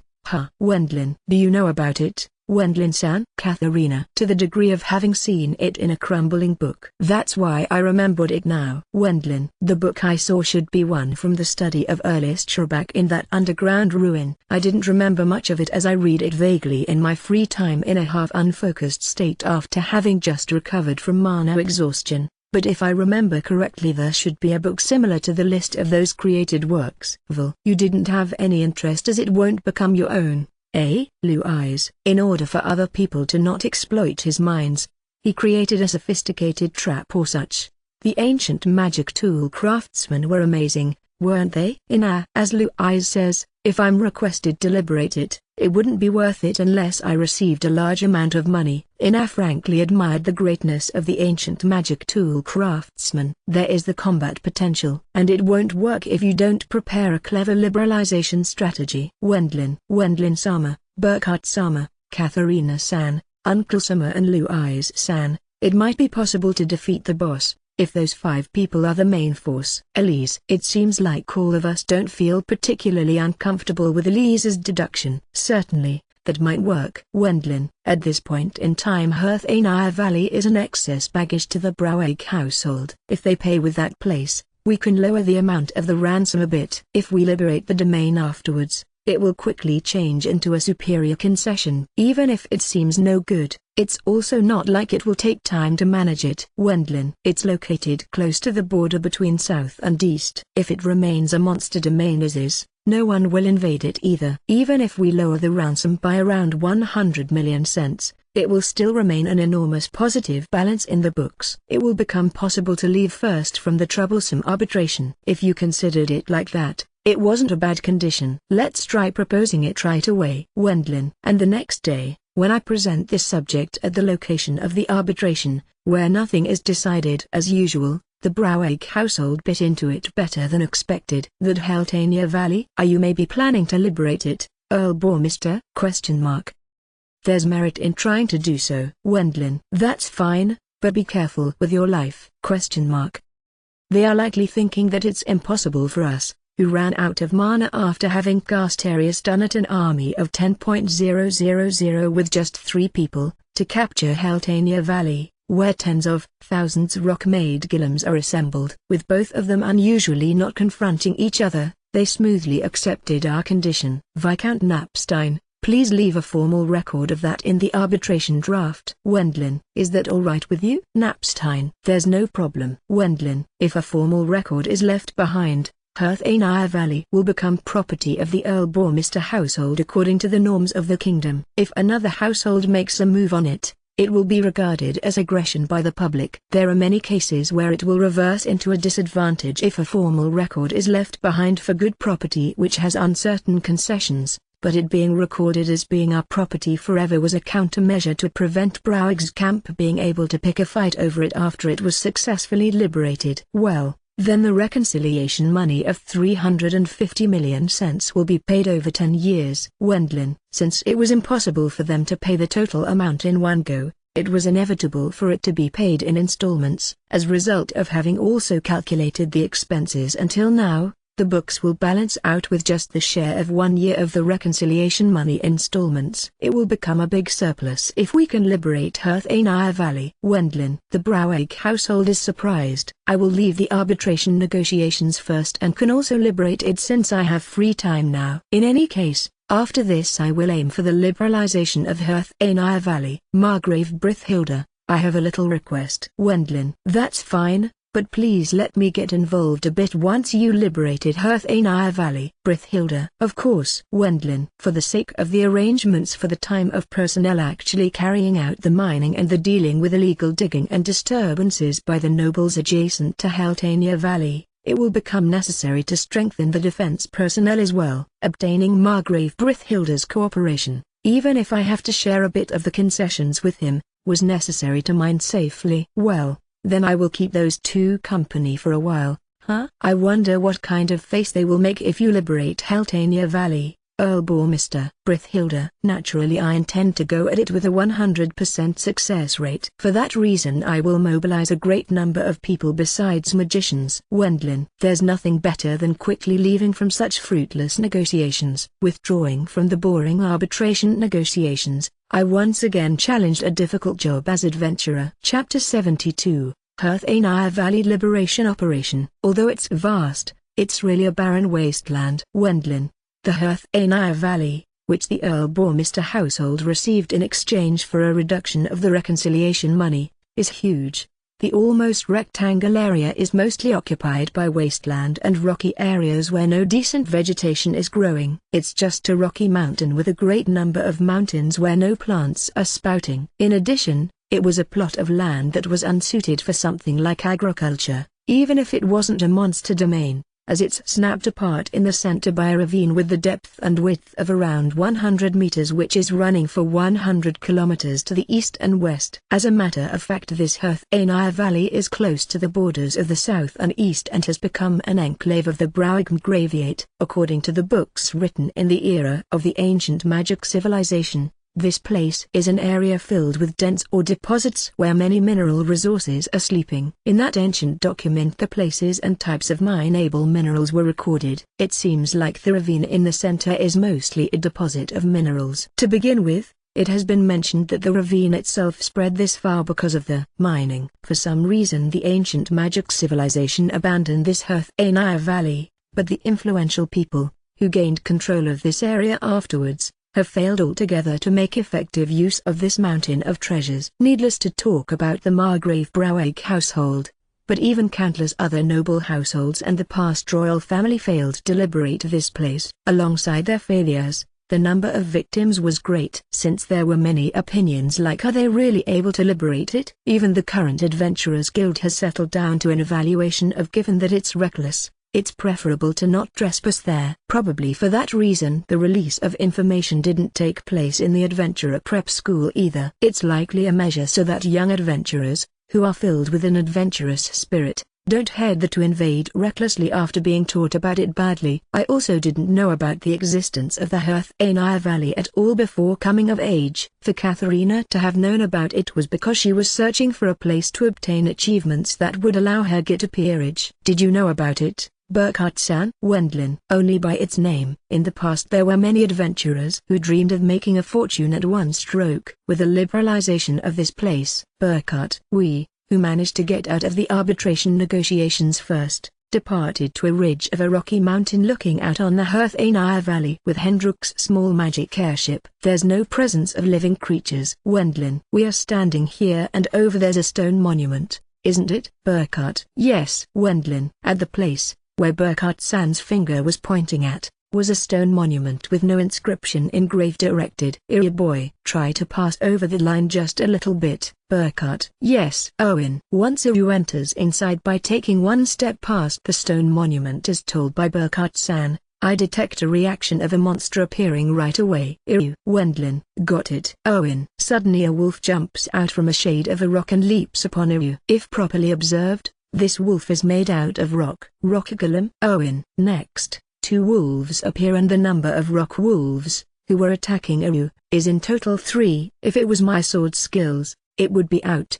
But Iryu cut down one wolf after other as if completely performing a dance with a time lag. If a rock wolf is cut at the head or heart part that are similar to normal animals, it will apparently stop functioning. Finishing by making 3 scattered mountains, Iryu picks up stones that seem to be ores and marble-sized magic cores from there and returns. Even though it was a fine sword. If I don't fix and sharpen it later, it will be useless. Owen. Iryu sighed after seeing his own sword having a chipped blade. So, well, that's how it is. Burkhart. Because of the past victims, a stone monument like that was built to show the border of the domain. There are no people approaching this place since there's wasteland and rocky mountains in the monument's surroundings. If you take just one step across the boundary line, mysterious rock-made animals will come attacking and you will obtain ores and magic cores once you defeat those.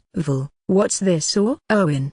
Low-quality iron ore. Wendlin. Bautilda. How very unprofitable. Owen. Once I examined the composition of the ore with analyze, it was iron ore with a low concentration. The quality of the magic core is very low as well. Thus, Iryu ended up having to fix and sharpen his quite expensive sword, which he uses habitually, just because he cut merely 3 monsters. In other words, that means, even if you defeat these monsters, far from yielding 0 profit, it will become a loss. It's unsuitable even as adventurer hunting ground. If Iryu remained a bit longer in the domain, the number of rock-made monsters coming attacking would have increased to dozens, several hundreds and then thousands. If you lead in an army aiming to mine at the ore deposits, it will get surrounded by rock monsters before realizing it. And then they will turn into corpses after being outnumbered. Burkhart. According to what Burkhart-san says, there are crumbled ruins of military forces remaining if you enter a bit further inside. Given that the recovery is dangerous, they have been apparently abandoned just like that. According to the ancient document, there is supposed to be large-scale mithril deposit. Burkhart. It's a metal that won't chip in high-quality armor and magic tool structures. Because there was always too little of it,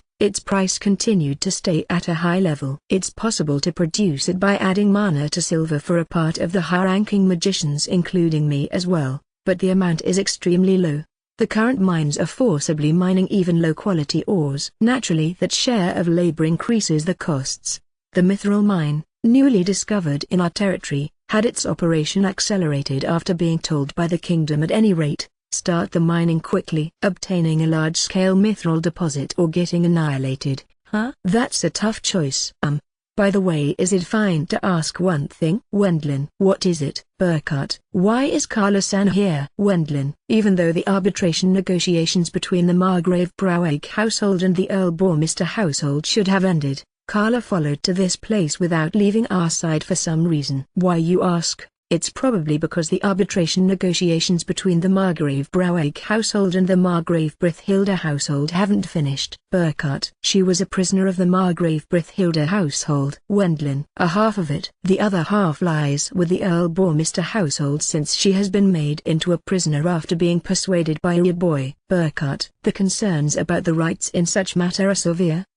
Wendlin. Even ransom is an important source of income after all. Burkhart. By no means there's a way to split a person in two. Nevertheless, as it's dangerous to put Carla in a place filled with only men, she has been entrusted to us. Therefore, when we headed to the LNAudioBooks Valley, she accompanied us as well. Currently Iryu was talking with her while looking happy. From the standpoint of Iryu who has fallen in love with her, it's a great joy for her to come together with us. Owen-san's sword skills are wonderful. Carla. No, compared to your archery skills, Carla-san, it's probably nothing to talk about at all. Owen, being praised by Carla, Iryu had a lewd look on his face. However, it's nice that it was accepted by the Browegg household. Wendlin, even if I stayed with them, I wouldn't play any role anyway. But, if I accompany you, Earl-sama, possibilities will appear. Carla. Yeah, you mean me falling in love with you, Carla asked. Wendlin. Her elder brothers are probably confident. Carla Ojausen is a beauty as anyone can see. Burkhart. Certainly, she is a beauty that won't be outdone by Elise or Katharina. Rather, giving a slightly humble impression, there should be many people who will gladly take her as their wife if it's the men of this country. What's your opinion, Earl-sama? Carla. I think that you are a beauty. Wendlin. There's no doubt that she's a beautiful woman. As a matter of fact, her mood resembled my student days girlfriend. Therefore I thought that it might be dangerous, but to be honest I don't have much feelings of love towards her. At first I was surprised by her skill in archery, and since I ended up harboring a little feeling of respect, feelings of love didn't take root in me. Is that how it is? Carla. Besides, it would be somewhat evil towards Iryu. Wendlin. Seeing Iryu's attitude towards Carla, there's no one amongst the people of our Earl-Bormister household that hasn't realized his feelings. It's obviously a love of different social standings. But since I'm uninterested in marrying Carla, the time for just watching from a distance increases. That guy. Does he understand his own position? Wendlin. He is motivating himself because he knows it, I guess. Klaus. Wendlin. The one who interrupted the conversation between me and Burkhart-san was Klaus. Actually, I knew it. Klaus has given Iryu something like an advice. At the moment he said that, he was extremely suspicious. But by no means has he suggested an evil deed to Iryu either. Iryu shouldn't have accepted such either. However, no matter what, his shadiness and suspiciousness end up appearing at front. Are you aiming to cause confusion at the Earl-Bormister household by grilling Iryu? Wendlin. Even if I schemed that in the current situation, I believe that no one would lend their ear to me. Klaus. I had always such impression. But there's actually also a part where my sarcastic attacks help Klaus himself, because he was the person responsible for realizing the rebellion no matter how you cover it up. He lightly dodges the criticism of the surroundings by doing his job while being showered with sarcasm by me. I wonder about that, eh? So, what did you tell Iryu? Wendlin. Something simple. Klaus. If the Earl-Bormister household is successful at liberating the Herthanar Valley, it will drive the Margrave Browegg household into even more of a dilemma. If that happens, the Browegg household might relax on the condition of having Carla married into the Earl-Bormister household. The probability is high, but how does that story connect to Iryu? Wendlin. The other nobles of the central government or the other influential nobles of the East, who have a vigor towards rebuilding the fallen Browegg household. There are as many other candidates as she likes. That probability is high. But in the current situation there's nothing left but clinging onto that possibility. Besides, I think he has more of a chance than expected. That's because Carla-sama came along with Wendlin-sama. Klaus. At the present time they want to encroach on our development rights by marrying her into my surroundings. In that case even the losses suffered in the recent dispute will be recoverable in some way. It might be a strategy to impress the other nobles by attaching her as retainer of Wendlin-sama. Klaus. She has already been made my mistress or such,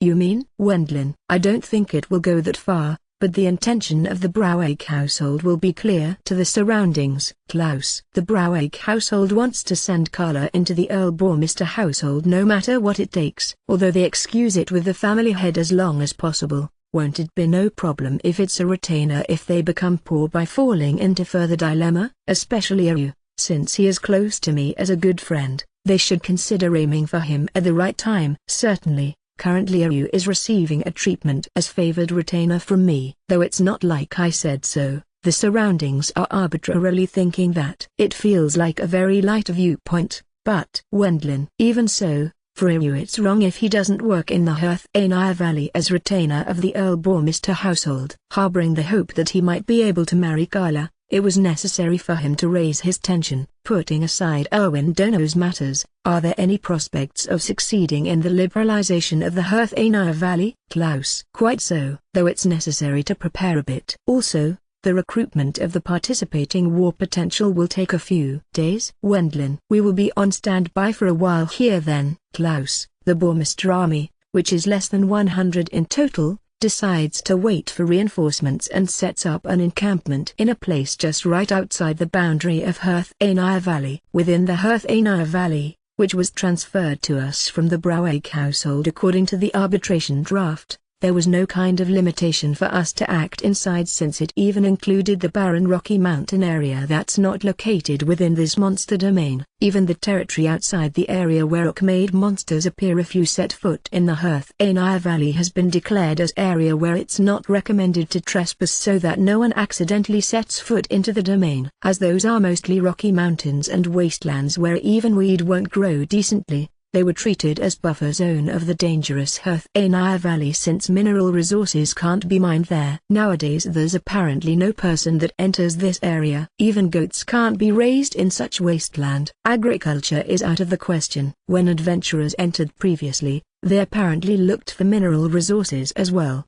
but Wendlin, as there's nothing but rocky mountains, Herthanar Valley had been apparently transferred to us as freebie. In that case we have to take countermeasures against intruders for the sake of the time when this place got liberated. Wendlin, you are terribly confident, Earl Sama. Carla, if I wasn't, I wouldn't have gone as far to decrease the reconciliation money in order to acquire this place. Wendlin, taking Burkhart-san and Katharina along, we begin building rock-made walls with magic at the borders to the territories of other nobles. It declares our intention, entry for strangers forbidden, since from here on out it belongs to the Earl Bormister household. But once the three of us did the tedious task of gathering materials such as the rocks of the Rocky Mountains, the residents of the other nobles' territories looking from outside watched at us with suspicious looks. It's because even if you claim your territorial rights this strongly, we won't enter such place. No matter how many ore deposits it might have, that place is nothing but a pie in the sky if you can't enter to mine there. For the Broweg household to transfer the territorial rights easily due to seeing the charm of reducing the reconciliation money could be seen as proof of this place being an inferior property. Even so, no matter how much walls we make, it doesn't quite come to an end. Katharina, adding the buffer zone area as well. It will take time, since the enclosing wall has to cover approximately 23.000 square kilometers of the Herthanar Valley. It was a work just for the sake of claiming the territorial rights by fencing it in roughly,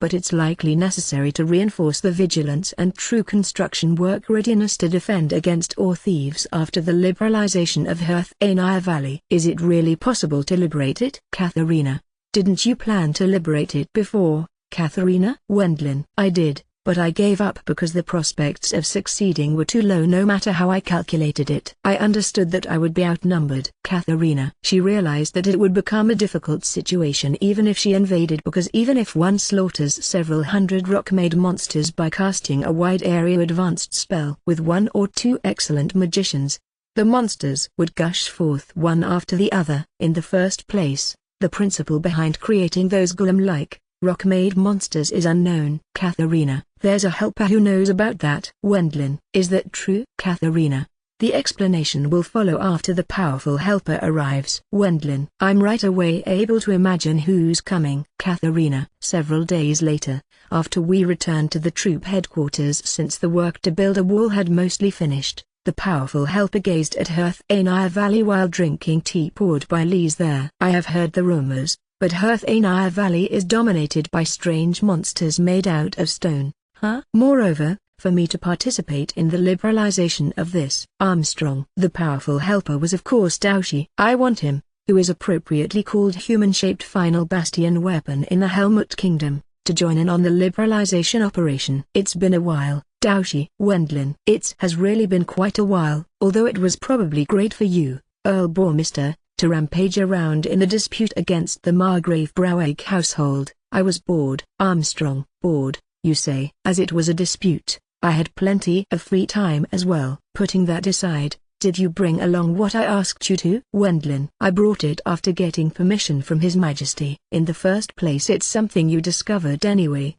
Earl Bormister. There's no problem since the object has already been analyzed. Armstrong. An object that has already been analyzed? Katharina. Katharina tilted her head to the side in confusion, but I called a meeting since it's probably better to explain to everyone. The participating members are me, Daoshi, Burkhart-san, Iryu, Elise, Ina, Louise, Wilma, Maritz, Thomas and Klaus. If we talk about the usual members, those are the ones. First off, there's a reason for me obtaining Hearth Anaya Valley on the condition of reducing the reconciliation money. Wendlin. That is something after the capture of that deadly inversion regulation. When I was reading a book in Ernest Schurback's library to kill time, it contained notices about this Hearth Anaya Valley as well. At that time it was belonging to the Margrave Brouwegg household, thus I didn't have overly much interest in it. Wendlin. Even if I were to be requested to liberate it, I wouldn't accept it unless there was quite a large reward. I didn't have an intention to liberate it before that either. As a matter of fact, they never approached me to request the liberalization.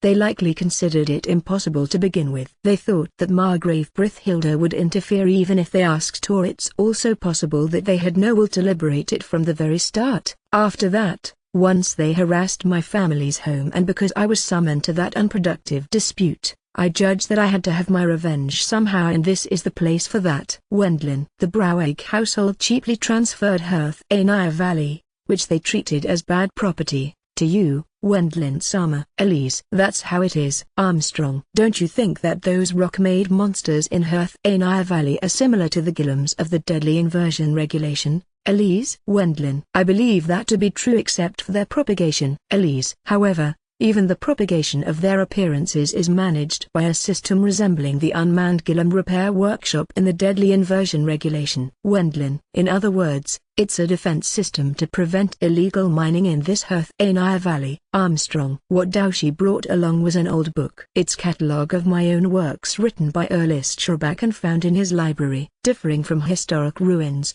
the Hearth Anaya Valley is vast. Moreover, since it's a natural environment, there's the possibility of Gillums, which were made out of metal, to corrode due to degradation over time. Armstrong. Even if they were to maintain an unmanned workshop, it would take time since the numbers are huge. They would have to exchange parts because of the intense degradation. There was the risk of the defense system's operating ratio dropping gradually once a numbers of years had passed. Thus, that's the reason for the rock-made monster-shaped Gillums. Armstrong. With a magic core to keep them running, they are able to be constructed with rocks no matter where they are as long as it's within Hearth Anaya Valley. For Oz to have been mixed in is apparently by chance due to the location of them rising. Since they are able to make up the numbers like this, it becomes possible to defend a large area. Armstrong. Me, Doushi. Blue eyes. What is it? Luizju. Armstrong. I wonder from where they get the magic cores. Also, since they are Gillums, I believe they should have an artificial personality crystal. When Iryu defeated one, it didn't seem like that monster had won. Blue eyes. Certainly he didn't collect anything but ore and a magic core. Wendlin. Iryu examined the remains after he defeated that rock-made monster, but he didn't discover even a fragment of an artificial personality crystal. The reason for that is simple. This Hearth Anaya Valley has a master, and that one is controlling all of the rock-made Gillums. Armstrong. According to Ernest Schurback's catalogue of my own works, there's apparently a huge rock dragon called Gigantic Rock Gillum, enshrined within the crevice located in the center of Hearth Anaya Valley. If you consider it the other way around, you can even say that there's no other Gillum in Hearth Anaya Valley except that gigantic rock Gillum. Inside of the gigantic rock Gillum, which easily exceeds an overall length of 100 meters, there's a huge artificial personality crystal embedded which is controlling a great number of rock-made monsters at the same time. Once it detects intruders from outside, it will carry out an interception depending on the scale of the attackers, and if the numbers decrease, it will carry out a restoration up to a number it can control. What can be regarded as propagation by its appearance might be called a strange fixation of the genius Ernest Schurback. How about the magic cores? Wendlin. There's a hint at the point where the gigantic rock Gillum has been enshrined. Armstrong. It was recorded in the old book that it has been deliberately enshrined on top of a large mithril vein. I heard from Vol that adding a large amount of mana to silver will create mithril. Just as Ina says, there are many monster domains with dense mana and mithril veins below. The silver, which is located there, changes into mithril while gradually absorbing mana as time passes. Staying at a point with lots of mana, the gigantic rock Gillum is artificially refining magic cores. Wendlin. It looks like that's how it is. Armstrong. Although they are rock-made Gillums, there's no difference in their strength to wolves, boars and bears, since their numbers are something like a war potential. Even the monsters like hawks and wyverns who are able to fly are only imitating the movements of flying accordingly. They aren't stronger than the real ones. However, their number is astounding. Indeed, just as you say, Inaju, their numbers are a threat. Armstrong. Even if one has a bit of confidence in their magic and destroys a few thousands of them on the first day, those losses will be already recovered on the next day. Just one of those is plenty of a threat to a common soldier. Armstrong. Even if you destroy several thousands of them by invading with 10,000 military forces, it's not like the side of the human military forces will come out unhurt. They will be attacked once again at the location where their numbers decreased due to being killed in action or receiving war wounds, on the next day. It's unthinkable to succeed in the liberalization like that. The aforementioned old book has records of the abilities of the LNAudioBooks Valley Defense Golem device. Armstrong. This was written on a certain page of the old book opened by Daoshi. The gigantic rock golem can't move as it's enshrined within a ravine where mana is collecting. A huge artificial personality crystal is embedded in its large build that can control 100,000 rock-made golems at maximum. It also has a device to gather mana and to manufacture low-quality magic cores that become the cores of the rock-made golems installed. Its magic core production ability lies at around 5,000 cores per day. Once the number of golems decreases, the artificial personality crystal will try to make up the lost part. The magic cores appear outside the body of the gigantic rock golem, are temporarily swallowed by the golems outside, and then those golems split themselves into small golems, with rock being the material which they are composed from. Although it can be seen as if they are born going by appearance, it's actually a splitting. The children, who were born in the same shape as their parent, grow large due to the rocks in their surroundings. Their similar appearance might be regarded as them having eaten the same rock. A completely autonomous defense system, Wendlin. That's why it was likely been operating till now. It means that the mystery was at last unraveled, but while that may be true, it's impossible for the kingdom to liberate it right away. Armstrong. The method to liberate LNAudioBooks Valley is actually very simple. All will be fine if you smash the huge artificial personality crystal embedded inside the body of the gigantic rock golem. Since this artificial personality crystal is the source moving the gigantic rock golem and the rock-made golems, the golems will turn into simple masses of rock once you destroy it. The method is easy, but the means are very difficult. Owen. Just as Iryu has said, breaking through golems, reaching a maximum amount of 100,000, won't work unless you reach the location of the gigantic rock golem. The means are difficult, but the LNAudioBooks Valley was originally something belonging to the Browake household. Katharina. No matter how much they might be a part of the kingdom, it's not like the kingdom can selfishly make a move on a property owned by the Browake household. It was as Katharina said, but this time's dispute was a huge chance. If the Browake household didn't notice the value of LNAudioBooks Valley just as before, the kingdom would have taken responsibility for a part of the reconciliation money in the latter half of the arbitration negotiations and confiscated this place. It was possible that they would have requested us to liberate it afterwards as well. His Majesty showed a bitter smile. It was nicely snatched away by you, Earl Mr. Armstrong. Now that I think about it, it was useful for me being close to death in that underground labyrinth. Even if it's a similar liberalization, I will be able to show willingness if it becomes my own possession. Wendlin. Therefore, this time the positions have changed even for the previous party members. It has taken the shape of me, Earl Bormister, requesting excelling adventurers as main force to storm towards the gigantic rock golem. As it's troublesome to split the concessions of the mines, I decided to pay 100 million cents upon success in advance. Although the degree of difficulty is high, the reward is exceptional. Wendlin. Given that it's 10 billion in Japanese yen, it's not an excessive reward to begin with. You will take charge, Burkhardt-san, right? Wendlin. I have been told by Master to accept it. Burkhardt. If you consider the time after the liberalization, there's no other choice for Burkhardt-san, who is a magician employed by the Margrave Brithhilda household, but to accept. Since there's no way for just the Earl Bormister household being able to manage the mining areas of LNAudioBooks Valley, it will be necessary to consign quite a few of the operations. I'm also receiving private support from His Majesty and the Business and Engineering Minister, Armstrong. For the kingdom, that means that they want to obtain even a bit of the concessions of the Hearth-Anaya Valley, which was snatched away by me ahead of time. Though the property rights are mine, they'd like to have a certain degree of concessions regarding mining, guarding, refining and transportation. Also, if the royal family is involved in the concessions, they will become a guard for the Earl Bormister household against being blamed by the Browig household after the liberalization. Since they will luckily be jealous, if I keep it completely to myself, I considered a method how everyone can be happy. Though I still didn't know whether the Browig household will join in on that. The group, who can't fly by means of magic, will be a diversion here. Wendlin. Yes, Armstrong. I want you, Ina, Wilma and Elise to participate in the diversion as people belonging to the Earl Bormister household. The main members, who will destroy the gigantic rock golem, will plunge straight towards the target by flying in the air. During that time the fainting ground unit will barely enter and leave the boundary as they were given the task of drawing the rock golems on the ground. Vulsama. Wilma. What's up, Wilma? Wendlin.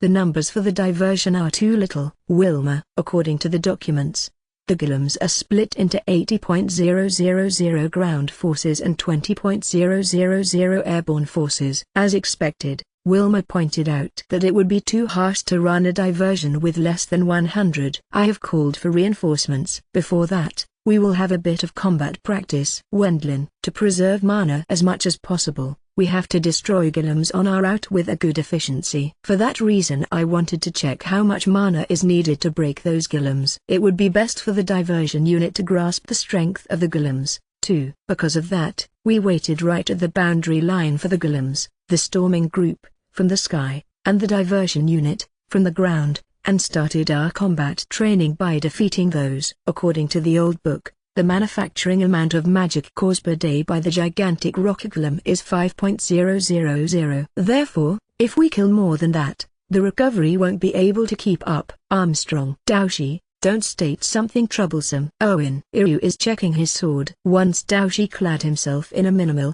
magic barrier, he plunged into a flock of wyvern-shaped and hawk-shaped rock golems, which he called together by deliberately provoking them. Certainly, only by their appearance, they aren't that powerful. Armstrong. As usual, amazing. Owen. At the same time of plunging in, he pulverizes one after the other with kicks and fist strikes that were clad in mana. Once he faces a target slightly away, he throws a small snake-shaped tornado, made out of mana, at it. Once hit by the small tornado, the targeted golem scattered and its broken pieces rained down on the surrounding golems like a buckshot, spreading the damage even further. The magic mobile armor is rejected due to the aspect of its mana consumption, but I will simply destroy those on the route as efficiently as possible since they aren't as strong as a dragon. Armstrong. Decrease their numbers by dragging several of them into it without using a too powerful spell. Burkhart. Got it. Wendlin. Understood. Katharina. Katharina and me hit wyvern-shaped golems in turns with small tornado spells upon Burkhart-san's instruction. Once hit,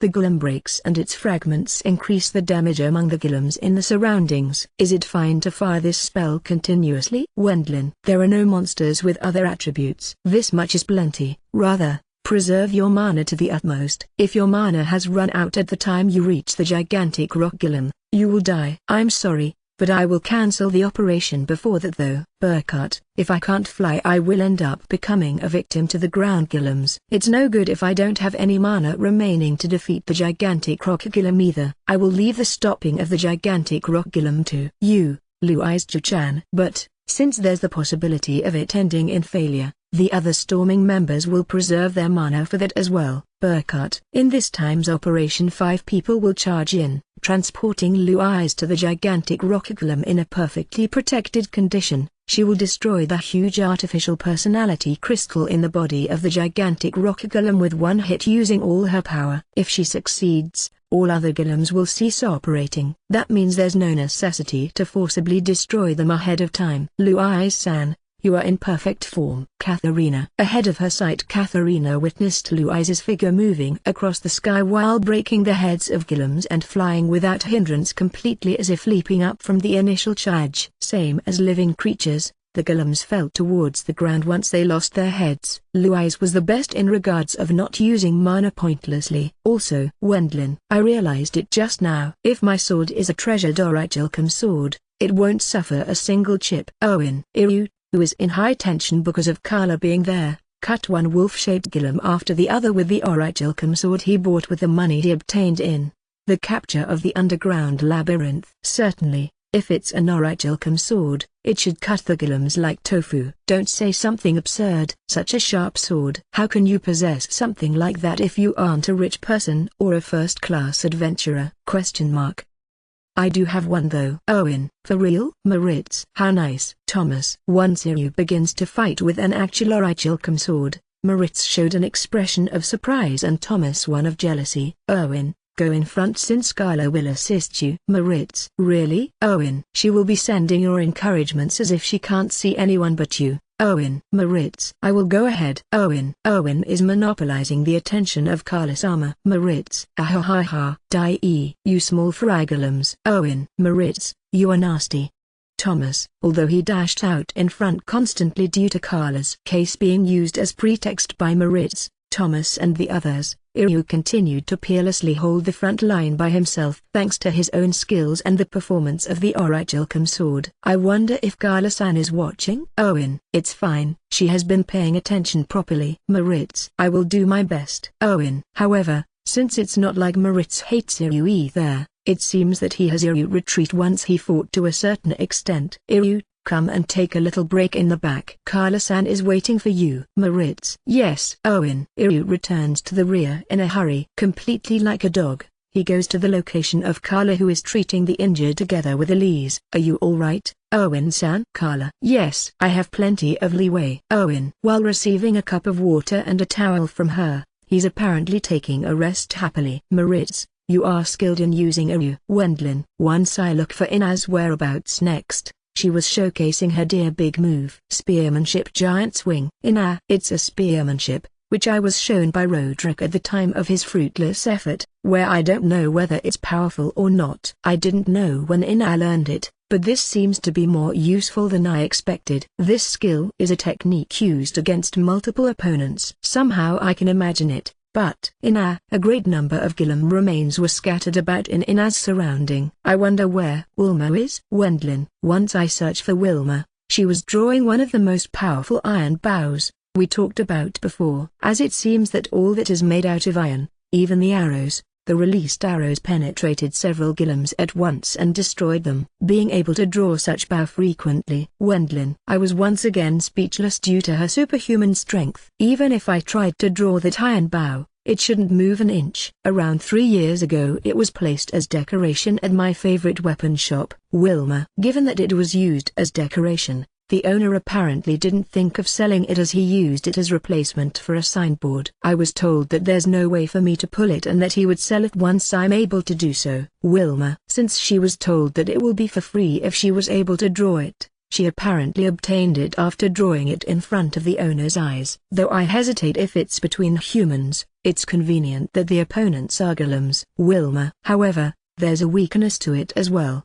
Because the arrows are more expensive than the common ones, she ended up exhausting her stock right away. War costs money. Wilma. While lamenting over the truth of this world, Wilma switches her weapon to her battle-axe and pulverizes a lot more golems by swinging it around than with bow and arrows. As expected, it's probably a feeling of that being Wilma, huh? Wendlin-san. Any time now. Katharina. Yay. Wendlin. Time-wise and according to the number of people we are probably soon approaching the limit. I, who was told so by Katharina, complete a huge tornado spell by using vast amounts of mana with the 4 people, except Louise, after the diversion unit withdrew just a bit. That's combination magic. Wendlin. Spin tornado?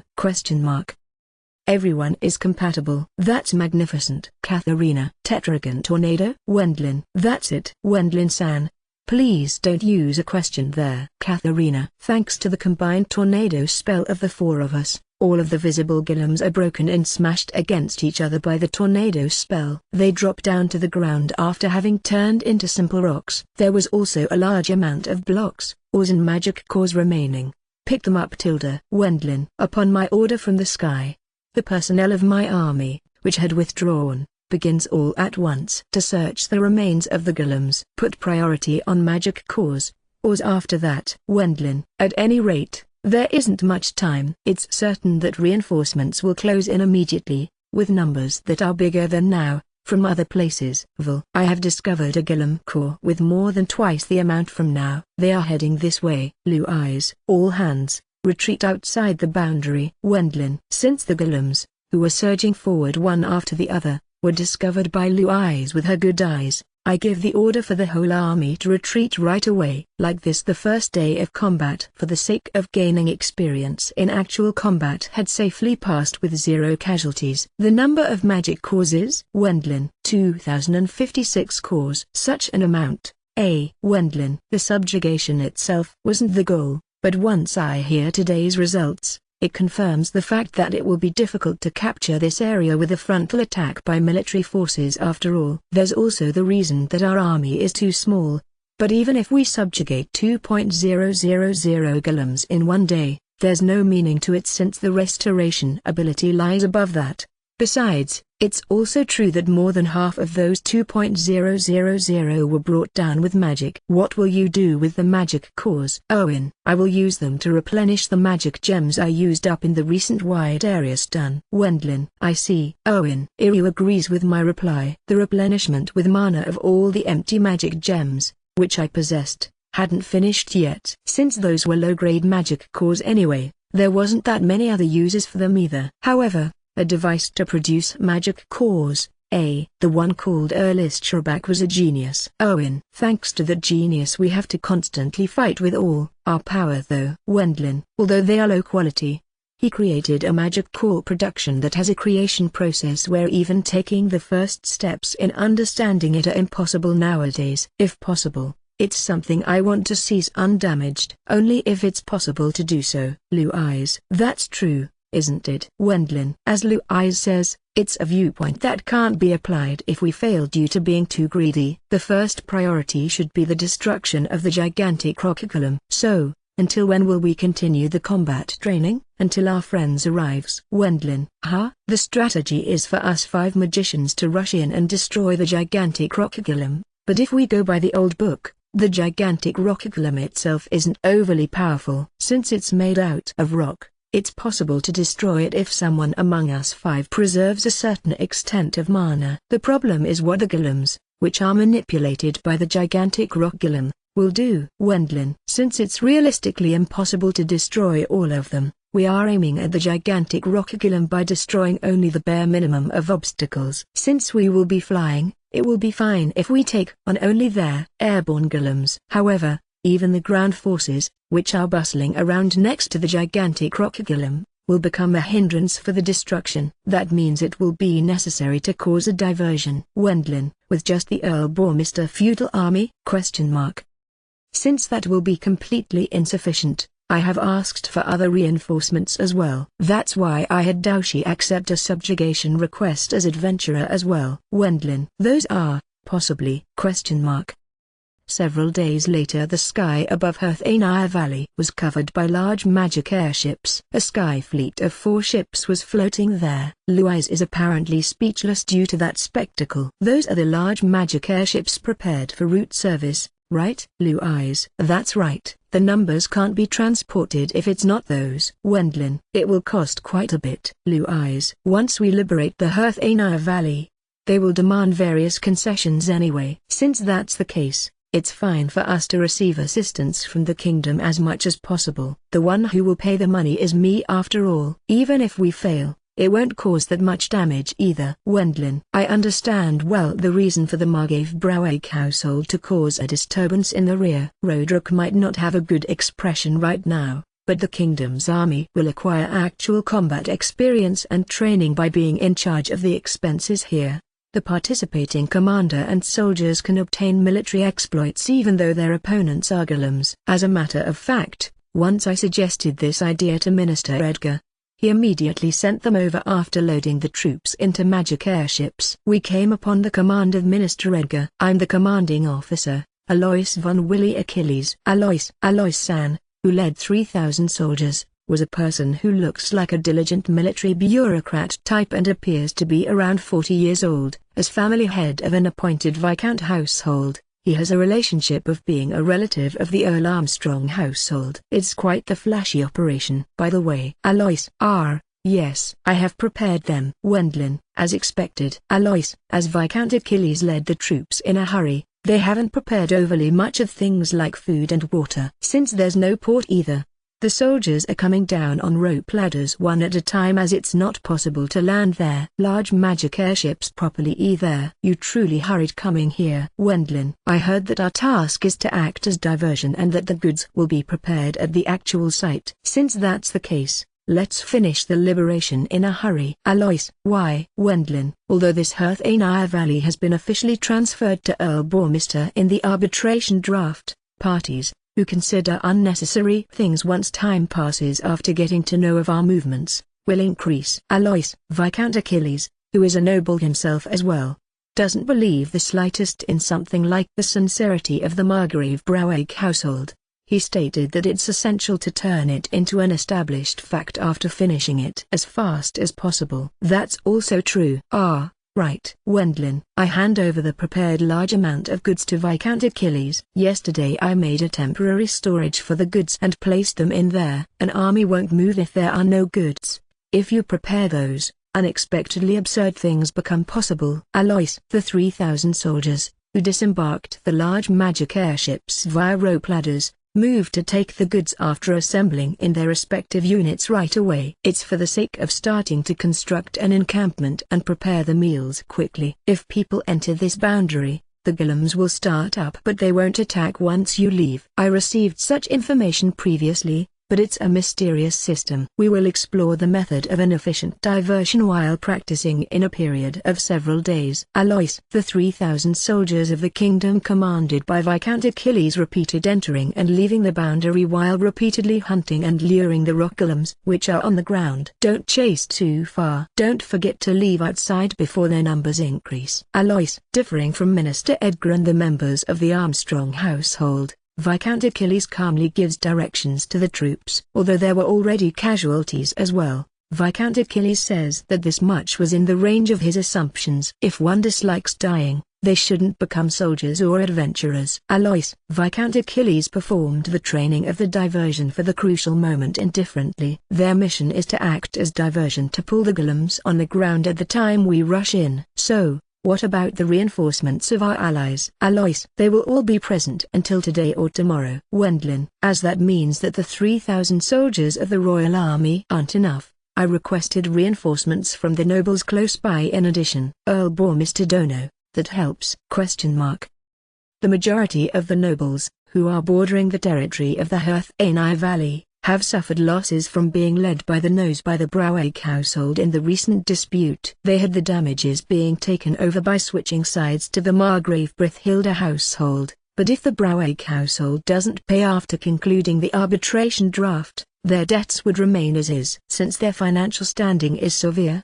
they were added to the diversion task after sending their troops. That means they accepted the job of mercenaries aiming for the reward handed out by the Earl Bormister household. That's because we really don't have not enough manpower. Wendlin. It's owed to you developing as territorial noble? With the arrival of over 50 noble households and the royal army, they repeated the training of the diversionary tactics in Hearth-Anir Valley. After splitting the troops into 10 army corps, luring out the golems by crossing the boundary line, they escape outside after people are hit. Once the golems disappear, they cross the border once again and carry out their provocations. While exploring for a method to attract as many golems as possible, they also continued the training how to destroy them with a good efficiency. After a period of a week, merchants, who sell stuff like food and entertainment items to them, started showing up. The Hearth-Anir Valley experienced a kind of special procurement for the liberation operation. Well then, won't we begin the storming soon? Wendlin. After a last meeting, The operation starts. The military forces will provoke the Gillums on the ground while entering and leaving the boundary at 10 points in the vicinity of Herthanir Valley. We will begin the invasion with 5 people from a point where the distance to the Gillums and gigantic Crocogillum is the shortest once their caution is attracted to the maximum. While destroying only the least amount of airborne Gillums at short distance, we will destroy the gigantic Crocogillum in one go. Burkhardt-san, this is the closest infiltration point, right? Wendlin. Earl's armor, you used detection as well, right? The main target is right down in the middle of Herthanir Valley. Burkhardt. To be precise, it's right in the middle, deep inside the crevice running through Herthanir Valley's center. The gigantic Crocogillum, which has no legs, is enshrined there as it gathers mana. Surpassing a size of 100 meters, it has 8 heads at the front and 8 tails in the rear, storing a huge artificial personality crystal, which can manipulate 100.000 Gillums at the same time, and a device, which is able to produce at maximum 5.000 magic cores, albeit being low-quality ones, per day. In its body, it destroys all enemies which invade Herthanir Valley. According to the genius magic tool craftsman from the time of the ancient magic civilization, Erlistrabak, it is a defense system that seems to be alive. It has 8 heads and tails. Wendlin. Although it won't move, it will cause damage to an enemy by swinging its tails and firing rock bullets,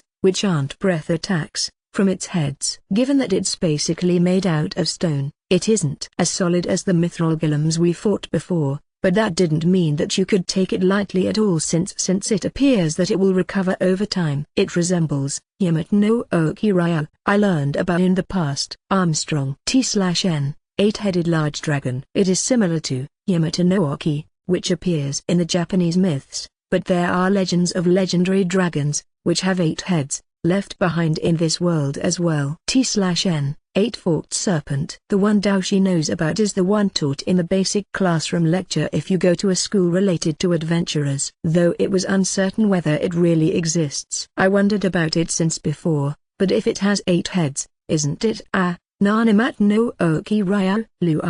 Luiz-san, it won't help even if you complain about such an old folklore, will it? Rather than that, it's soon time, isn't it? Katharina made a retort at Luiz's hair-splitting. It's just as Katharina has said. Wendlin. While we were on standby with 5 people on a ridge of the Rocky Mountains which is located outside the boundary, the mixed forces of Kingdom Army and Earl Bormister Feudal Army entered combat with the lured Gillum forces below. Owen Iryu is putting fighting spirit into it, though his reason for it is wrong. Luiz didn't go easy on Iryu, who is wielding his treasure Dorichalcum sword while standing at the front. Even Iryu should have gone to the front with his sword that doesn't lose its sharpness in order to lower the damage to our allies as his prime objective. That reason and his feelings of trying to show Carlos-san his good side are fighting each other, aren't they? Katharina, you have no mercy either. Wendlin. All men at that age are like this, I guess. Hey, we will start soon. Burkhardt. An estimated 8.000 Gillums had gathered at the outer edge against the enemy invasion at more than 10 places. They will be annihilated if these are all the opponents.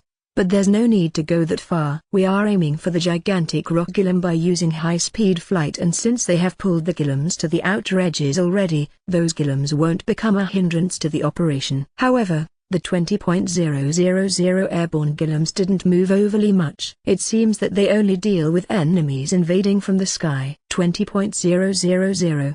Wendlin. Usually they are scattered in Herthanir Valley. We will destroy the gigantic Crocogillum quickly before they gather. Got that? Burkhardt. There's no need to destroy all of them. They will return to being rocks if we destroy the gigantic Crocogillum anyway. The operation would fail if we spent that much time on destroying all of them. Burkhardt-san emphasizes it especially for Daoshi.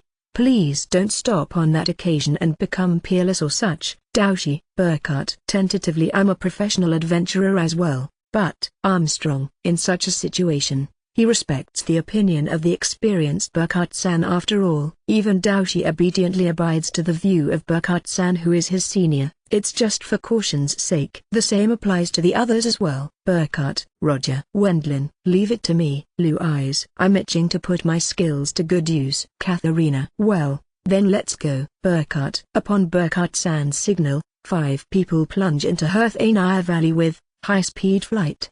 The formation is Katharina and me as two top. Behind us are Luiz and Burkhardt-san and Daoshi acted as rearguard for the sake of destroying the Gillums chasing after us. Burkhardt: oh no.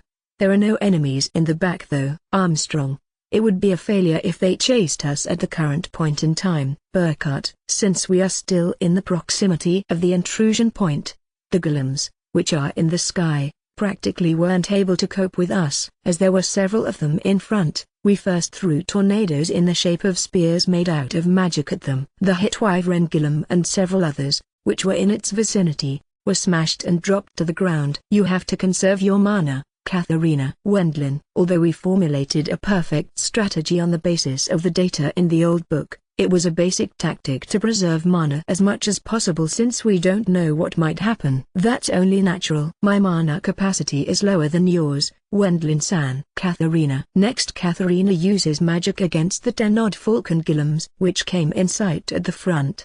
Tornado break. Katharina: appropriate to her name, Storm. She suddenly creates a tornado in the middle of the Gillums at the front and blows them up into the upper sky. The Gillums, who collided within the tornado, were damaged, destroyed and fell to the ground. Amazing. I want to attack something as well. Luiz: you have to preserve your mana. Wendlin: that's right, isn't it? Luiz: since she can't use emission magic at all to begin with, Luiz's role is to directly inflict damage to the gigantic rock golem with a powerful attack. Preserving her mana to the limit until our arrival, she will deliver the final blow to the gigantic rock golem. This is Luiz's task this time. I will release my secret technique with the power of my entire body. Luiz: it looks like I can anticipate something. There's one after all, a secret technique. Wendlin: look forward to it very much. Luiz: the Luiz before our sortie was as usual. There are less Gillums than I expected. Burkhardt: around 10 minutes after starting the storming, Burkhardt tilted his head to the side. According to the old book, the airborne Gillums should have come gathering more after this much time had passed. However, with us having 5 times crushed a group of 10 to several dozen Gillums, the enemy didn't appear in front of us overly much. Maybe. Katharina: maybe what? Wendlin: artificial personality San might be unexpectedly busy with its job. Katharina: once we continue flying for 10 more minutes, we finally arrive at our target point. The huge crevice running through Herthanaya Valley. The gigantic rock golem is enshrined within, but in the sky above it more than 10,000 Gillums were waiting for us. TSK. Did it guess our target? Burkhardt: if there are this many of them, we won't be able to enter the crevice. Wendlin: given that the gigantic rock golem is inside the crevice, we have to destroy those Gillums first. The Gillums were gathered in the sky with a density that covered the sky's blue, allowing one to guess that the majority of the 20,000x1 airborne Gillums was here. Earl's armor: it's still within expectation. Go. Burkhardt: roger. Wendlin: even though the Gillums are drawing closer, I take out 10 magic gems and grasp them in both hands. While focusing my consciousness even more, I began to prepare an advanced level spell at maximum. Basically it's refreshing to cast such magic. Wendlin: after accumulating mana for about a minute, the spell is invoked in front of my 2 hands. As it took me 2 minutes in the battle against Great Grand back then, I have apparently grown quite a bit as well. Burst tornado. Wendlin: since I don't need to chant, I voice it out as something mood-like to let everyone know about the invocation timing of the spell. The huge tornado, which was generated in the middle of the Gillums at a distance, raised a violent howl as it swallowed up thousands of Gillums. Getting destroyed by crushing into fellow Gillums within the tornado, they fall down to the ground, dragging the Gillums, who were safe in the surroundings, into it once the tornado dies down after a short while. Wendlin-san, you are strong at that kind of magic. Katharina: yes, I am. It's refreshing. Wendlin: since the opponents are Gillums, there's no necessity to pay attention to something like intensity as with the previous wide-range area stun. It looks like we were recognized as threat to be purged. Katharina: since around 40% were destroyed in one go, the Gillums begin to move in order to eliminate us. I was able to confirm that around half of the 7,008.000 Gillums are heading towards us. One more. Wendlin: this time I fire the emission spell of the Void attribute, which I used in the battle against the dragon Golem. After pushing out my hands in front once again, the power has fallen, but once hit, the Golems are blown backwards, crash into the Golems in the rear and thus break each other. With their close formation having backfired, their preference in attacking with numbers doesn't seem to be overly powerful after all. I saw it for the first time, but it has an absurd strength. Even Katharina destroyed a few thousand Golems by firing tornado spells in rapid succession, but she ended up exhausting most of her prepared magic gems. However, their numbers have decreased considerably as well. Wait, aren't they increasing? Katharina. Certainly, although they should have decreased down to around 5.000. They have recovered to around twice that again for some reason. Did they already revive with the magic cores as bases? Wendlin. 5.000 per day. Wasn't it? Katharina. According to the explanation of the old book, the gigantic rock golem is capable of producing 5.000 magic cores per day. Releasing the magic cores from its buttocks part, golems take those away and small golems, just like living creatures, are born. The born small golems attach rocks from around the area to themselves and grow big. I felt like that was the explanation in the book, but it might speed up the process to some extent if the losses increase all of a sudden. It has the materials after all. Burkhart. There are the remains of the golems who fell to the ground after having been destroyed not long ago. Burkhart-san. Wendlin. It might become bad if we spend time. Burkhart.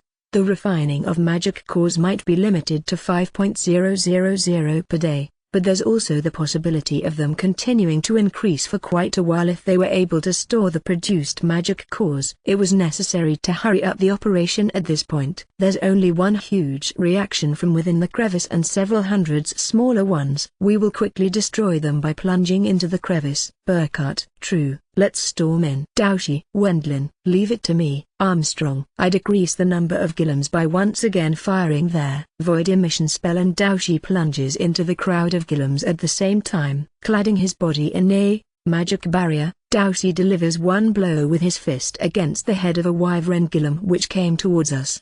The golem, which had its head broken, crashes to the ground just like that. Next, pulverizing a golem, which comes attacking from behind, with a kick, he grabs the tail of another golem and destroys several others by swinging it around like a hammer. He is very strong, just as expected. Burkhart. Isn't he? Wendlin. He doesn't appear to be a magician, but it was plain obvious in anyone's eyes that he was overwhelmingly powerful. Burkhart-san and me are once more surprised by that strength. We will leave the sky to Daoshi and charge in. Burkhart. Roger. We should probably put it to an end while the number of golems still hasn't recovered completely. Once we rush quickly into the crevice with the four of us, rocks suddenly appear in front of us. When those were repelled by their magic barriers, we deployed beforehand a rock dragon head, which launched those rock bullets, raised a raw, gigantic rock golem. According to the description in the old book, there are 8 of those huge heads. One by one they tried to crush us by firing rock bullets from their mouths. In addition, there were several hundreds hawk golems in this narrow crevice, too. They also begin their attacks in our direction. There were many unlucky golems who were broken by being swallowed up by the rock bullets fired by the heads of the gigantic rock golem,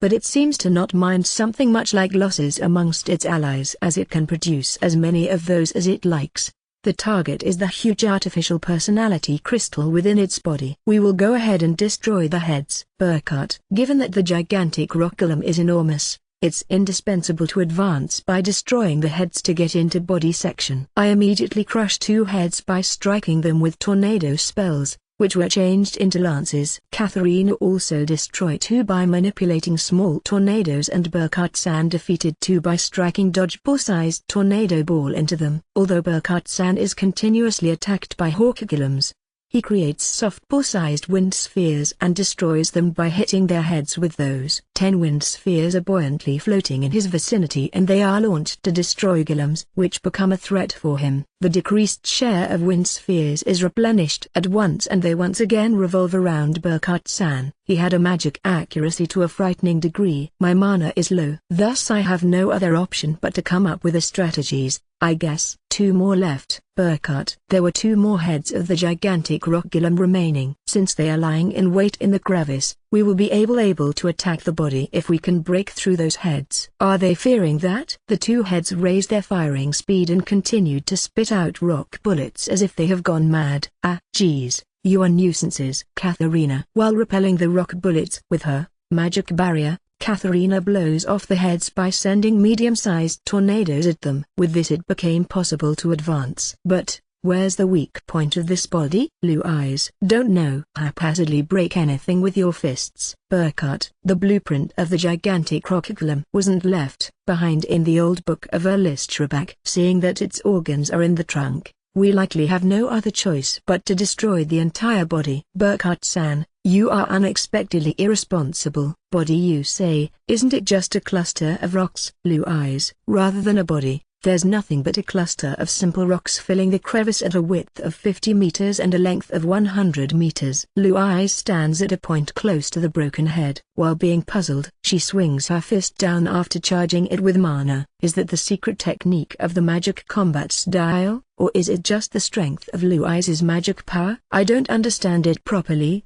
but the body part develops cracks in a sphere of a 10-meter radius and begins to fall apart to pieces. It's a hit? Wendlin. Unfortunately, it's a miss. Burkhart-san answers in replacement for Blue eyes, but I immediately understand his reason. Wendlin-san. We have to destroy the crystal quickly. Katharina. It seems that the restoration of the heads was faster than expected. Katharina defended against the 8 heads, which came attacking from the back while firing rock bullets with her magic barrier. Is that how it is? Damn it. Burkhart. Next Burkhart-san begins to strengthen his magic barrier, and moves above our heads. Daoshi is doing well, but Wendlin. He destroyed one golem after the other by being peerless by himself, but it resulted in the golem's remains increasing. If Daoshi isn't there, a large army of golems will come attacking from the sky. Burkhart. There's no choice but to endure the rain of rocks. While saying that, Burkhart-san begins to throw wind spheres towards the hawk golems which escaped being defeated by Daoshi. Blue eyes, please keep destroying it. Wendlin.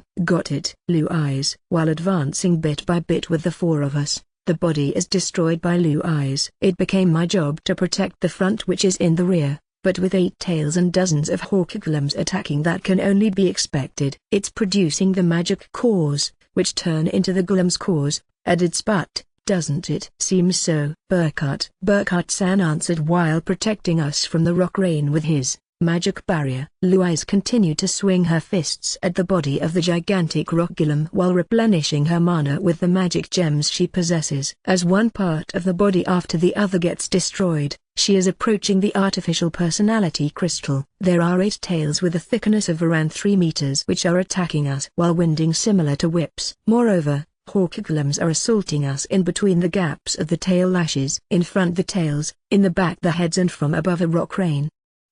Blue eyes. Wendlin. Geez, I will finish it in one go. All of my mana goes into this fist strike. Blue eyes. Oh, it looks like something amazing is coming. Wendlin. Blue eyes extends one hand towards the sky while concentrating and gathering her remaining mana and the mana from the remaining magic gems. Did she gather mana which exceeded your own mana capacity? Wendlin. If one asks why the current Blue eyes is somewhat amazing, that's because a normal magician can't hold back mana which exceeded their mana capacity within their body. Therefore, at the time we started the wide-ranged area stun, we ended up with hardships due to the speed of sucking up mana from the magic gems. However, Blue eyes gathered mana in her raised fist which surpassed her mana capacity several times. The recoil is a bit severe, but I will go ahead since it will get gradually worse and worse if I prolong it. Ultimate secret technique of the magic combat style. Big Bang Attack. Blue eyes. The technique's name was unexpectedly cliché, but at the moment when Blue eyes hits the body of the gigantic rock golem with her mana-charged fist, it generates a flash that makes one's eyes dazzled and cracks begin to appear at a range that can't be compared to until now. It's a success. Blue eyes. The entire body, which was once a cluster of rocks, breaks into fist-sized rocks, and the tails, which were attacking me, the heads, which were attacking Katharina, and all the golems, which were deployed inside the crevice, turn into rocks and crash to the ground. It seems that she was really successful at completely destroying the gigantic crocodile. Amazing. Blue eyes. Wendlin. As it was a great technique I hadn't seen until now, I was very impressed. But my body doesn't move a bit. Blue eyes. Just as it was a great technique, the recoil to her body was great as well. I immediately recovered and carried Blue Eyes, who was wobbling on top of the mountain of rocks. Are you alright? Wendlin. As I'm on the verge of mana exhaustion, I feel a bit sleepy. Blue Eyes. I see. You really did your best. Wendlin. Once I smiled while gently stroking her hair. Her eyes began to become passionate. As reward you will take me home while hugging me, okay?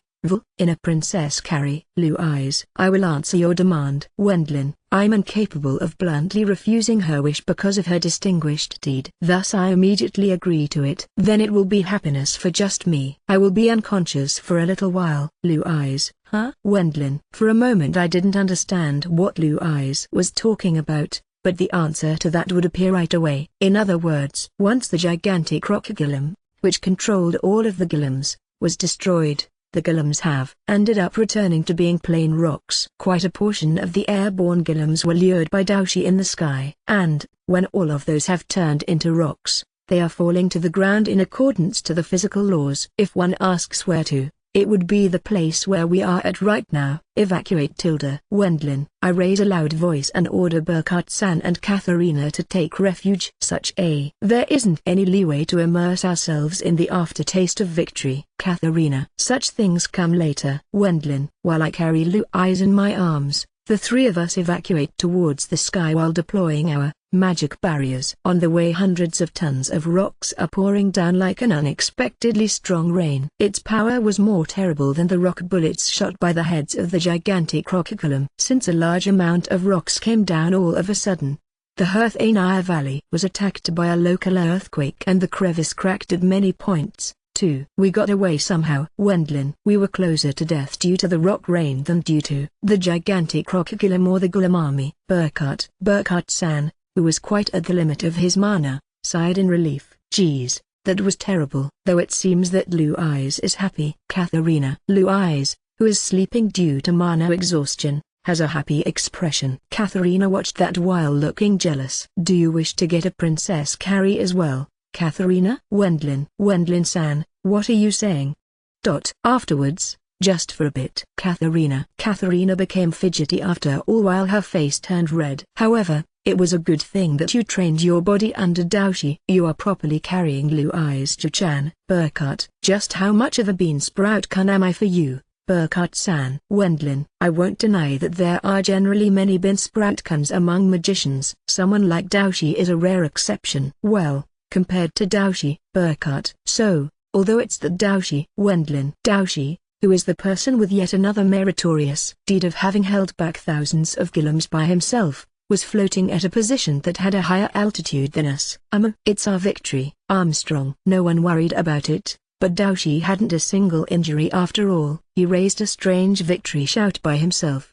But once he discovered our figures, he came close while looking delightful. The martial arts, which I learned from Blue Eyes Chu, were useful. As the mana efficiency of the mobile magic armor is bad, it was a great help. By the way, Blue Eyes Chu has run out of mana. Armstrong. It's because she used her secret technique. Wendlin. That dazzling light, huh? Armstrong. Once I explained the technique used by Blue Eyes, Daoshi asked while showing an expression of admiration. What? Although the recoil is harsh, it releases several times of one's mana capacity charged into a fist. That's a perfect technique for me as well. Have her teach me later without fail. Armstrong.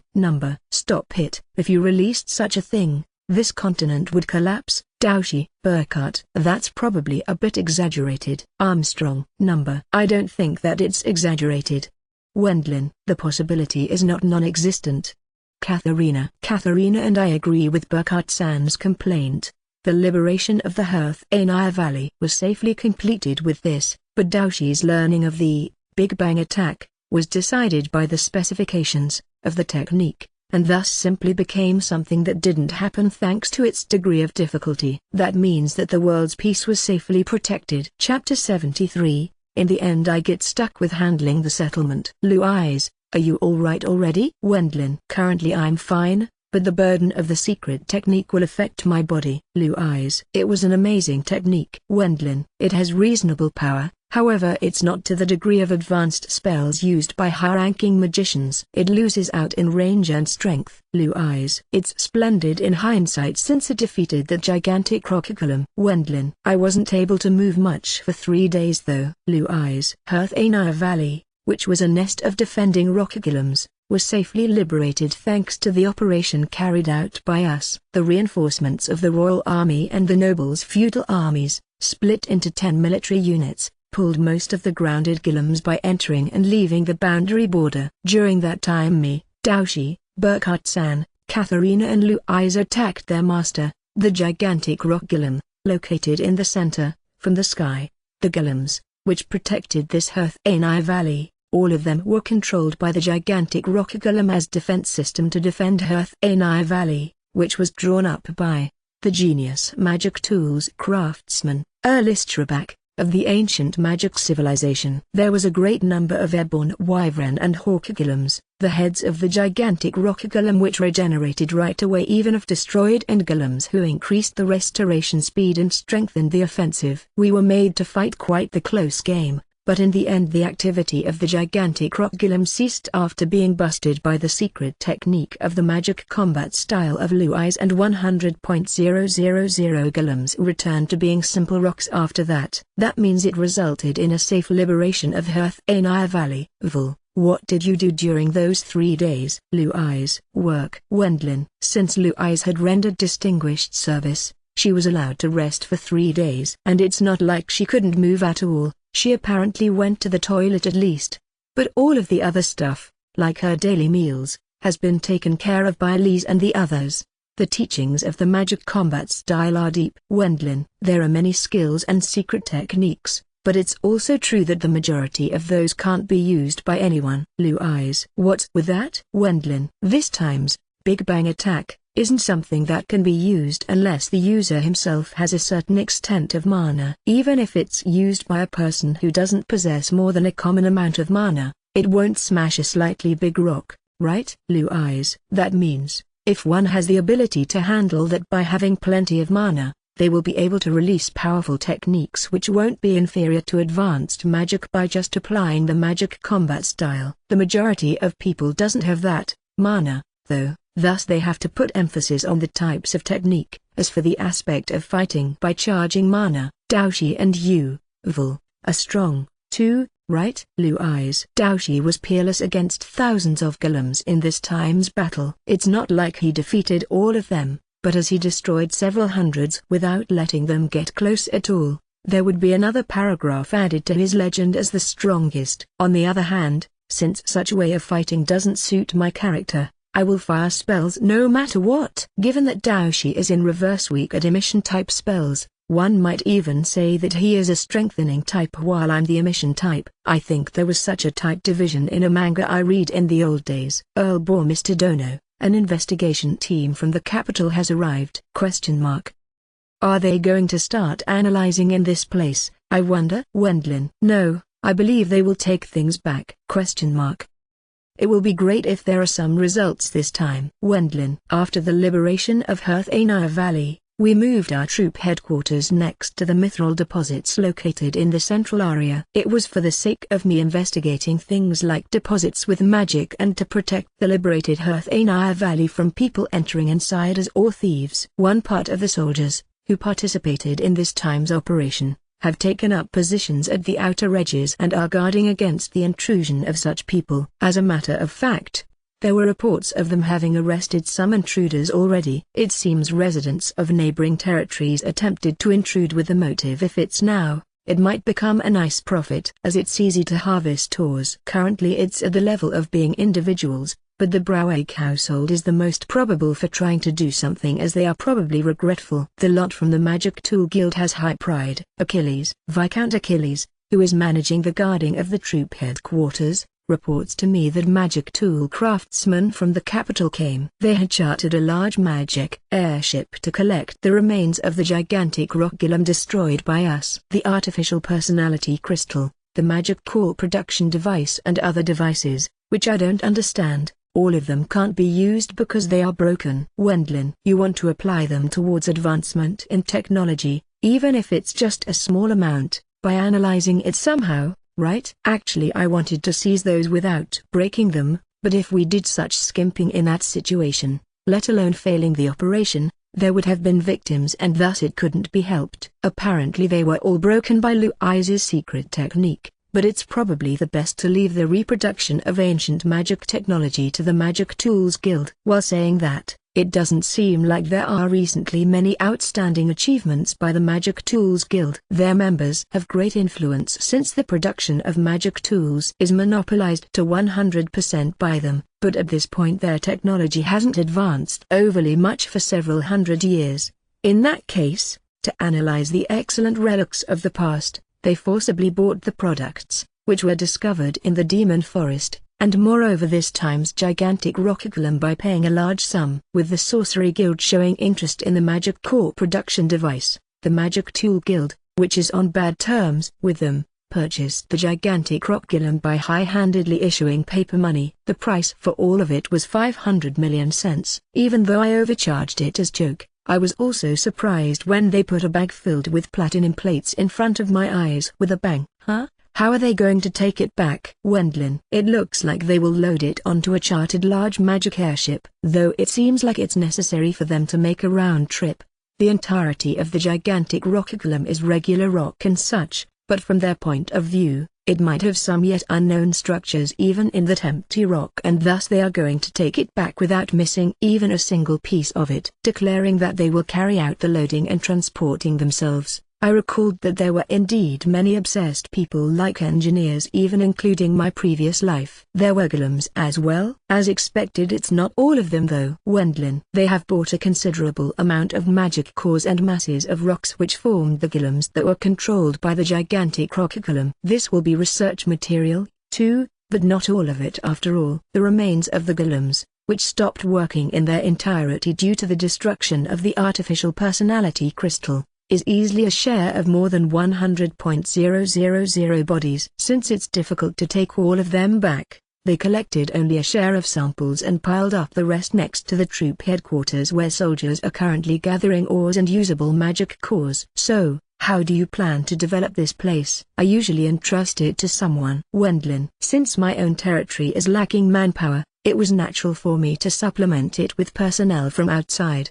Besides, if it's people, there is plenty of them. In case a noble discovered a mine in their territory, he will try to compensate for everything by himself as much as possible. There were many prospectors, mining engineers, refining experts and such working away from home, but many miners are those below second son of farmers who are left over. That means it's a good place for employment for people who can't inherit agricultural land. However, depending on the situation, there are also many mines where minerals can't be mined anymore after a few decades. It's fine if a new mine is discovered in the same territory or at worst in the territory of a neighboring noble, but if nothing is discovered, they will be unemployed. There are such circumstances, too. One can gather as many miners as one likes. It's all right for them to immigrate or to work away from home. In short, it will be fine if they can get metals by digging here. There's also no necessity of fussing over taking care of anything and everything by myself. Gathering talents from other nobles' territories and the areas directly under the control of the kingdom. It will be fine if our men only check for fraud. That's a very broad-minded setup.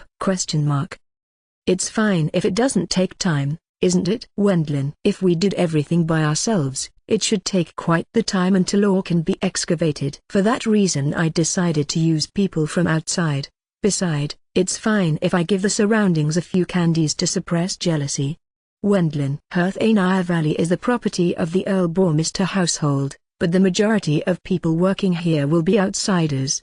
The significant point of this is guaranteeing income and employment for people who are registered in territories of other nobles or areas under the direct control of the kingdom. That will also become a measure to stimulate employment for the residents, and that's connected to the invigoration of the economy and an increases in the revenue. The miners, who are working in regular mines, return to their hometown and use their earned money there, with just that it becomes an economic measure for their hometown. Even the royal army will increase by one official position. As a matter of fact, I'm planning to sell most of the plots, which are located at the outer edges of LNAI Valley, to the kingdom. There's no ores in those plots, but they will place 1,000 soldiers and a troop headquarters called Royal Army LNAI Valley Garrison there. Their task is to defend so that nobles other than the Earl Bormister household won't meddle with the LNAI Valley.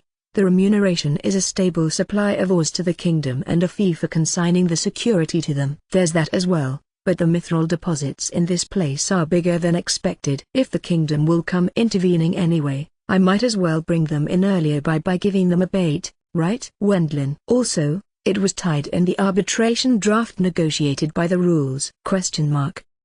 The people, who thought that it is an inferior property, ended up offering it up themselves for a slight reduction of the reconciliation money. Won't they have sentiments of wanting to get it back? For the sake of preventing that, we employed more guards than the Browake household. In addition, with such large-scale mining area, won't it become necessary to run a refining establishment in the future? As people will gather, a city administration will be indispensable. 2. We need manpower. It's necessary to employ the young people of appointed nobles, who are secluding themselves in the capital, as future personnel so that they can carry out the checks for fraud over here. Their relatives and parents will guarantee the possession of LNAI Valley for the Earl Bormister household in order for their children to have a steady livelihood. That's why it will become busy immediately, as there's an insufficiency of mithril anyway. A lot workshops, located in the capital, are saying that they will buy it even in the state of being an ore. Given that they want to send airships as fast as possible, they told us to please prepare a port where it's possible for magic airships to land and take off as well as to mine, even if it's only a bit. Until then, it once again reached the point that I will be pressed to provide roads and a plot of land, where a city will be built, as public works adventurer. That stone-paved road is magnificent. That's because there's plenty of materials. Since there are as many rocks, which aren't ores, as one likes, I create stone plates with those as material by magic and complete a paved road by just pushing them into a dug-out path. Will you promote your rule in both name and reality? Since the post of commanding officer of the LNAI Valley Garrison is encouraging for me, I will pay attention to stuff like meddling by the Browake household. However, will they come rushing in at once? Achilles. Although the arbitration negotiations haven't finished yet, it's an urgent situation. Wendlin. The arbitration negotiations between Margrave Brithilda and the Browake household aren't progressing at all thanks to the Browake household persisting in a reduction of the reconciliation money. What effect will our liberation of LNAI Valley bring about in the middle of that? There was no reason for me to know that yet. Even if something is said, this place is the Earl Bormister household's possession. It's not something I will consult to the Browake household. That's true, I guess. The Browake household itself is still remaining at this point in time because of His Majesty's kindliness.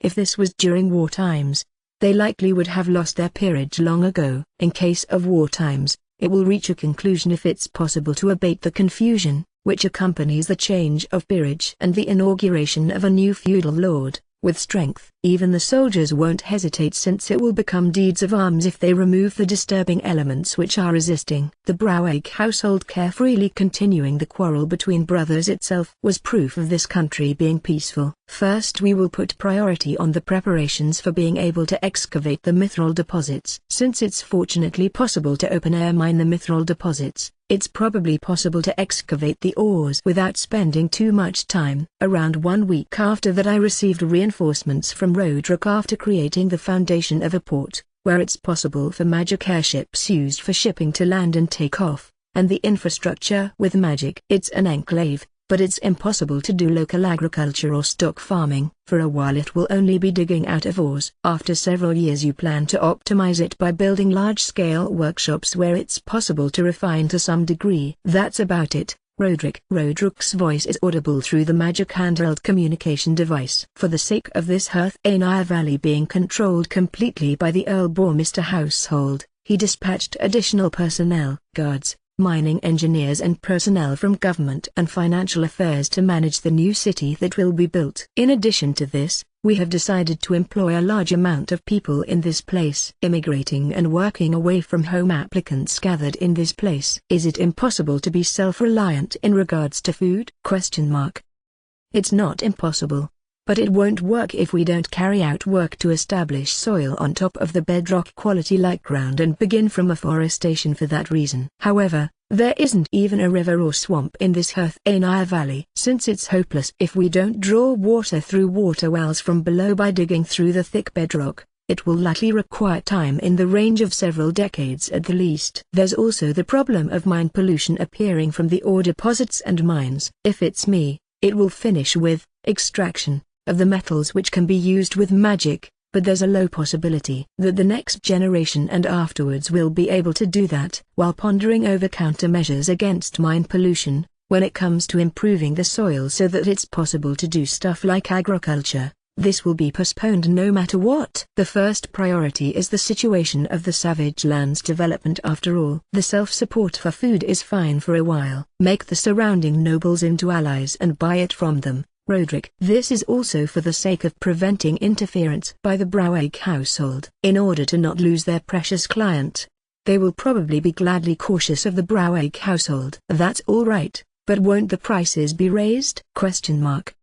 That's possible, however it's likely difficult if they don't consult with all the nobles selling food, Roderick. Besides, if it gets too expensive, it's fine to import it from the Bourmister earldom and the Brithilda Margraviate. Nobles aren't a monolith either.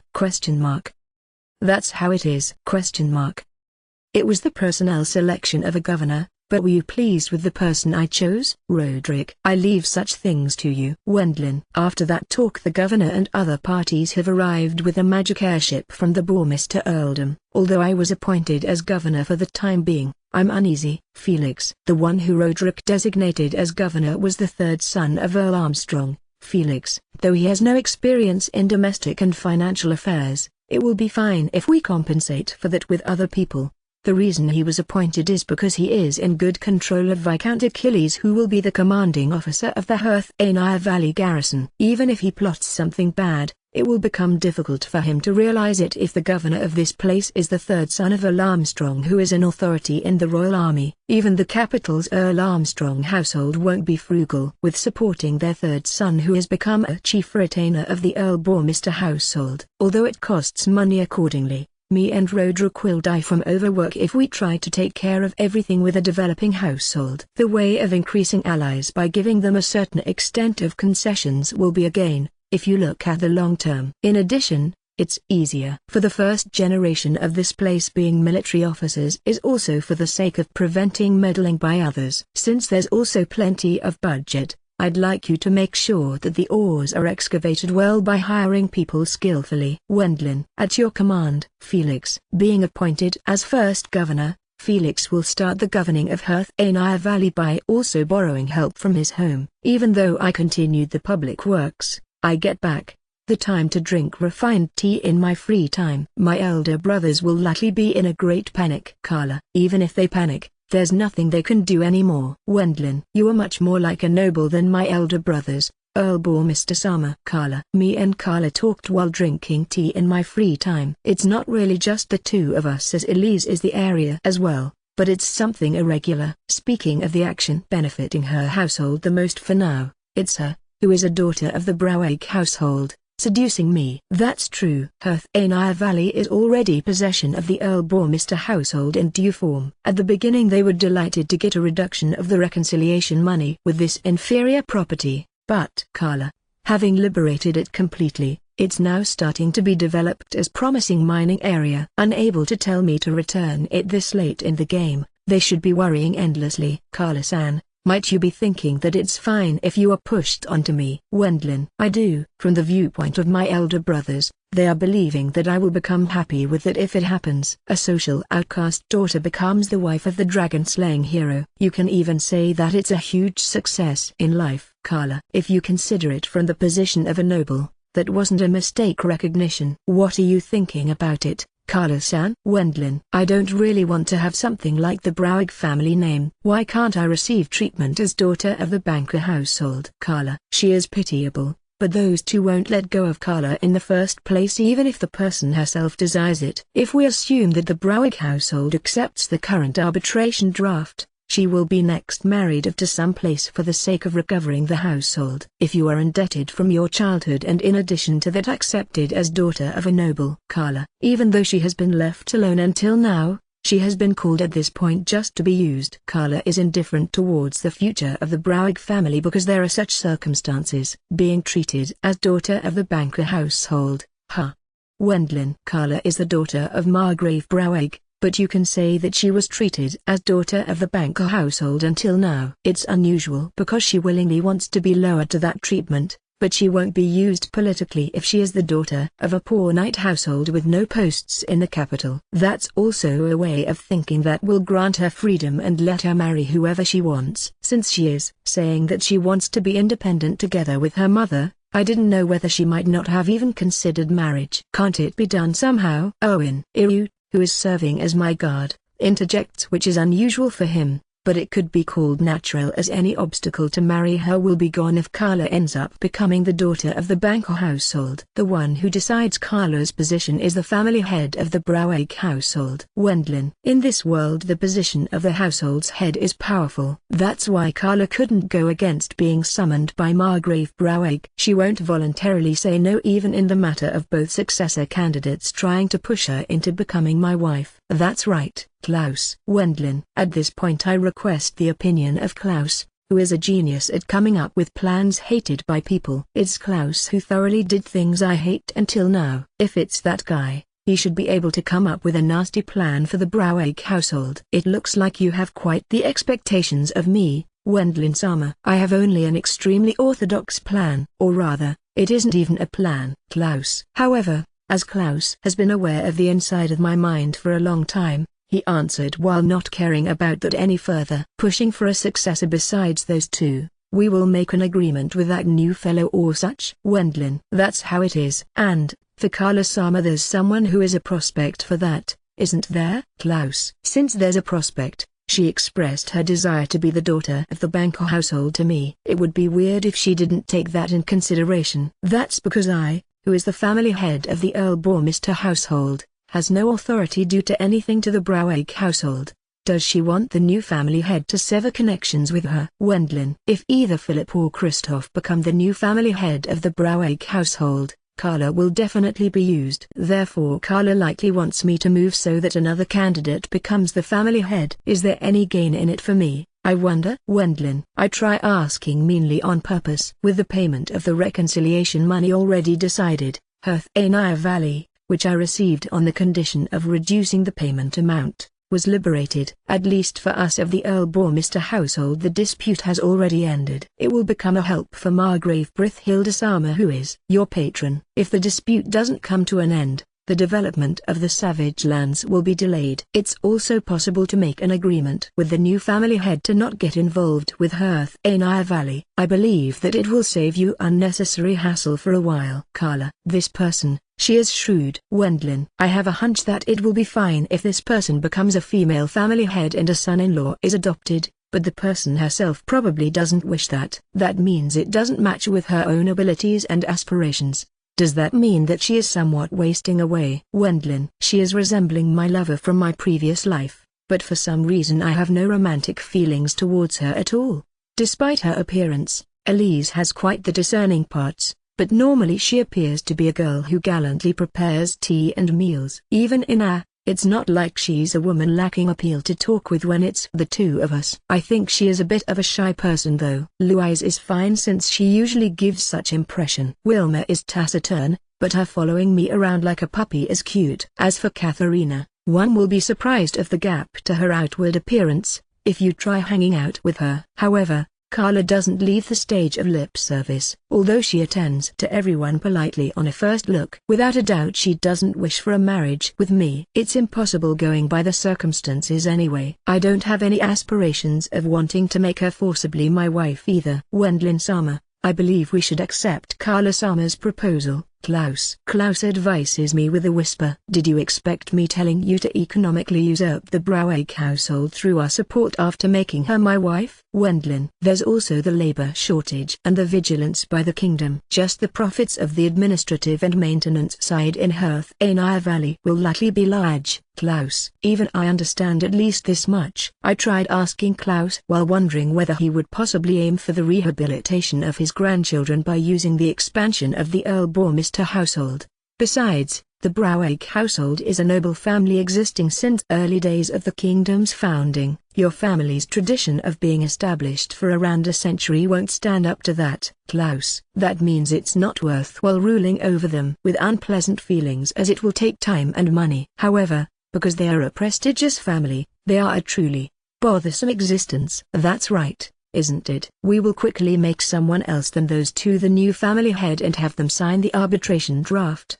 Wendlin. Got it. I shall accept it. Wendlin. Thank you very much. Carla. Once it's settled like that, we will immediately enter Margraviate Braueg. Since a guide is necessary, I continued to freely use public works magic while gathering newly employed personnel and reinforcement to help out with speeding up the extraction of the mithril deposits for the sake of earning money in Herthanar Valley during the time waiting for that guide to come. With the Herthanar Valley Liberation Operation, our funds decreased due to the rewards for the military forces, who participated in the diversionary tactics, and for the raiding members except me. But I planned for this to balance out right away with the sales of mithril ores. Since there are also gold, silver, copper and iron deposits in addition, there will be even more earnings once we advance with the exploitation of those as well. A forcible liberation with the power of money and magic, eh? You became a splendid noble, too, Earl Bormister Sama. So, who are the members heading towards the Braueg territory? Klaus. We won't go with overly many. Wendlin. Me,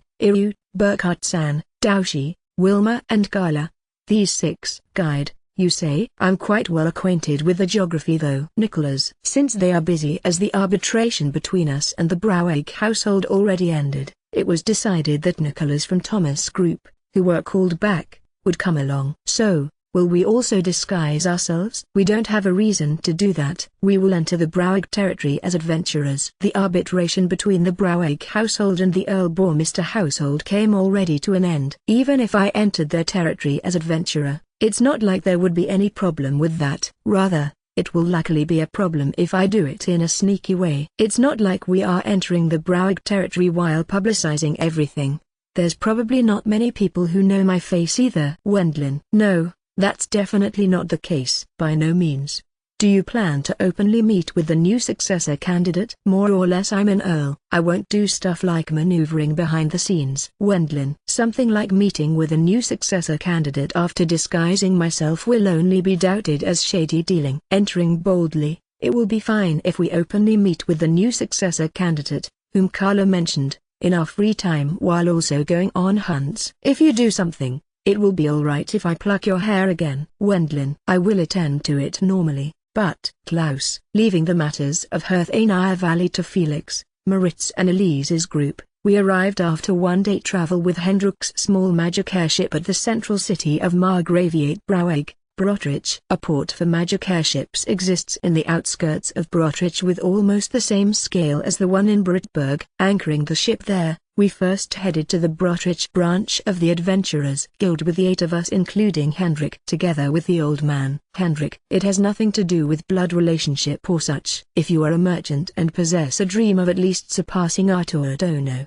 you will make use of this time's chance. Armstrong. Hendrik had a slightly reluctant-looking expression after seeing Daoshi being together with me. I can understand his feelings. If there's a blood relative close by while you are doing your job, it's a bit awkward emotion-wise, I guess. Daoshi also said something quite stern as father can't be helped. I'm here for the sake of reporting to Master. Daoshi is here for the sake of reporting to His Majesty. Burkhart. Either being fed up with the dispute caused by the Braueg household, they are probably ensuring the maneuvering I'm boldly carrying out. For me it's also convenient that both of them are tagging along. Earl Bormister Sama. Receptionist. When I report the gist of our activity in the last few days after arriving in the Adventurers Guild, the young, Female receptionist ends up going to call her superior in panic and surprise. How troublesome. Wendlin, what's your business with us today? Earl bore Mr. Sama. I won't be treated me as noble during the time I'm hunting as adventurer. Wasn't there such a directive? Wendlin. This directive should have been handed down to the branches from the Adventurers Guild's headquarters. There's also the matter with the previous underground ruins. It's a rule that was properly watched by the branches in Britberg and near the Demon Forest. I'm sorry, receptionist. I'm going to hunt. Wendlin. Since it's weird to suddenly start maneuvering, we first depart towards a nearby monster domain after receiving a map. Is it fine for me to come along as well? Carla. If you don't complain in case something happens in the worst case. Wendlin. That's only natural. Carla. Carla participated as well while holding her bow. Since she received a card when she registered in the Adventurers Guild at the time of becoming an adult, that was also a reason for not being able to decline her participation. With these members there won't be even an injured person unless there's some accident or we become too careless. Wilma. What Wilma has said is right. There were no complaints regarding Carla's participation at all. Carla-san, I will protect you. Owen. Iryu is very happy to be able to go hunting with Carla. Also, if he says that he will protect her, it's not wrong since Iryu is a vanguard and Carla a rearguard. Dad, why even me? Hendrik. You are a young man of the Armstrong household. It's laughable for you to become flustered at the level of entering a monster domain in the city's outskirts. What will you do as purveyor to the government if you won't accompany a feudal lord? Armstrong. Being forcibly made to register as adventurer by his father, Daoshi, Hendrik was forced to participate after being given an armor and spear as weapon. Even though I'm a merchant. Hendrik. You are a young man of the Armstrong household. Training in martial arts is indispensable. Even as merchant, it's about you cutting corners in regards to that. Armstrong. I'm doing it every day. Hendrik. Being pressured by Daoshi, Hendrik's eyes were almost teary. Please don't expect anything from my physical strength. I will guide you though. Nicholas, who has the lowest fighting strength among us, gives us a warning. If you just guide us, the rest will make sure that you won't get attacked by monsters. Wendlin. Understood. Nicholas. Traveling to the monster domain located in Brotridge's outskirts with Nicholas' lead, Hendrik immediately had to fight against a bear monster with support from Wilma. Being given an assignment that is above intermediate level all of a sudden by his father, Hendrik might have the misfortune attribute. Dad, usually you start from smaller. Hendrik. This level of monster, in my case I can bring those down with one fist strike. Armstrong. Only you, Dad, can do such thing. Hendrik. I'm able to defeat them like that, too. Luiz-sama, I'm talking about those in a normal human category. Hendrik. As expected of Daoshi's son. Wendlin. Due to Luiz correcting him, Hendrik gives her an answer filled with poison albeit in a polite tone. Even while I'm saying that, as expected of Daoshi's son. In the beginning it was close fights, but after continuing he got used to it right away and brought down several monsters with his spear. Amazing. Hendrik. Won't you join our party next time? Wendlin. Master, I'm a merchant though. Hendrik. Without any dangers. The other members hunted one monster after the other. Everyone is great. Nicholas. Only Nicholas had a normal field trip in a safe location. Carla-sama. Owen. Yes. Carla. Among those, Iryu and Carla hunted monsters with a nice efficiency. After Iryu inflicts a blow, Carla finishes them with an arrow. Likewise they are going with the reverse pattern. If seen from the side, they are a fairly nice combination. If it's Carla-sama, you will become a good adventurer. You are also skilled in matching with other people. Owen. Number. That's because Iryu-san is a great adventurer. Carla. There should be something else Iryu is expecting. That is, Iryu thinks that they can work well together since Carla-sama is well matched with him. Wilma. Wilma utters to me in a whisper. If it's the thinking of the current Iryu, the possibility of him reaching that conclusion is probably high. The answer is that Carla-sama has talent though. Wilma. Ha ha ha. Wendlin. Due to Wilma's calm analysis I express nothing but a dry laughter. I'd like him to do his best as close friend, but for me to support him officially will only work after the maneuvering of Carla being treated as daughter of the banker household goes smoothly. I intended to give both of them my blessing if that happened and Carla was interested in it. Currently it's impossible for me to support him as Earl Bourmister. Iru probably understands that as well. That's why he is trying to do something about it by himself. And, the first step is both of them having a mutual love. If it's adventurers, there will be dangers but it's also easygoing. Burkhart, even Burkhart-san, who is hunting with magic while muttering such stuff in a whisper, might have piled up various stress thanks to the recent dispute, firing spells in rapid succession.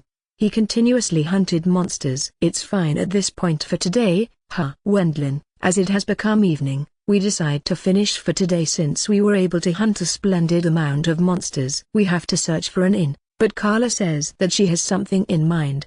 The mansion of that new successor candidate or such? Yes, that's right, Carla. That's fine. The dispute is dragging on. It's a person where it's wrong if we don't got to meet them anyway. First off, what is sad is that it's no good if we don't consider various things in regards to the lot from the Broweg household. If the successor candidate, Carla mentioned, is really excellent, they would provide a nice meal to us with a smile, I thought.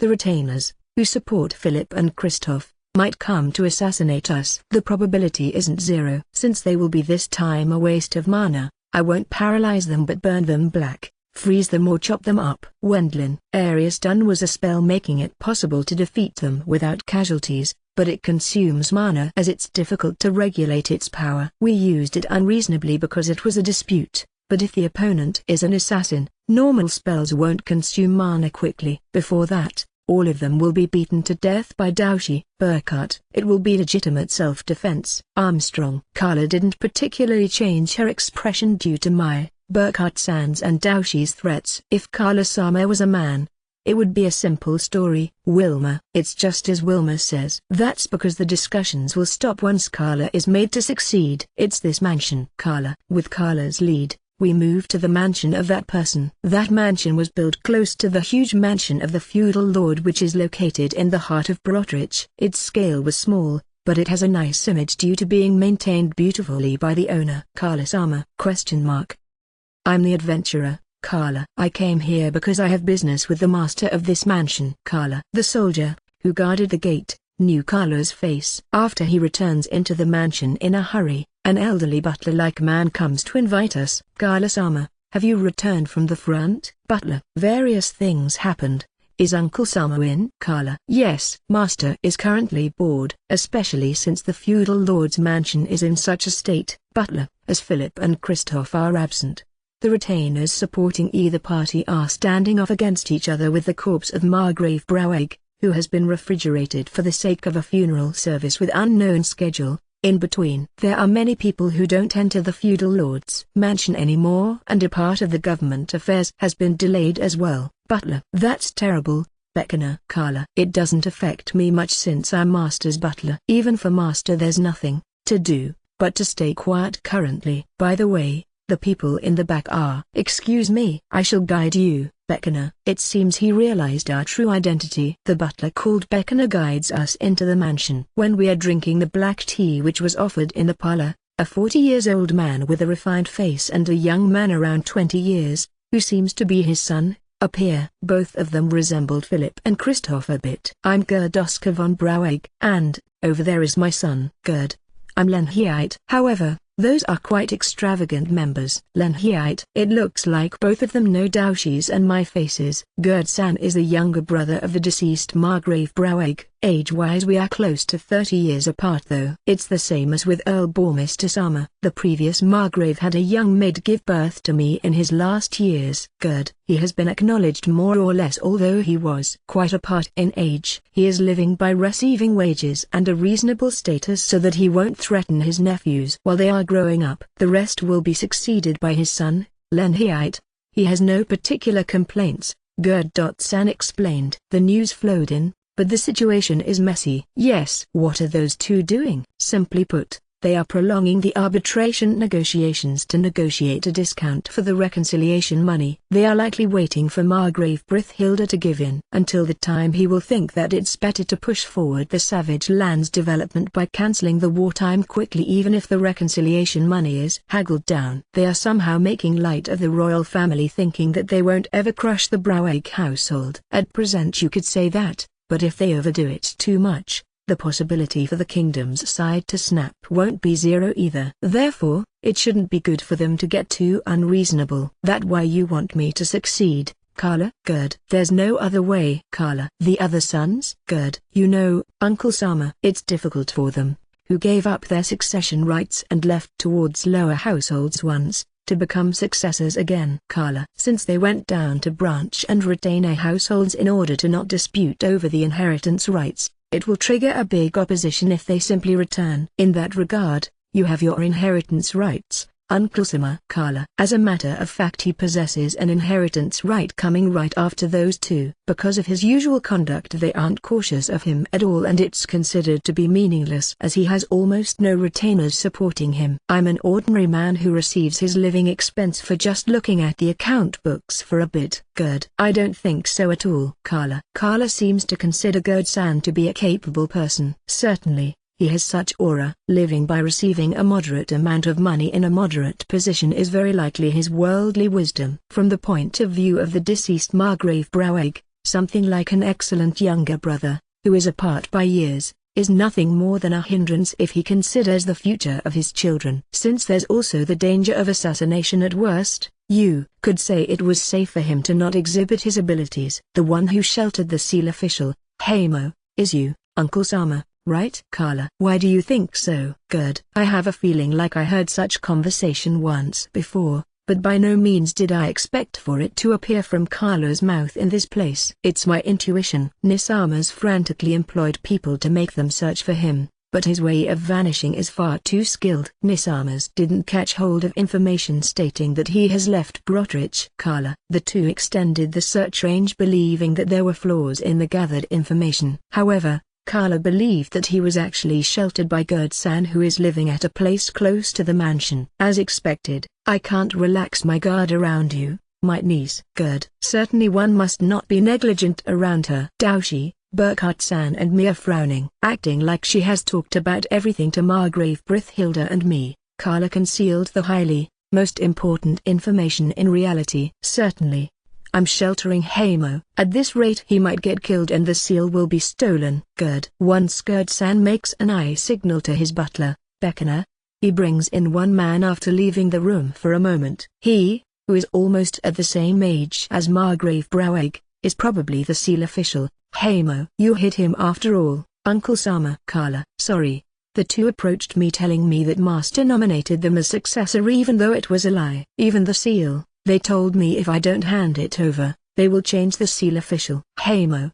The matter of changing means him getting killed if it isn't a natural death. Since the seal official is a special position, they can never be replaced if it isn't by the feudal lord himself. Due to my troubles, Gerd-sama has lent me a hand. Hamo. After that he always hid in this mansion. I believe that it was terrible, but is there a testament from the crucial Margrave Broweg? If there is, various things will move ahead. But Burkhardt. From the standpoint of Burkhardt-san, who accompanied us after receiving the thoughts of Margrave Brithilda, it will be fine if the arbitration negotiations finish quickly no matter who succeeds. That is, Master has Hamo.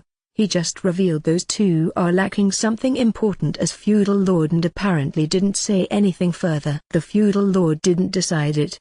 He likely took into account the possibility of being unable to deny that there might be a dispute between the supporters of both parties if he nominates either of them, but as a result he didn't do anything besides being irresponsible. Well then, that means there's no problem if Gerd-san succeeds either. No one will follow even if I succeed. Gerd. Considering it the other way, the retainers might think it's fine for you to declare the matter of succeeding now if they can obtain good positions. It would have been probably fine if they won in the dispute, but in reality those two lost and are naturally distrusted as successors by the kingdom, Margrave Brithilda and me. For the retainer households, who presented their daughters as wives, it's too late. but there was the possibility of the other households switching over to Gerd's faction if they can secure their current treatment. Will it be alright with a group that switches over that easily? Burkhart-san looking worried whether it's fine to count on such lot. If you put it in reverse, that kind of group is tractable.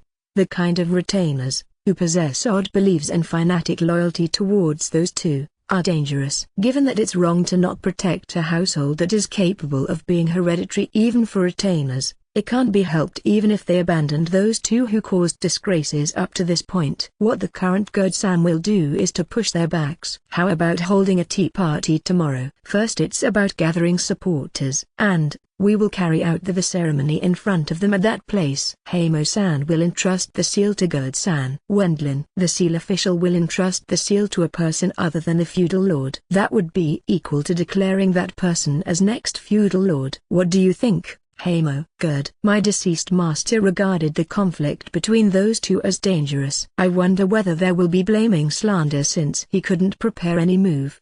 But since I'm the seal official appointed by Master, I will follow the conclusion of Master. Personally, I don't want those two as successor since they even aimed for my life. Heimo-san answered Gerd-san's question like this, and he said that he will retire once he hands over the seal to Gerd-san. His son will inherit the rest of the household, but he seems to be a civil official in charge of a normal mainstay class of agriculture administration. I was appointed as seal official because I was a playmate of Master since his childhood. Gerd-sama will make someone else, who has some kind of relation with him, his seal official. Such is life. Heimo. I might not appoint a seal official. Gerd. Given that he lived being restrained by his elder brother and nephews, he apparently hasn't made many acquaintances. Even considering it age-wise, it seems troublesome to search for a seal official he can trust. I will have a talk with the rest too though. And it will be fine if I assign new human affairs centering around the retainers who declared their support. Gerd. The feudal army's top brass has fellows where it will be wrong if they don't receive the treatment of having their households shut down and taken alongside an execution of the family heads. They are the group who schemed that night attack. It will be also wrong if the civil officials of finance affairs doesn't receive at least reductions in hereditary stipend and revocations of their official positions as group close to Christoph who provided the budget. Even the people related by blood to the deceased Margrave Brauig will be a danger if they remain in the territory.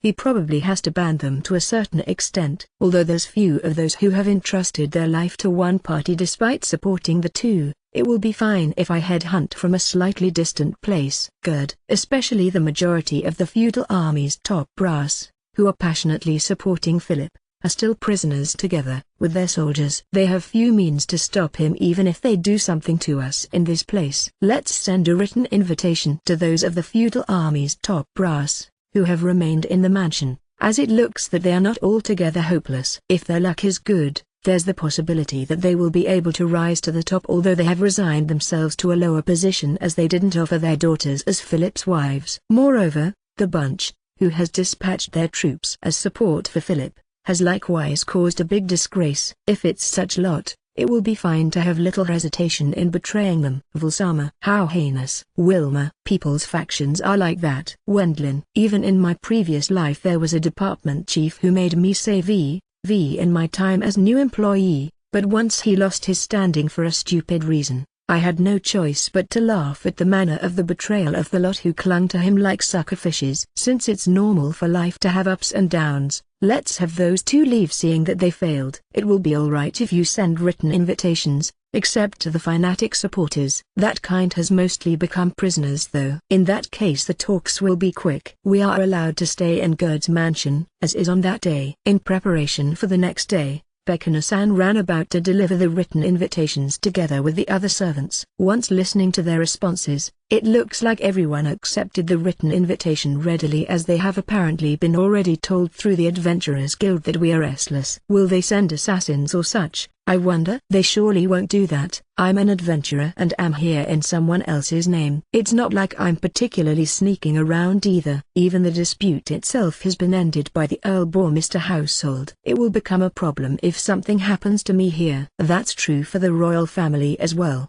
But I'm likely being watched by the Adventurers Guild. The Adventurers Guild distributed the news to the Brauig household's side to prevent such imprudence. However, according to Bekina's report, There are several strange groups investigating this mansion. It's probably inevitable for them to be worried what Gerd-san and me are talking about.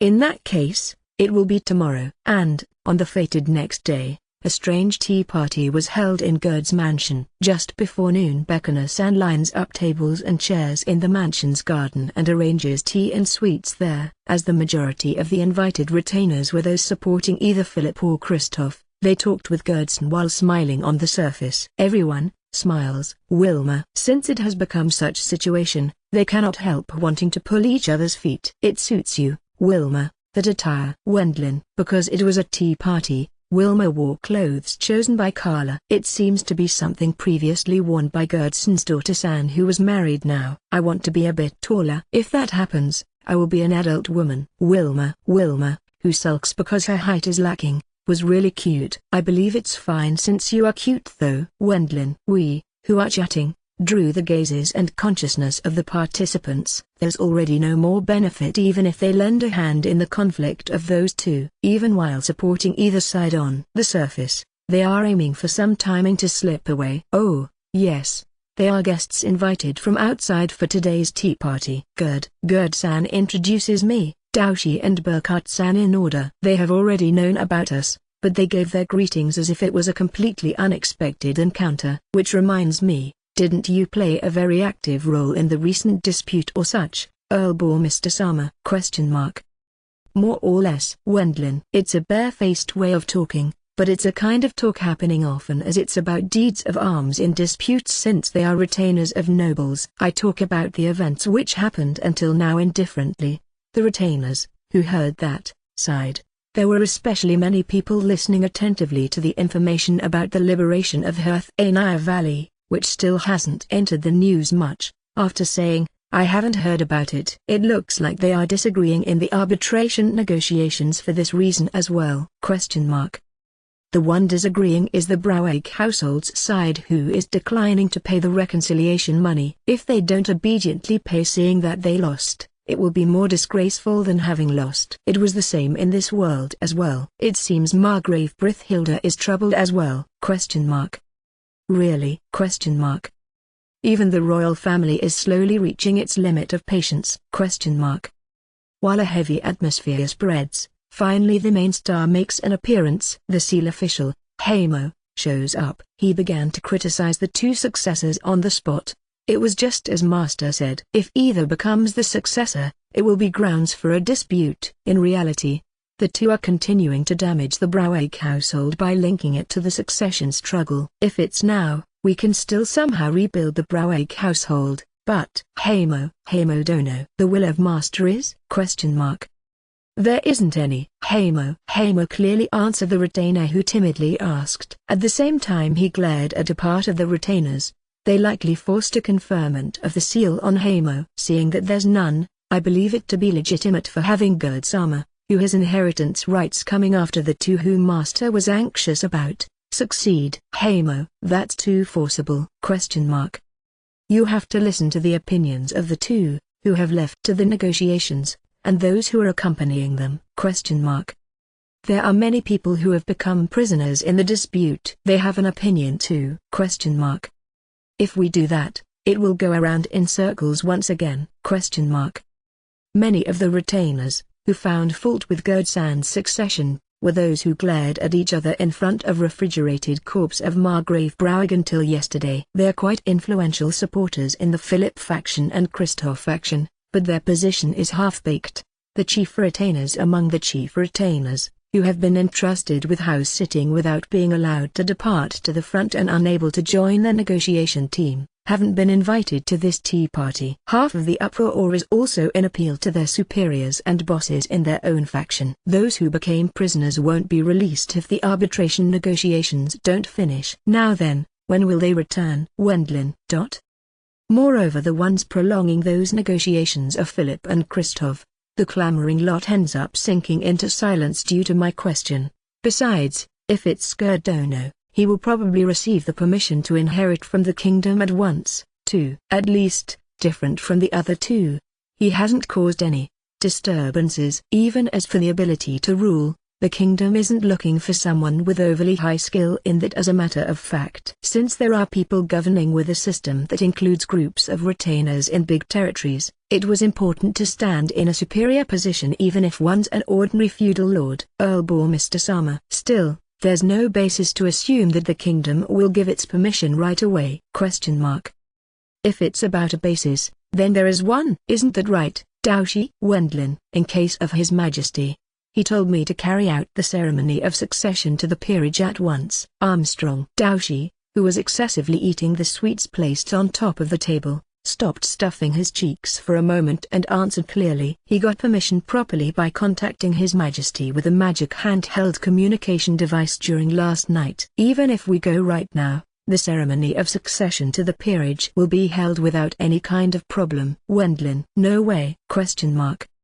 Well, then let's go together. Wendlin. No, leaving this place in the current situation.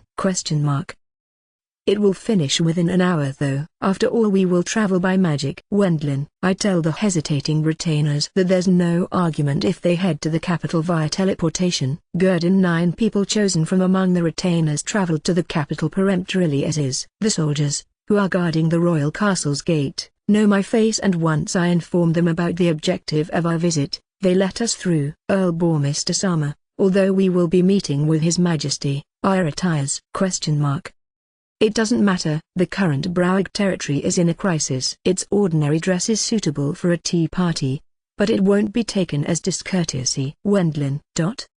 It looks like the retainers realized why they were invited to the tea party. Earl bore Mr. You are working quite hard on behalf of the matters of other territories. It's for the sake of quickly returning to a peaceful daily life. Wendlin. Philip would have been useless if I didn't take care of him. Isn't that favoritism? That idiot, even though he would have been a general by now if he honestly served in the royal army after abdicating his inheritance rights.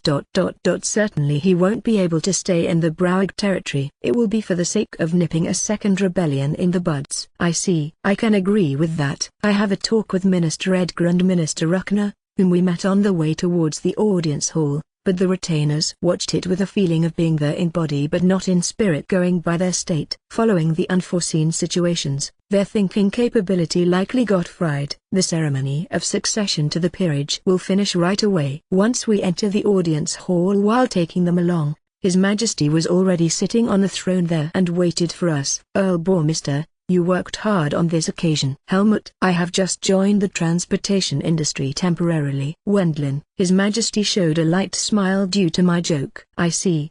In that case, shall we begin? Gerd Oscar von Braueg. Helmut. Gerd. I, the King of Helmut Kingdom, Helmut the 35th, grant you, Gerd Oscar von Braueg, the 3rd court rank, the rank of Margrave. Helmut. My sword shall be wielded for the sake of your Majesty, the kingdom and its people. Gerd. Once Gerd-san makes his oath, His Majesty orders a chamberlain to bring a mantle. I believe it's something handed down and given to the Brauig household by the royal family for generations, but in the current matter there will likely be many troubles for a new Margrave Brauig. There might be those who find fault with your succession. It will be fine if you wear this and contribute to the peace of the East. Helmut. As you wish. Gerd. While watching Gerd, who had put on the mantle from the chamberlain, the retainers' faces became ghastly pale. That's because they were the lot who raised the most objections and nitpicking towards Gerd-san's succession after declaring to be Philip supporters and Christoph supporters. With you accompanying him to the ceremony of succession to the peerage, you are retainers who are loyal to the new Margrave Braueg, right? Helmut. Their faces become even more white due to His Majesty's question. That question was equal to a test of loyalty by His Majesty. Of course. All of us will serve our new Lord Solidarity.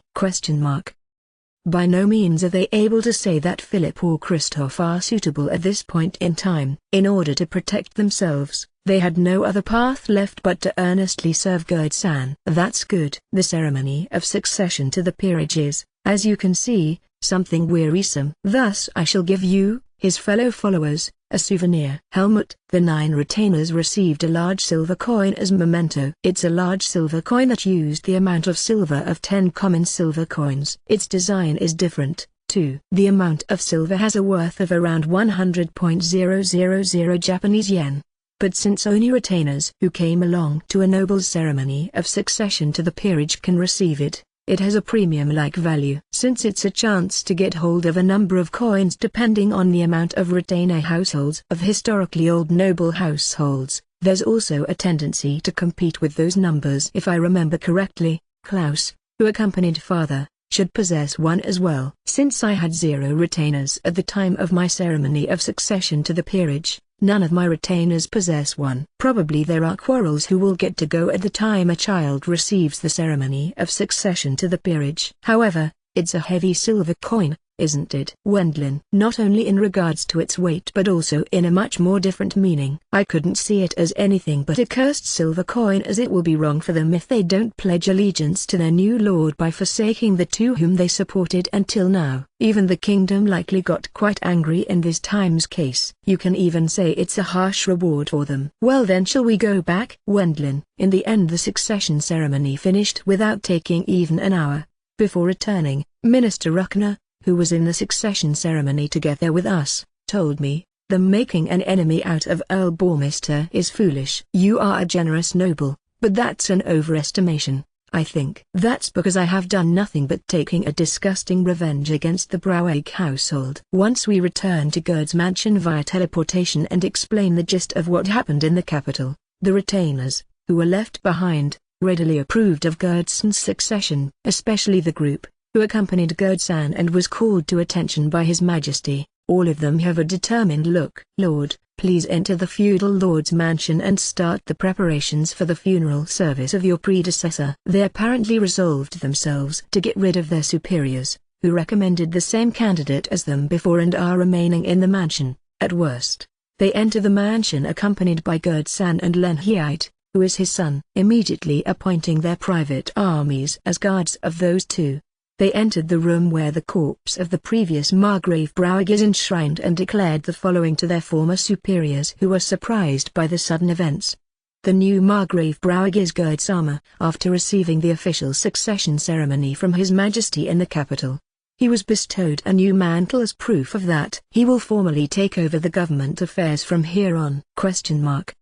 What foolishness? Who will believe such a lie? Did you go insane? Regardless of being in the Philip or Christoph faction, the retainers, who were next to the corpse, begin to criticize them all at once. Since their opponents were a lower-ranked group, their tones were harsh all the more. Just when the hell did he receive the succession ceremony in the capital? Cut it out with your daydreams? Thanks to Earl Bormister Sama's magic, that time was shortened. Naturally he has accompanied us to the succession ceremony as well. Do you have any complaints? Since they were higher-ranking retainers, they knew my, Daoshi's and Burkhard San's faces. Furthermore, Carla is next to me as well. Were we done in? Calling it being done in is weird. Rejecting the two people who dropped the Braueg territory into chaos with their succession struggle, we have accepted to be governed by Gerdsama. Earl Bormister Sama lent us a hand, unable to just watch the chaos right next to him. Well, that's how it is. It will influence the development of the liberated Hearth Anaya Valley after its transfer. Wendlin. I deliver the final blow to the chief retainers who are dumbfounded as is. I think it's still recoverable for you if it's now though. If compared to the group, who has become prisoners after departing to the front, and the group, who is pointlessly delaying the negotiations, that is Wendlin, a decrease in territory as well as vassals and an increase in debts due to being made to pay reconciliation money, with the inauguration of a new feudal lord.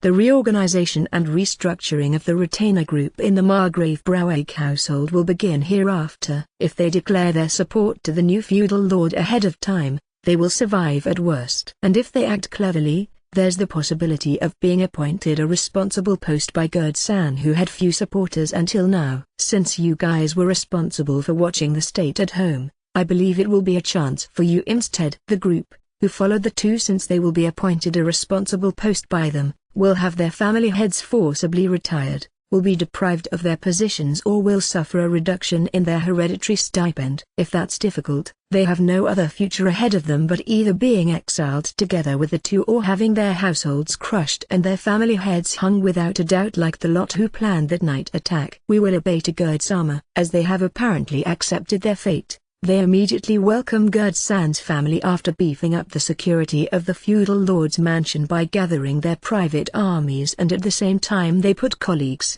who are expected to disobey, and the families of Philip and Christoph under house arrest. Sending a messenger to the church, they inform the church that they will conduct the funeral service of the predecessor tomorrow. That's fast. Wendlin, there won't be any problem even if we hold a public funeral service, where we will invite mourners from outside. Much later. Now it will be a private funeral service carried out with just the retainers and family. Since we have also published an edict, it's possible for the fief's population in the vicinity to participate as well. LNAudioBooks, who was appointed as funeral service chairman in a hurry, was slightly bewildered by suddenly advancing from his carefree position to being the next Margrave Braueg. Good grief, now you've done it, Earl bore Mr. Sama. LNAudioBooks. This as well is for the sake of my own peace. Wendlin. My peace vanished completely though. LNAudioBooks. With the matter of Gerd-san serving as chief mourner of the predecessor's funeral service, it's equal to declaring to his surroundings who will succeed him afterwards. Moreover, being the funeral service chairman was equivalent to an informal decision as next Margrave Braueg for LNAudioBooks, whose seat is next to Gerd-san. The person himself hated it quite a bit, but one can also say it's inevitable since he ended up advancing from being the heir of an easygoing branch family to being the next Margrave. A poor treatment like this, that will be never forgiven. Why is my husband not allowed to participate in the funeral service? In spite of being part of a rebellion, to do something like the deceased lord's funeral service? Of course there were people who kicked up a fuss. It's the legal wife of the previous Margrave Braueg and the wives of Philip and Christoph who are under house arrest. However, I was unable to feel pity for them. Each of them stirred up the dispute between the two successor candidates. For the Braueg household to be disturbed by such greenhorn, especially the elderly woman, who is the legal wife of the predecessor, among them was enraged. Dressing her body in expensive clothes and ornaments, she seems to be refined since even her family has a good pedigree, but once she gets angry, she looks like an excessive demon hag. Unibaba. Vulsama. Demon hag. Wilma. Wilma, don't become like this. Wendlin. I will make sure not to. Wilma. Our appearances in mourning dresses, which we borrowed for the sake of appearing at the funeral service, ignored the rage of the demon hag. Though it looks stout-hearted, she was the cause of the dispute getting unnecessarily worse as a result of her excessively doting on the second son Christoph as her precious son. The Braueg household will end. It will be usurped by the household of a lowly upstart like the eighth son of a peasant knight. The surroundings freeze due to the statement of the demon hag. It's not so bad if it's said behind the scenes, but she spit out abusive language in front of me. Gerd-san. The honorable madam over there seems to be confused due to mental fatigue. Wendlin. Yes, I will have her devote to recuperation after this. Gerd. The demon hag and the two wives will be first sent to the mansion of Margrave Braueg in the capital. After that they will spend their future in the church or under house arrest. With the funeral service having begun in the church,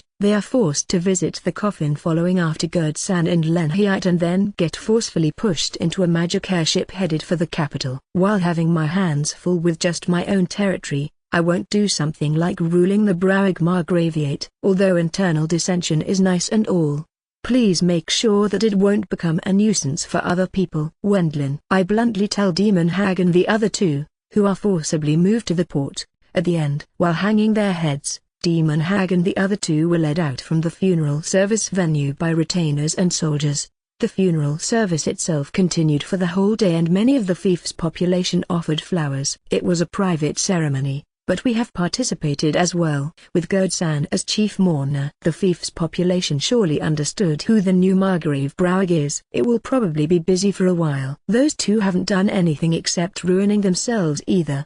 The funeral service finished safely. However, there was a mountain of difficult problems. That's also because the number of retainers supporting Gerd-san is still low. Is it a salvation that there aren't any military forces to stage a revolt, with many having become prisoners? There's no way for them to arbitrarily raise an army as the heads of the households are absent. Here's the list of the households whose family heads participated in the night attack. Wendlin. 17 households. That unexpectedly many. Good. Apparently there were many who went to the front line desiring distinguished war services. Won't you be able to gain their support by approving the children and siblings, who have been left behind, as successors? They will be recognized as new family head in the name of the new Margrave Braueg. It's the same for the other retainers who have become prisoners. Their hereditary stipend will stay as is without them being blamed. If they are told that, there won't be any opposition from their families and servants who were left behind. From their viewpoint it will be fine if the household is maintained,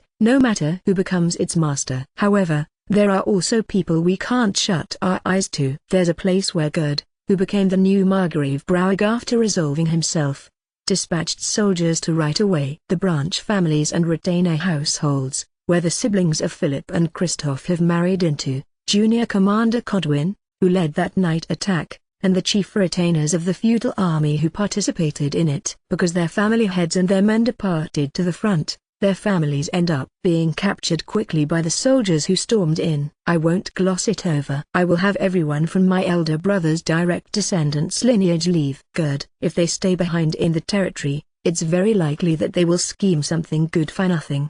The chief retainers below Codwin will be hung for their wrongdoing of causing a huge disgrace. Their families will have everything they own taken away from them and will be banished from Braueg Margraviate. It's pitiable, but there's no way to cover for such a failure. This female fox?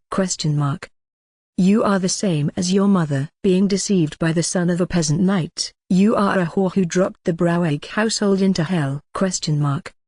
Carla simply stared with an indifferent expression at the events carried out by Gerd-san and me. She was the daughter of the previous Margrave Braueg, but she doesn't consider herself to be so. For her it doesn't matter at all what will happen to other households. Her elder half-sisters were pathetically abandoned by the branch families. Since there will be impacts in ruling if they are shut down, they accept the conditions of a decrease in hereditary stipend, penalties and the making a relative, who is not a child between the family head and her elder half-sisters, succeed. Her elder half-sisters are divorced and get sent to the same church as their mothers. They hurled abusive remarks at Carla while in the middle of being dragged away, but she had an appearance of not particularly caring about it while being expressionless. Carla-sama is in a certain sense amazing. Burkhardt-san was unusually attracted a bit by Carla's attitude. If you allow me to say it from my standpoint as her uncle, I feel you are right. Gerd. She is a thoughtful, gentle person, but calmly dividing people into being important to her and those who aren't.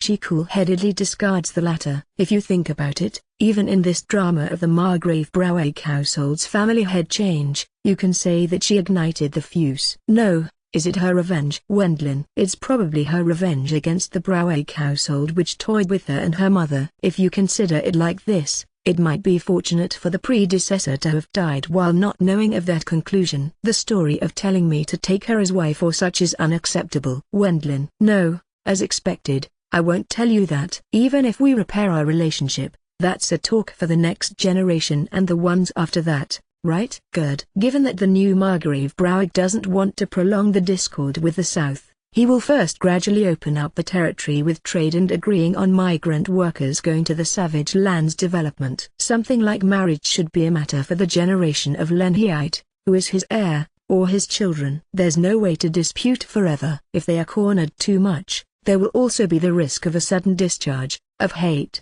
Once again, there were really various difficulties in interacting with one's neighboring nobles. Earl bore Mr. Sama. I was also able to escape the curse of the Braueg household. Thank you very much. Carla. Gerd-san immediately removed Carla from the family register of the Margrave Braueg household with his authority as family head. That means she became publicly free and will be treated as daughter of the Banker household, which is the home of her mother. Even the Banker household shouldn't use a daughter, who was removed from the Braueg household's family register, as tool for a political marriage of convenience. Before that, if told that there's no merit in being married into that household itself, then it will be the end of it. I'm glad. Wendlin. Carla's gesture of thanking me was really beautiful. If it was an ordinary man, they would have likely fallen in love, but I have drawn away from her quite a bit due to her manner. If I made a child after marrying her, I had a feeling that the future Earl-Bormister household would become a second Browegg household. Carla-san is making me believe that on purpose. Wendlin. Moreover, she makes sure that I don't fall in love with her by deliberately showing such behavior. For herself, it's also disagreeable to marry into the Earl-Bormister household. No,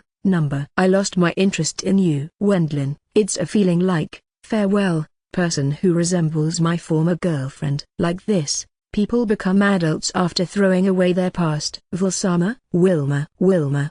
You are cute. Wendlin. It's a bit embarrassing, but it's nice. Wilma. When I stroked the head of Wilma, who was close to me, she blushed while looking happy. But, that man shouldn't draw back at this level. Vil, you are my best friend, right? Please remove all the obstacles hindering Carla-san marrying me. Owen. Iryu delightfully said to me in a whisper while bowing. Carla-san became the daughter of the banker household, but as for her definitely becoming your wife, Iryu. Wendlin. I think there was no problem in regards to the family status, but the problem is how Carla herself feels about it. Even if I order the family head of the banker household to do it, there's no guarantee that she, who can live by herself if she feels like it, will accept it. Besides, if it's Iryu, there's no hope. The probability is cut at 10%. Wilma.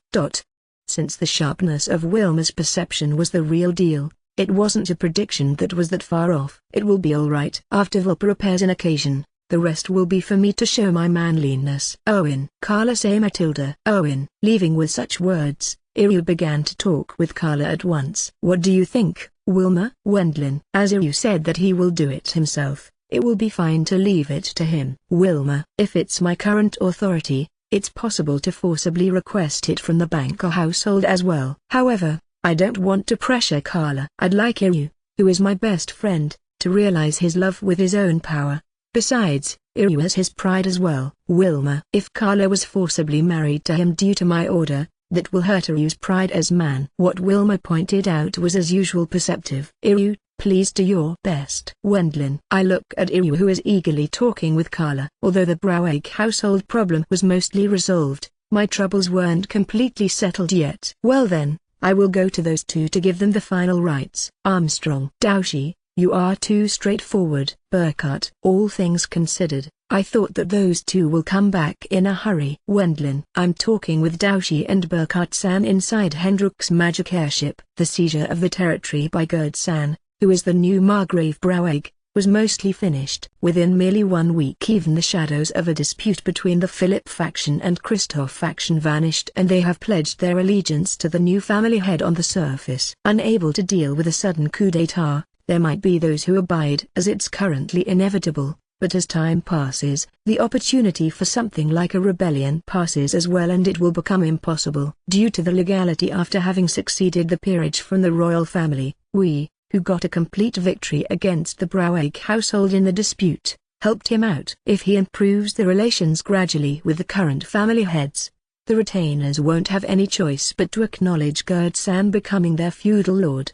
Besides, the change of rank and ruin of the chief retainers, who aren't here at the moment, has been decided. There were also many people who worked eagerly as they wanted to be promoted by Gerd-san, who hasn't many trusted retainers. By contributing at once, the information wasn't relayed. Wendlin. As expected, that must be it, I believe. Gerd. Next to Daoshi's group, Gerd-san and me talked. Although we arrested the relatives and retainers who remained over here with the unexpected coup d'état, it's not all of them. The possibility was high that people, who escaped in time, have informed the two who left for the arbitration negotiations. They were unable to slip away, I guess. Since they have voided the arbitration draft with their night attack at the first time, there's likely no way for them to selfishly return to Brotrich a second time. Burkhart-san predicted that they might take it lightly as the majority of the retainers will support them once they return. Armstrong. They might be thinking that something like the Gerd administration, which has a weak foundation, can be easily overthrown. Daoshi explained. Is that really so, Daoshi? They might want to believe it to be so. Armstrong. Even so, the majority of their loyal retainers has accepted the third as new family head. Since that's connected to their households, if they acknowledge it, it means that they won't take any reckless measures like forcefully opposing him. Most of the lot left behind wouldn't have much of a change in their positions no matter which of them succeeded to begin with. Armstrong. Those who had the possibility to be appointed to a higher position if Philip or Christoph became new family head, were mostly among those who departed to the front. From the standpoint of those left behind, it was also a chance to take down those above them. Since the limits of retainers are set, this rare dropping out of senior retainers means a chance for them who are lower and middle-ranked retainers. It's a set ruin for everyone and even the group who is related by blood to the family head predecessor. Well, after causing such a disturbance, they are probably fortunate to not have their entire family massacred. Armstrong, if it was before the ceasefire with the Holy Empire, their blood would have definitely been purged. Daoshi explained. Vulsama, we will arrive soon. Wilma, there's no change from a half-month ago. Wendlin. Receiving the report from Wilma, I look at the scenery below the magic airship. Stuff like the tent, where they are carrying out the arbitration negotiations, and the encampments of both armies had absolutely no change from the time before we headed to Hearth Anaya Valley. Is that so? If pushed, I'd say. Tilda. We arrived. Already? Owen. Once we descend from the magic airship after pulling Iru, who is having a chat with Carla while looking happy, we are immediately greeted by Margrave Brithhilda. At last it's the arrival of a state that looks like the negotiations will be concluded. Brithhilda. I'm the new Margrave Brauegg, Gerd Oscar von Brauegg. I'm sorry for having put you through various troubles. Gerd. Seeing Gerd-san, who wore the mantle provided by the kingdom, Margrave Brithhilda showed an expression of relief from the bottom of his heart. So, how is the situation? Gerd. Day after day they are greedily nagging to cut the debt. Brithhilda. He seemed to be fed up by both of them having irresponsibly started to take a path of cooperation in this matter. Really? Gerd. Shall we start the negotiations at once? Brithhilda. Once we entered the tent, where the negotiations are held, Philip and Christoph immediately began to kick up a fuss. They probably didn't believe that the ringleader, who caused the coup d'etat, would come here at all. Uncle Sama. Philip. It's inexcusable to cause a revolt in our absence. Get ready to be hung. Christoph. They had a force as if they wanted to grab him at any time, but that was prevented by the retainers whom Gerd-san brought along. Philip. Christoph. My succession to the peerage was already accepted by the royal family. Gerd. There's no way for such thing to happen. Philip. The calculation doesn't match. Isn't that mantle a counterfeit? Christoph. Did you call the mantle bestowed by His Majesty a counterfeit? Gerd. The time doesn't match.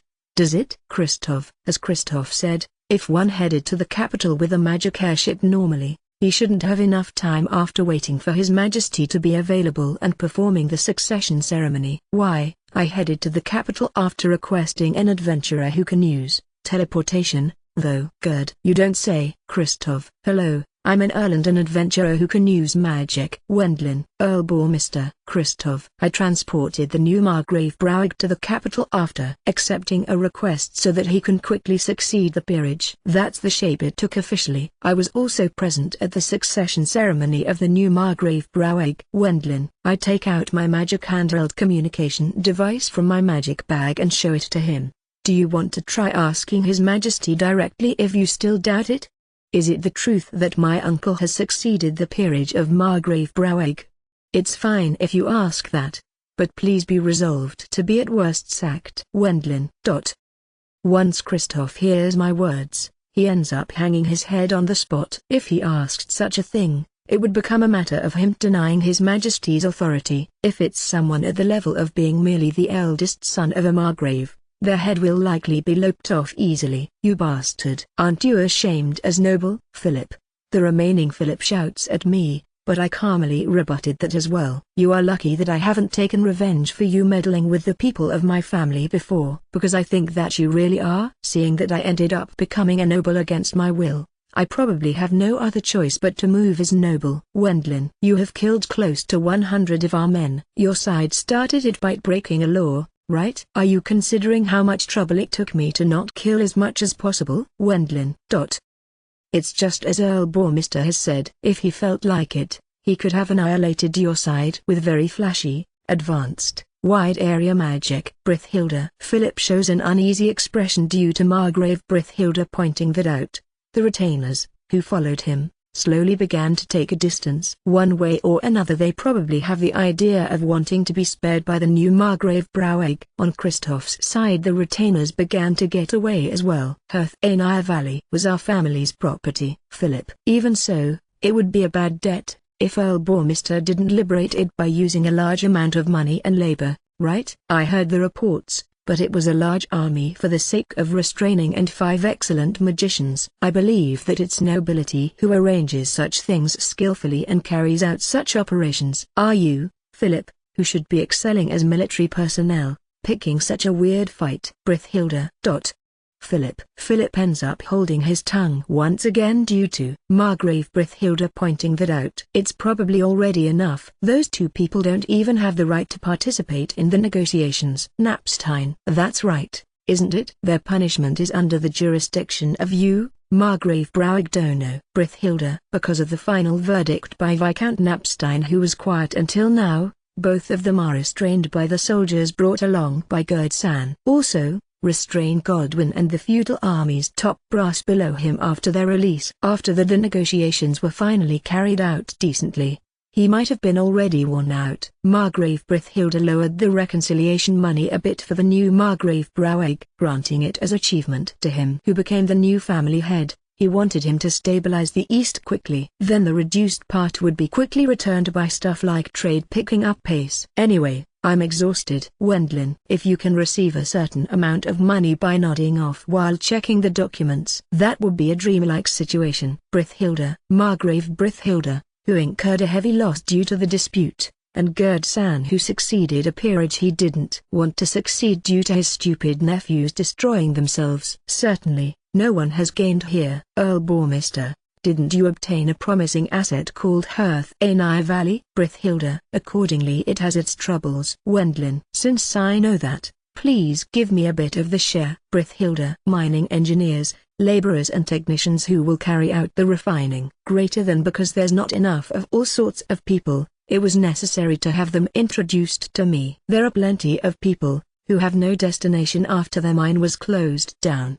The Herthaenia Valley will probably be alright for several hundred years. Once it became a measurement against unemployment, Margrave Brithilda was delighted. Well then, have the prisoners been returned? The negotiations have concluded and the prisoners will be released and reorganized into the new Brouwegg army. At the beginning it was a feudal army that served as Philip's stronghold and had Carla as figurehead, but once all of the top brass was arrested, the retainers, who were left, were recognized by the new Margrave Brouwegg. If it's to maintain the status quo, of course even those, who had their hereditary stipend reduced by a lot in relation to the dispute, lost their willpower to resist after seeing the gallows for hanging built up in the escargot grasslands. Before that, they are likely already worn out from their livelihood as prisoners and the dispute. They are watching the gallows expressionlessly. Philip Summer, wasn't I allowed to marry my daughter to you?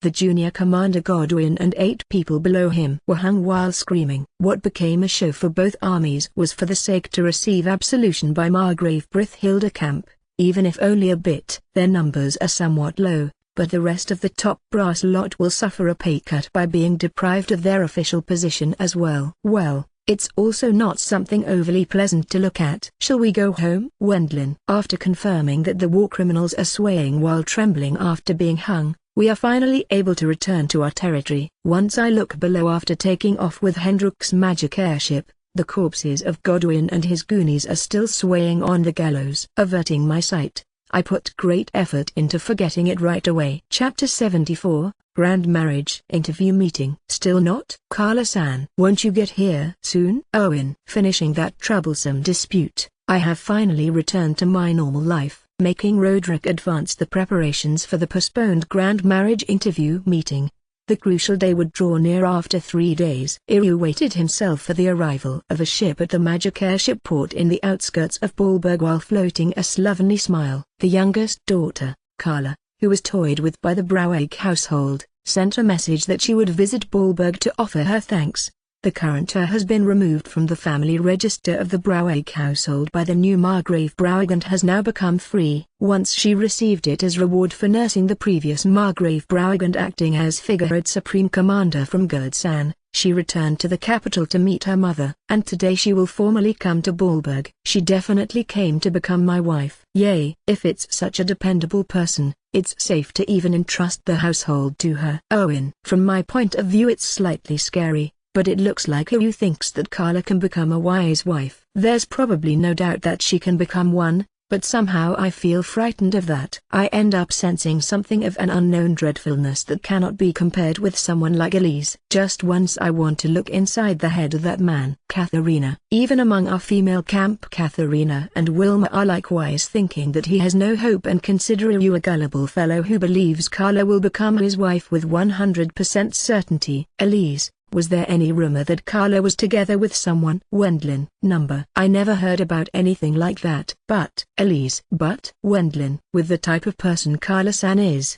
it wouldn't be strange for her to have such relationship in secrecy. Elise. Certainly. Yay. Wendlin. That doesn't mean that Carla is sluttish towards men or such. She hates her father and appears rather like an earnest type for men. For example, even though she was previously a difficult partner due to her position as daughter of the Brouwijk household, she has been able to realize her love by overcoming those difficulties while hiding them. That's how she appears to others. As a matter of fact, the worry that Gerd-san and me were skillfully used by her isn't vanishing from our minds no matter what. However, that was to the bitter end nothing but our conjecture. For me that's an impossible stunt. Same here. For me, whose love score is low, it's only natural to not understand something like the typical conduct of a Ryuju. Elise is popular with men just like that even while staying silent though. Given that I was introduced to Wendlin-sama by grandfather Sama, such things are unnecessary. I'm happy with Wendlin-sama as my husband Sama. Elise,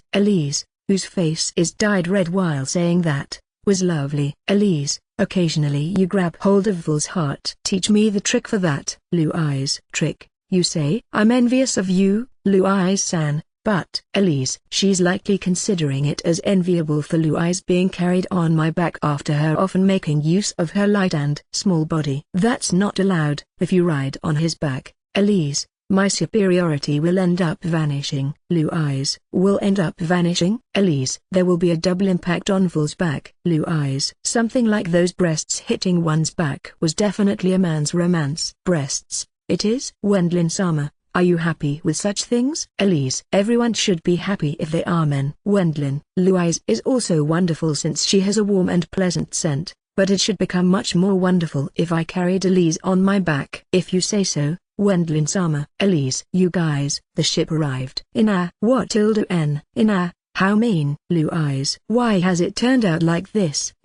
Stopping Elise from being carried on my back. The reason for that, received complaints from Louise while the magic airship safely landed. New government officials, adventurers who will investigate the demon forest, applicants for working away from home or immigrating. A lot of people are visiting Baalberg by using their magic airships which increased their number of flights. According to the schedule, Carla, who became free, will come with today's flight to extend her thanks after having received our favor. Iru is looking forward to that. By the way, Vul, do you think Carla-san will become that with Iru? Though I hope so. Wendlin. I answered affirmatively towards Ina's question. The current Carla has been removed from the family register of the Brouwijk household by Gerd-san, who is the present family head. Since the authority of family heads is powerful among this world's nobles, it actually creates such phenomenon occasionally. Talking of the old Japan, it might be close to the act of disinheriting a child. However, in this case it has taken the shape of her being removed from the family register upon Carla's wish. In order to have the wish of Carla, who offered information towards the settlement of that dispute, accepted, we also put in a good word for her with Gerd-san. I made a move because I was quite indebted, but my niece-san, that's right. Gerd. From her point of view there isn't even any good memory or debt of gratitude towards the Brouwijk household. Gerd-san accepted the removal of Carla's name without resistance. As a matter of fact, there are many people who will have their name removed from the register. Gerd. Philip and Christoph themselves and their families, all of them have been imprisoned in another mansion of the Brouwijk household located in the capital. Since they will cause confusion in the Margrave Brouwijk household again if they come up with unnecessary things, it was decided that Philip, who is the eldest son, will succeed a knight peerage, to which the Browake household possesses a right just like me, and manage the household as appointed night household. It seems he was told by Gerd-san that it's even fine if he uses the family name of the Browake household, but his descendants wouldn't ever be concerned with the succession of the Margrave household, and that would be recorded in the official archives of the kingdom. The scandal concerning the recent dispute has become a rumor in the capital. Apparently they are already using a different family name. The predecessor's legal wife, his concubine and his daughters, who are divorced from their families, will be sent to the church. The family, which was left behind, heavily weigh on Philip's and Christoph's shoulders. Having become poor night households, even paling my former home, Philip apparently began to work in the army with Minister Edgar as intermediary, and Christoph started to do minor jobs such as accounting to earn their living expenses. They might be fortunate to not having been executed after having caused such troubles, but if you turn it around, it feels like they are living in disgrace. Honestly speaking, my thoughts about that are slightly complicated. It's a story where those feelings can go both ways. Wendlin, if it's my current position, it's also possible for me to order Carla. If I make her mother a member of my household as well, she likely won't complain about it. She's Iryu's beloved person, thus there's also the hand of me designating her as his wife forcibly. But, Wendlin, I tried asking indirectly before, but Iryu rejected that. I know that you are paying attention to others' needs, Vul. But if it's that, I can't agree with it. I choose Carla-san and she chooses me. That's the shape I want it to take. Owen. One might say that he has confidence, however if we talk about romantic feelings, that's the norm in my previous life. I believe it to be unusual, but as a matter of fact it happens very often in the worlds of literary works. Since there are many people who marry according to the circumstances of fellow households in reality, he is likely yearning for something like that after all. I witnessed even our female camp reading such books occasionally. Ina, you like such books as well, don't you? Wendlin. Given that she's the one who likes reading books the most among the female party, a large bookshelf was placed in her room. What I like to read are stories. But, I didn't expect Iryu to yearn for such a thing. Ina appears to be slightly surprised by her friend's unpredictability, although it wasn't that long. I wonder if he has confidence as he lived together with her for many days. Blue eyes. It might be so. While I'm talking with the two, people are disembarking the magic airship, which landed in the port, one after the other. To immigrate, to serve in the government and to do trade, they are likely thinking about living in this new place. While talking happily, they disperse towards their respective destinations. It's been a while, everyone. Carla, who disembarked as last, appears in front of Iryu and us. Different from the time when she was a daughter of the Browake household, her today's attire was something plain worn by lower-ranking noble women, but even so her beauty was conspicuous. How did you fare since then? Wendlin. Since my mother's side's home hasn't said anything, I feel liberated. Carla. Given that she was a girl who was removed from the family register of the Browake household, which is an upper noble household, on the surface, she has apparently been left alone as she can't be used for a political marriage by her home either. That's great. So, what do you plan to do from now on? Wendlin. I will marry. Carla. Marry. Wendlin. Of course it won't be Earl Bormester Sama. Carla. That's right,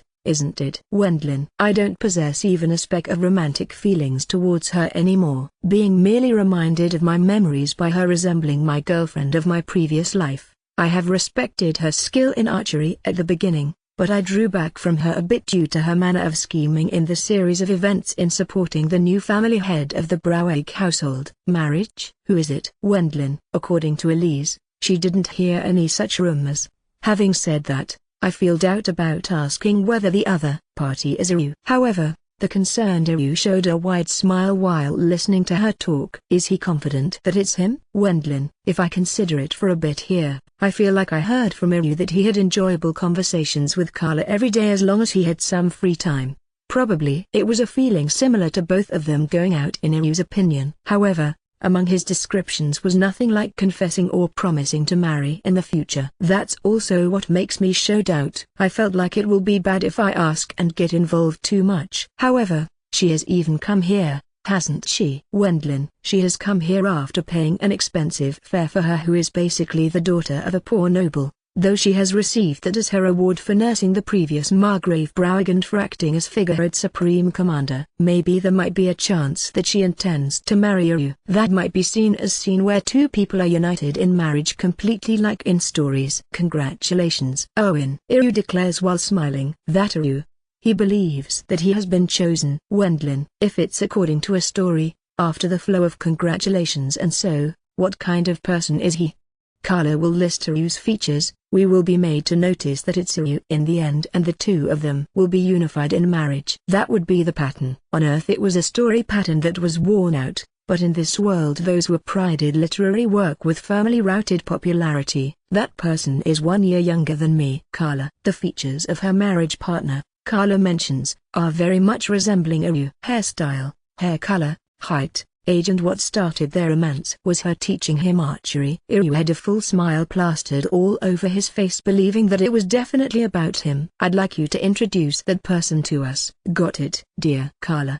Turning around, Carla called a young boy from among the people leaving the port. That young boy is likely almost at the same age as us. Moreover, he is resembling Iryu quite well from his hairstyle to his atmosphere. He's the one I plan to marry now. Carla. I'm Camille Robert von Pflug. Camille, I had a bad premonition, but there was another man after all. Carla introduces her fiancé while floating a bright smile, and, on the other side, Iryu had his smile frozen. Likely his brain can't process what has happened. He is the third son of the Knight Pflug household. Carla, as fellow children of poor appointed noble households, they were friends from their childhood. However, once they reached a certain age, there were rumors about those two. Since the Browig household was especially fussy, both of them hid their relationship by acting like they are pupil and master in teaching archery. Given that I'm 1 year older, I taught archery to him. However, nowadays he is skillful at it. Carla. What to say? While I awkwardly lost in the first round, it seems like he splendidly won the championship in the archery section of the martial arts tournament. Vul, you are someone that isn't interested in stuff like the result of the martial arts tournament. Blue eyes. Is that bad? If I entered the archery section, I would have at least broken through the third round. Wendlin. You are a bit small-minded, Vul. Blue eyes. Isn't it fine since you have reached quite the high standings? Blue eyes. Wendlin. I lost in the first round anyway, but I believe in my mind, even as sore loser, that something like the results of the martial arts tournament and my character as noble are not related. Recognizing his accomplishment, he now entered government service as one of the archery instructors of the Margrave Homer household. Carla. One's artistic skill saves oneself. Even as third son of a poor noble, it will become a saving hand if his ability in archery is that good. If he serves at the Margrave Homer household, which are men of the West, without attaching himself to military service at the central government, it's probably because he is treated as retainer who has inheritance rights. Is that so? Congratulations for that. Wendlin. Iryu, who watched from the side, was already in the process of collapsing internally while clinging to his smile, but there's no way for me to imitate him in that. In accordance with common sense, I offered my congratulations. If he is that skilled, I wonder if it would be fine for him to become our scout. Wendlin. This is also a kind of lip service. If the two are here, it might be dangerous for Iryu's heart. No matter how much she severed her connections, it won't change the fact that Carla is a family member of the Browig household. Understanding that as well, she is probably migrating to the West by marriage. The merit of that judgment is very helpful from my point of view as noble. Carla is very grateful to you. Camille. The young boy called Camille, who resembled Iryu, extended his thanks to us in a very polite manner. Being a very agreeable youth, I wasn't able to complain about him at all. Though Iryu's smile remained frozen. Owen-san, it looks like you took very good care of Carla. Camille. No, to go that far. Owen. There should be still a relief in this if he was a ruffian who has no common sense. However, the young boy called Camille courteously thanks us while being grateful from the bottom of his heart. Moreover, he is similar to Iryu. The mental state of Iryu at this point in time can probably be guessed precisely even by us. Even that Katharina looked at Iryu with pity. Because Owen-san was kind, I was able to spend my time in the encampment with a peace of mind, too. Since Sir Winston resembles Camille, I was able to talk with him calmly. Carla. That's great. Owen. That comment were the final words that squeezed out the current Iryu. You too, What are your plans from now on, Elise? Did she think that Ryu was unlucky in his current state after all? Forcing her way through, Elise asked the two about their plans. We will go to the demon forest while making it also our honeymoon. Camille. That's a slightly dangerous honeymoon. Katharina. We like such a thing, as married couple. It's the same for Storm-san as well, right? Camille. With your connection to the Margrave Homer household you know about me, huh? Katharina. There are no people in the West who don't know about Storm-san. Camille. As there's still time until they will go to the Margrave Homer household, they will enter the demon forest while also training their archery, having people who became adventurers among the young nobles, who are their acquaintances. They talked about their plan of joining up with them and go hunting and gathering in the demon forest. If I bring a small amount of presents for the master, whom I serve now, I will probably be able to make a good impression as well. Camille. Given that he's a green-pawn archery instructor,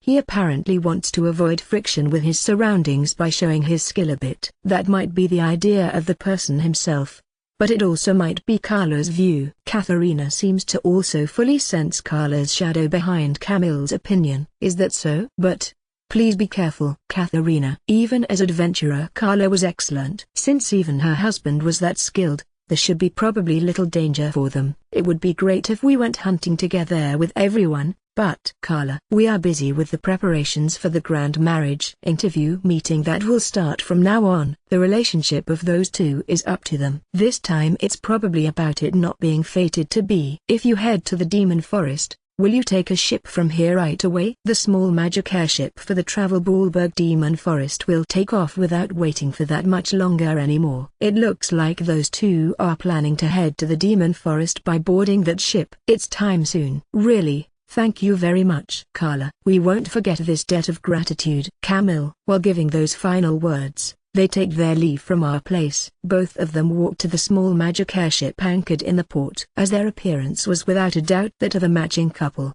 I thought in my mind those are probably the living creatures called Ryuju. After all, it's as expected. Wendlin. Yes, Elise. Only these words were spoken by Elise and me. Well then, if asked about a plan to get Iryu and Carla together as his best friend, absolutely nothing comes to mind. The plan itself of her being ordered to marry him has been denied by Ryu. He considered it important for it to be a marriage of mutual love. In that case, I, who isn't particularly experienced in this field either, couldn't prepare any move. He has completely given up all hope. As expected, he became pitiful. Katharina. Even Katharina, who criticized Ryu harshly until now, started to feel sympathy for him who had his smile frozen in front of her. Ryu, cheer up. Louise. In this world there are plenty of women. Wilma. Louise and Wilma continue to console Ryu, but I think that Wilma's way of consoling him is, how to call it, a bit imprudent. Ryu looks like he is suffering from having his soul taken out. Klaus, isn't there anything you can do from your abundant experience in life? Wendlin. I try asking Klaus, who slipped into the role of being my private bag full of wisdom and who has received quite the bonus for his activities in the dispute after being the mastermind of the rebellion, about a method to console Ryu. Since you inspired Ryu with something strange before, take responsibility for it. Wendlin. Though I have told you to not misunderstand, I simply mentioned to him that he should work earnestly to lower Carla-sama's position. Klaus. I suppose there was nothing else he was able to advise, but I just tried saying it for the time being. I know, but it's just for caution's sake. So, isn't there anything? Wendlin. Let's see. Owen-san, there are ups and downs in life. Something like women, there are around as many as there are stars. Klaus. You say that. Wendlin. He has said it extremely carefully, but basically there was no great difference to what Wilma said. Klaus, don't you have anything else? Wendlin. Wendlin-sama, for me there was no one but my deceased wife. Thus I don't have such experience, but I don't have any experience in having my heart broken either. Klaus. Are you actually boasting about that? Wendlin. Aren't you, Wendlin-sama, who even has 5 fiancés well versed? Klaus. The impetus hasn't been love though. Wendlin. Considering all that, you seem to be very happy every day. Klaus. Is that wrong? Wendlin. No, not at all. It's important for the prosperity of your esteemed household. Klaus. Next to Klaus and me, who are gradually derailing the conversation, Iryu had his smile frozen due to the shock of having his heart broken no matter what. Hey, It looks like Aru's soul is coming out though. I didn't quite hear what Ina pointed out as I was busy talking with Klaus, who tilde miles per hour. Broken heart, well, I expected as much. Katharina. 3 days after Aru's heart being broken, the grand marriage interview meeting started in the garden of the Earl Bormister household's feudal lord mansion, which was completed for more than 80%. The unmarried retainers, who serve our household, and the noble sons and daughters, who want to marry them, are finding good partners while talking and eating. I didn't participate, but it should prove successful that it resembled the marriage interview meetings in Japan, as they are people who have been recognized by me after being officially hired. As entry qualification, it actually also included married people. It was only the leading staff or leading staff candidates, but there were many people who were forcibly made to participate after being told that it's only natural to have several wives after becoming a high-ranking retainer. However, there are amazing participants. Wendlin. Since the expenses for using the magic airship on the capital Britberg-Baalberg route were covered by me and Margrave Brithilda, many young women took part. And, with those women, Iru, who still hasn't recovered from the shock of having his heart broken, Roderick, who is next to an 8-year-old girl that is the grandchild of Minister Ruckner, Thorsin, who is surrounded by girls who brought letters from Minister Edgar and Moritz, as well as Felix, who were busy with the development of Herthaini Valley, participated. I brought them here with teleportation for a one-day trip. By the way, apparently having been warned by their parents to return while bringing people, who'll definitely become their wives, along, they talked with women while having somewhat cramped faces. That's because those two won't be able to move away from Herthaini Valley for a while, as it's a treasury of the Earl Bormister household. Since it is large-scale mithril deposits, its development and protection was an important duty. Deciding on a wife by the end of the day, their ceremony will be over there. This was already a decided matter. Shall we eat something, Karina-sama? Roderick-sama, I'd like to eat fruits. Karina. Let's get those. Roderick. The pair of Roderick and the Minister Ruckner's granddaughter looks just like parent and child if seen from the side. Because she is Minister Ruckner's direct granddaughter, even if she is an 8-year-old young girl, Roderick seems to pay careful attention to her needs. The rest is Wendlin. For no special reason, there were also many young priests. With the construction rush of the church, the human resources of the priest, who will manage the place, were also decided. Given that a parish headquarters, which will control from Baalberg the southern part, has been established, there are many lower priests and staff members who arrived together with the cardinal who came from headquarters. Since only a small portion of denominations prohibit their priests to marry, they intend to get help with their church work by finding a marriage partner here. There was also the matter of business of making reservations for marriage ceremonies. One can say that it's a very enthusiastic business. It's a story that is smeared with greed quite a bit. Burkhart-san, although it's deplorable, it's not someone else's problem, is it? Wendlin. I know that. However, Burkhart, many young women are lying in wait behind Burkhart-san, who is chatting with me. For this time's grand marriage interview meeting, half of the cost of the large magic airship to transport the bride candidates is shouldered by Margrave Brithilda. If you ask why half the cost, it's because people from the Margrave Brithilda household are also participating in this grand marriage interview meeting. The men are looking for a wife and the women are searching for a husband. And the leader, who is guiding them, is the employed head magician of the Margrave Brithilda household, who is at the peak of his popularity. Even as retainer, his position is high. Moreover, Burkhart-san is still a single. I want to stay single until I die, but Burkhart, given that he was a single for half a century, he probably doesn't want to marry this late in the game.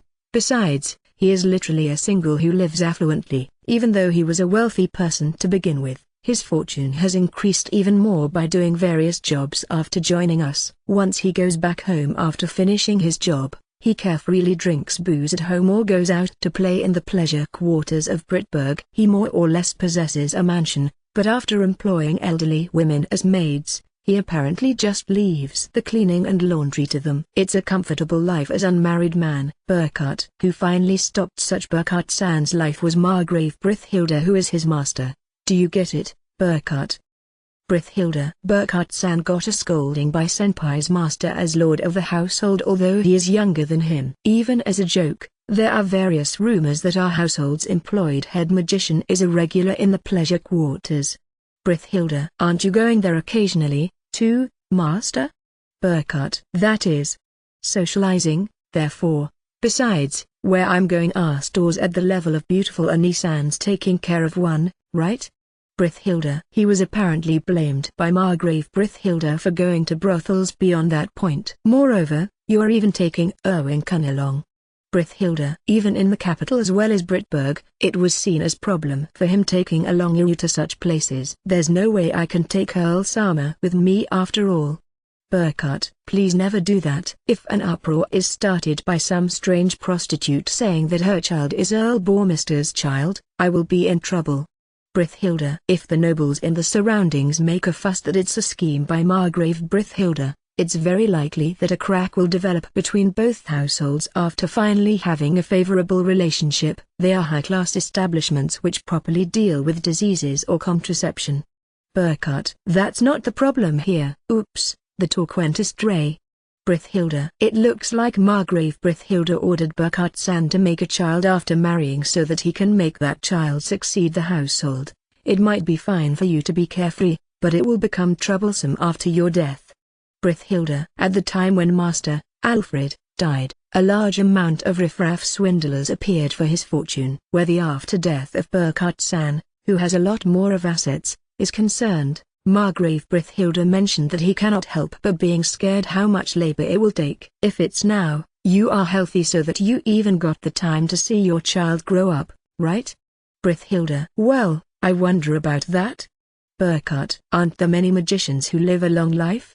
Brithhilda. Certainly, there are many magicians who live a long life. There's a prominent theory that the body is influenced by large quantities of mana, but different from martial artists and swordsmen, whose capital lays in their stamina. There are also many people who raise their magic precision as elderly people. There was a fixed number of active magicians who even have passed 80 years. If it's just living normally, it's not rare for magicians to live more than 100 years either, since they are able to work if they don't become senile. That has also become the reason why the upper ranks of the Sorcery Guild and the Magic Tool Guild are clogged up. Anyway, since I have acknowledged the succession as retainer household, make a child after marrying, as I will entrust leading our household at the grand marriage interview meeting to you. Take the initiative to search for a wife.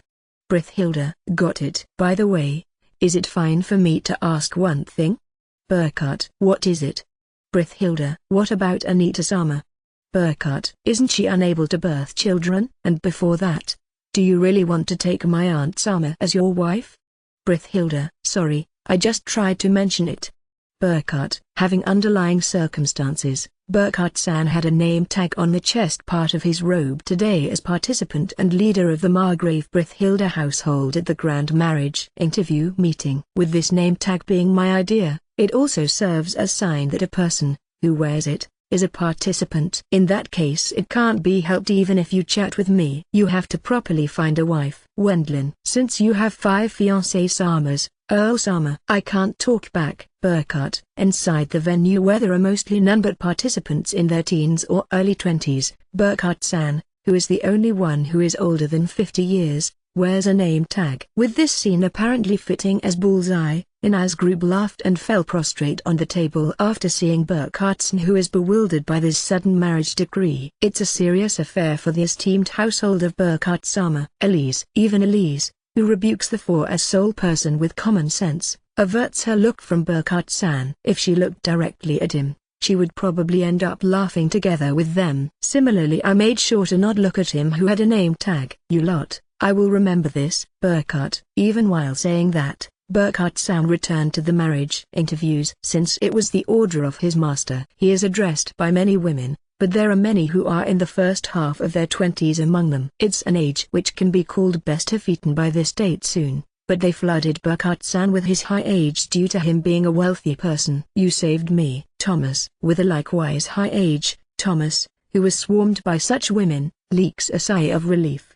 He talked with a pretty woman of around 28-30 years in age at the end of the table while looking happy. Thomas is clever at a place like this. Wendlin. True. Ina agreed with my opinion. On the other side, Burkhardt-san has already been surrounded by many women like a bunch of ants gathering towards sugar. His age is high, but he is a wealthy person, a magician, originates from being an orphan like his master as well, and has no family. Since there are no problems such as a father-in-law, mother-in-law and sister-in-law that will become an issue if you marry into a family, that makes his popularity rise even further. Since it's his master's decree, I think he will somehow choose one. But Wendlin. Next, once I survey the vicinity, there are also my 3 elder brothers who are likewise participating on obligation. It's Eric Nissan, Paul Nissan and Helmut Nissan. All of them are enclosed by many women. They came to search for a person who will become their concubine. However,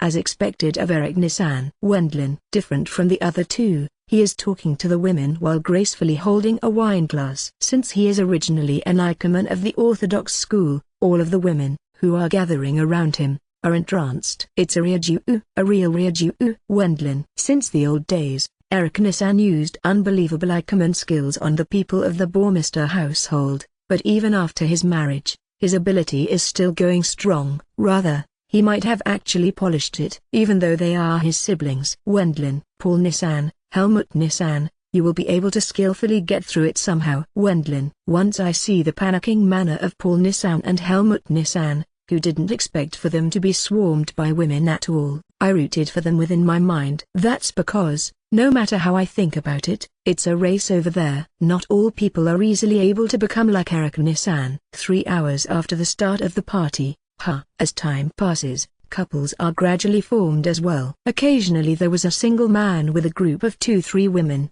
but his is also a method of this world's nobles and retainers. The number of wives will increase in proportion to the leeway a person has. They were blamed by the people who believe in the monogamy on earth, but if you consider rich people and politicians keeping unofficial mistresses, you can also say that they are upright in a certain meaning. Everyone, your footwork is light. Wendlin. Once the partners are decided to some extent, couples begin to appear who leave outside the venue. It's still in the middle of construction, but they do stuff like dating in the city of Baalberg or leading their partners to the area where their home is planned to be built. What's even more amazing is that there are many women who have come while already bringing their luggage with them, as they assumed that they will marry. Once their partner is decided, they intend to immediately live together with that person in their home or official residence. Oi, is that alright? Wendlin. I don't know about an average family, but the majority are people who don't return home anymore. The next meeting will be a marriage ceremony. As Ina says, putting aside the noble sons and daughters who are aiming for the good staff leader group with their household's lineage, there are also daughters of lifetime knights and retainers who are aiming for people that aren't like that while having their backs to the wall. Considering them as poor or such, they aren't surrounded much. There are also those who aren't surrounded at all. If such story was leaked, it was very likely that I will be flooded by young women possessing fictitious pitiful stories. I don't know as how lustful you regard me within your mind, Ina, but that will never happen. Wendlin. Do you really happen to not know? Ina. Well, I wonder. Wendlin. The first day of the grand marriage interview meeting has safely ended. The next day was a follow-up for those who had to do civil service on the first day, and then it became a free activity day. All of the participants apparently enjoy their respective dates and such. And, at once there were people who consulted about a schedule for the ceremony with the priests. It was a threatening lightness of footwork, but the only one who feels that is me, who has knowledge of earth. It looks like Burkhardt-san also decided on a partner. Wendlin. Leading a single young woman, he went out to the city of Baalberg. He seemed to have somewhat dead eyes, but there are likely various points he has to consider, since he won't be able to live as Emperor of the Night as until now. And there was Ryu, who had just a few days ago his heart broken, but no good. Wendlin. His consciousness is still partially gone. Lu Eyes. Just as Lu Eyes pointed out, he stood in the same place of the party venue as yesterday. No matter how much women talked to him, he didn't reply at all. Without a focus in his eyes were completely dead. Due to the excessive abnormality, there are almost no women who try to talk to him. Even though Ryu is this time's marriage interview meeting's main star, he doesn't function as that at all.